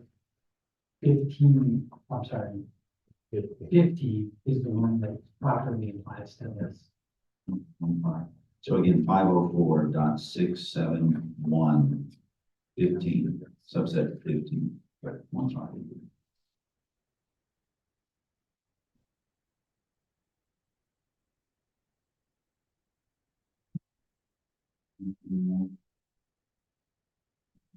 Commission, questions, comments, certainly motion as well. I have a question or comment. I'm not an attorney and never want to pretend to be, but on the finding of facts, like I've been on the can, no records were secured by the appellant, including the hunting and mountain licensing. Obviously, the testimony, you know, was it was inferred that because he had to get a text for that's what happened, but there was never a citation or anything along those lines. So I don't necessarily know if you want to put that into the record. And also in regards to the special use permit, I think it was apparent, it sounds like it was on verbal conversations that they did not have a permit, but they were never cited for that either. So for me, I mean, this other stuff was in regards to when they released the dogs, that they basically, Mr. Strummer basically admitted to the sequence of events there. I have no problem putting that on the record. Those two items for me just kind of, he was never cited for that. He never really received a violation for that or charged with that. I'm just curious if we want to include that in that record, and those two items, they follow along with number 18 and number 19 as well. Those on the second section, conclusion of law. I just want to bring it up. And again, I'm not an attorney. I'm just asking a question. And I'm sorry, Commissioner, item number 10. No records were secured by the appellant, including I think Mr. Lozay testified that he had inferred that based upon a text, which he's, you know, he may be right, but nobody was ever cited for that, or that wasn't, he never got a violation for that. So I just don't know if we want to put it in this, or if it even matters. I don't know. I'm reading the question.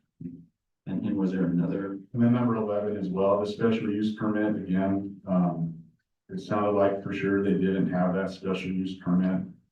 Well, I guess Mr. Strummer did admit they didn't have a special use permit, so maybe strike my thoughts on number 11. Based upon testimony.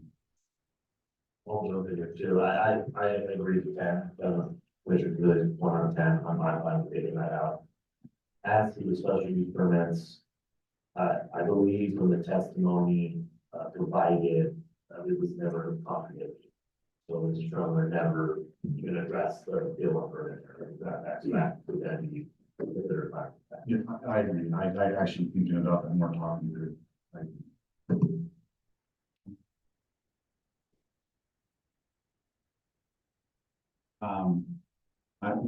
I will ask Mr. Ott,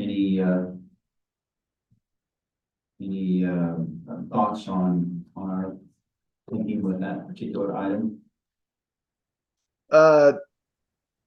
So my thought is, certainly if you don't think something has been established as a fact by the evidence that was presented, don't include it in the findings of fact.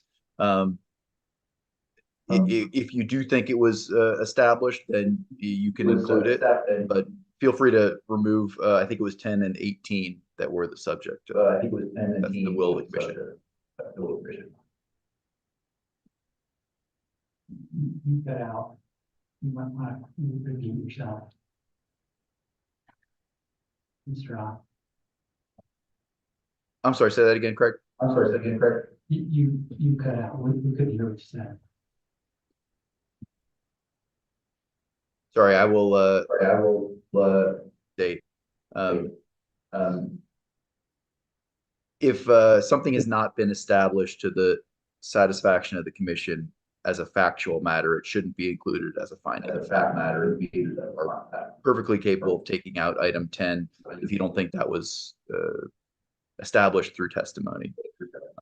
If you think it was established by the preponderance of the evidence and the testimony of the witnesses, you can include it. It was established by But the. either way, just make sure that the the evidence motion is clear whether 10 and 18 are going to be included or not. All right, that was a bit cryptic, but I think if I'm reading between the lines, we've got just the ability and authority to leave it or strike it if we so choose. So, Commissioner Barnes.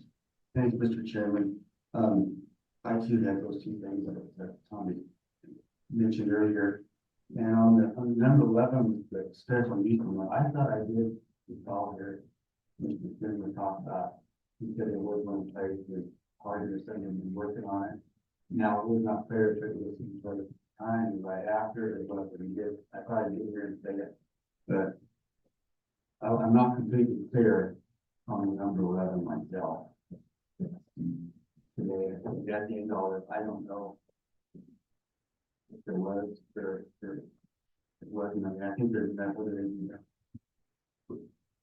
Get worried outside it, but I thought I did hear pretty much say that there was a permit in his part or something work. I don't, you know, I can't remember because I thought it made mention of. I might make a suggestion, just to make this real clean and concise. I'm happy with Chair Rogers taking this and not us not getting it done today. I just want to, in the precautions of getting this right, because it was out there, we've heard it. I'd like this to be as clean as we can. So I'm happy taking it to Chair Rogers to make the final signature down the line. Just my position. I just want to make sure something wasn't said because it didn't hear that's personal. Thank you, Mr. Chairman. So what I recall on the on number 11 was the that there were conditions, there was requirements to maintain that permit as active, and that at some point that did not occur, and for 2 years prior to this violation, to this incident, that special use permit was in a status of not valid. That was the testimony that I recall. I guess we can check back on the record. And I was kind of remembering some other big, you know, certainly the state has made the case that records had not been secured. I did not hear from the appellant anything to the contrary. So I felt like that had been established as well. So I guess I was a little less sensitive to those. So in my mind, the complete list is an accurate reflection of what I was hearing. I made some notes as we went along.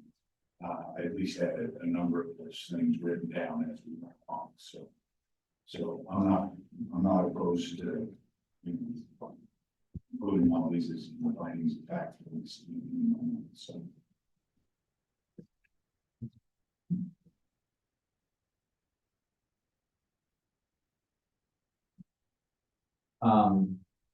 Yeah, so whatever the flavor of the commission is, I mean, I like Commissioner McNinch, that is kind of my recollection now that we verbalize and talk through it in terms of the securing of records, and as well as the special use permit that was discussed in that 2-year timeframe. So anyway, but yeah, if it's the flavor to have me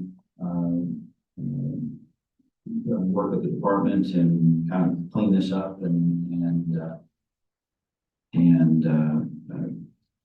sign off on this, that's fine. Or if somebody, if we're comfortable with making a motion on this, either one.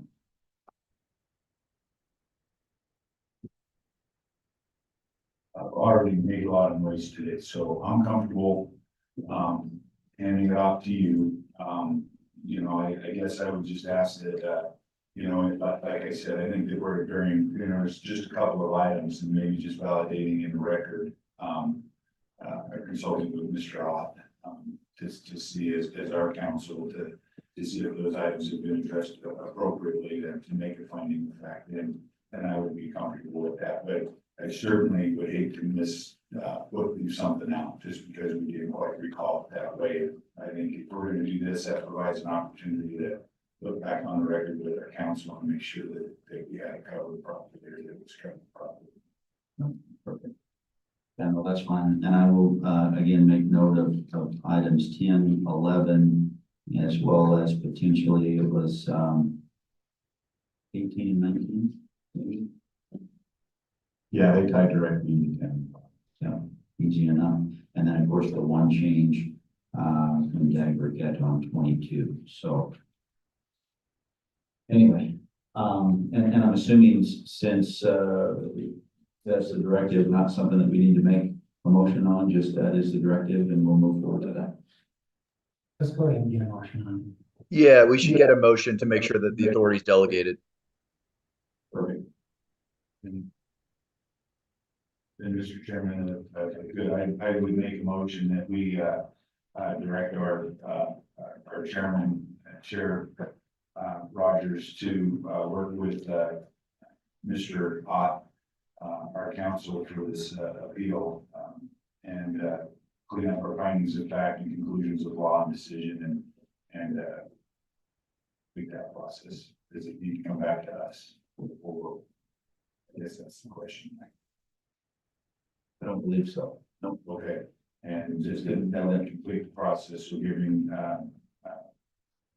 Chairman Rogers the discretion to complete the findings of fact and conclusions of law and the process. All right, we have a motion from Commissioner Finch, a second from Vice Chair Young. All those in favor? Any opposed? Motion passes. Thank you, everyone, for that.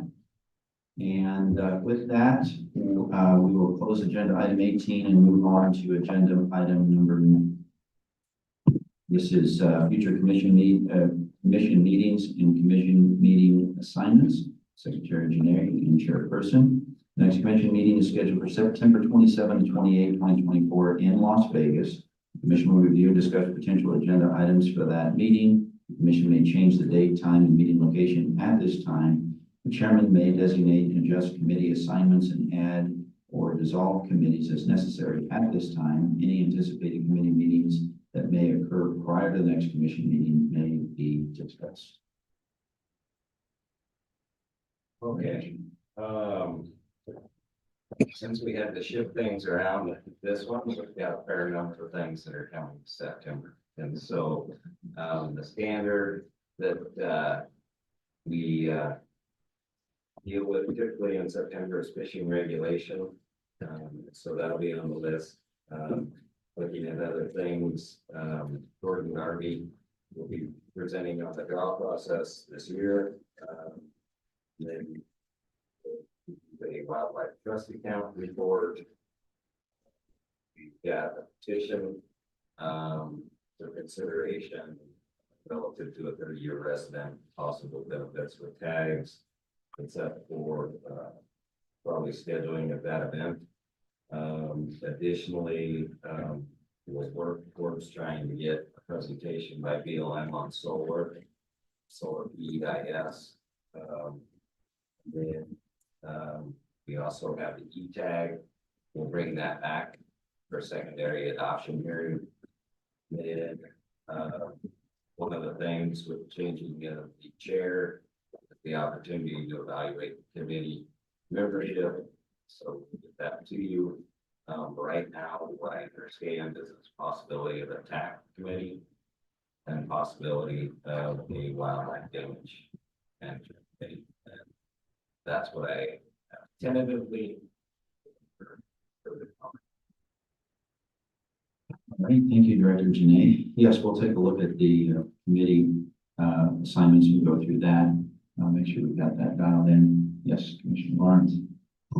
Thank you, Mr. Chairman. Just for consideration, after what we saw yesterday, the summit of Medusa Head and the success we saw specifically on our and kind of where the government agencies are right now, the BLM with there's Forest Service is still working on it. I don't know if it'd be okay to have this commission come up with some kind of a letter saying the agency. Along with that direction, you do this thing that help. This is consideration. Yeah, I thank you for that, Commissioner Barnes. I think, you know, yesterday was clearly an eye opener for me in just how, you know, invasive these things are, and to be able to get out on the landscape yesterday and actually see some of the destruction, as well as see some of the positive things that are happening around that. So yes, absolutely.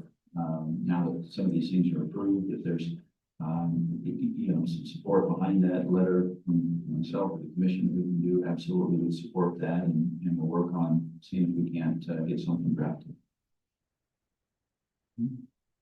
Anything else from the commission?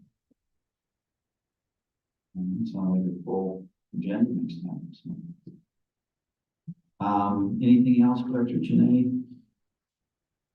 No further items. All right, perfect. That is an action item, is that? Yeah, so, all right, I apologize. So with that said, being an action item, I will take it out for any CAP comment. Any CAP comment here in Elko? All right, seeing none, any CAP comment on Zoom? Seeing none, how about any public comment here in Elko? All right, seeing none, how about any public comment on Zoom? All right.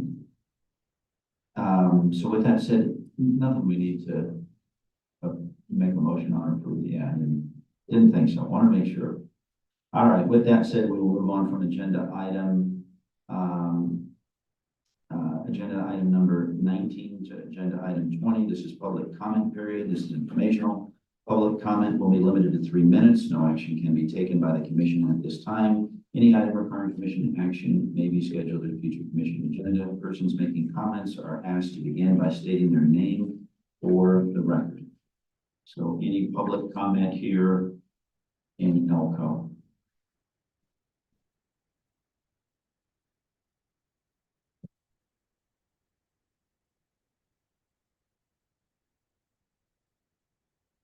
Dave Callen for the record.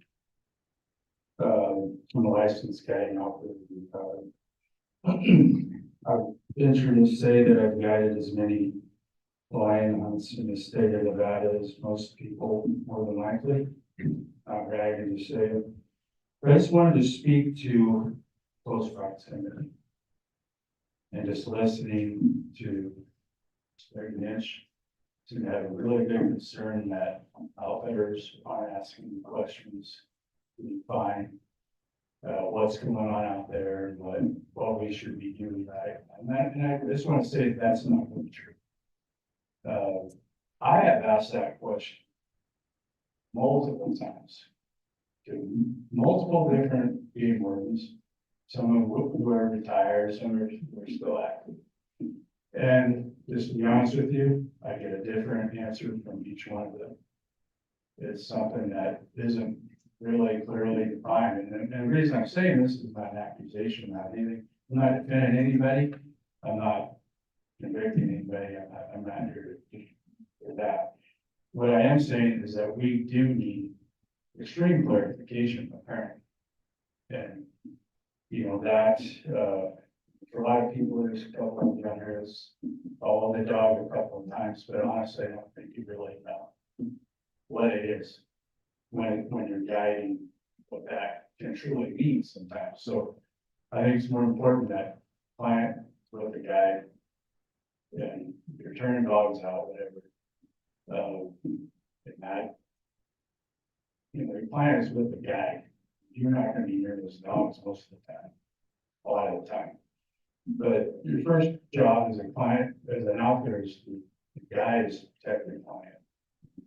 Sometimes expecting them to go beyond their physical capacity, it isn't acceptable. You need to take care of them, but anyway, I just wanted that to be stated here, that, you know, we need that clarification.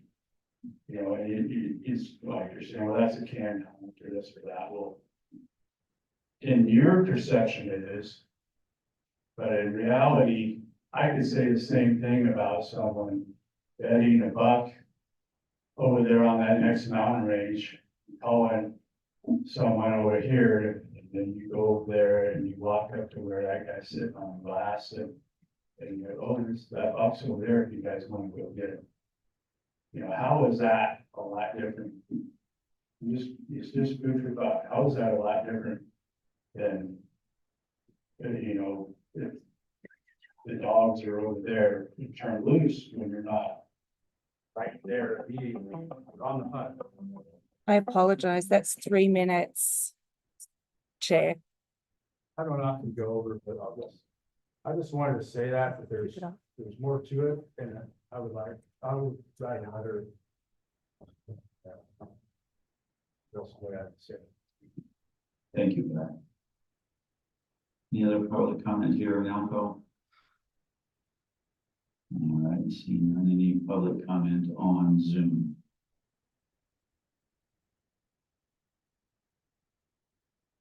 Go ahead, Mr. Volts. Yes, good afternoon. For the record again, Fred Volts. After the remote Lovelock Commission meeting in June, where no one from the local community showed up, not even a cab representative, and no video conferencing capability was offered to the public, it is not surprising that submitted public comment continues to be ignored concerning the parasitic worm disease likely found in the Elko County moose population as it migrates from infected southeastern Idaho. The Journal of Wildlife Diseases, a reputable publication, provided a detailed March 2024 study of the parasitic worm afflicting moose. NDOW has offered no subsequent public insight into the issue, arguably just as dangerous and debilitating as chronic wasting disease. As the moose killing season focuses on hunt units in Elko County, this Elko meeting would have been a prime moment to publicly discuss NDOW's findings and proposed action steps to deal with the parasitic worm problem. It has been close to 2 months since this commission and NDOW were alerted to the problem they should have discovered on their own from reasonable monitoring and due diligence of diseases impacting wildlife species they manage. Yet we see no action, no response, and no interest by both the commission and NDOW staff. When will this dangerous situation be addressed, one that prospectively impacts the wildlife you and your licensees seek to kill, harvest, and otherwise permanently dispatch? And I would ask that these comments be added to the record verbatim. Thank you.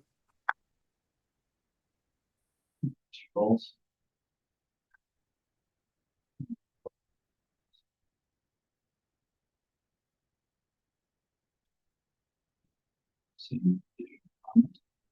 That's to the conclusion of our meeting today. So I appreciate everybody's involvement and engagement today. Like I said, we stand adjourned.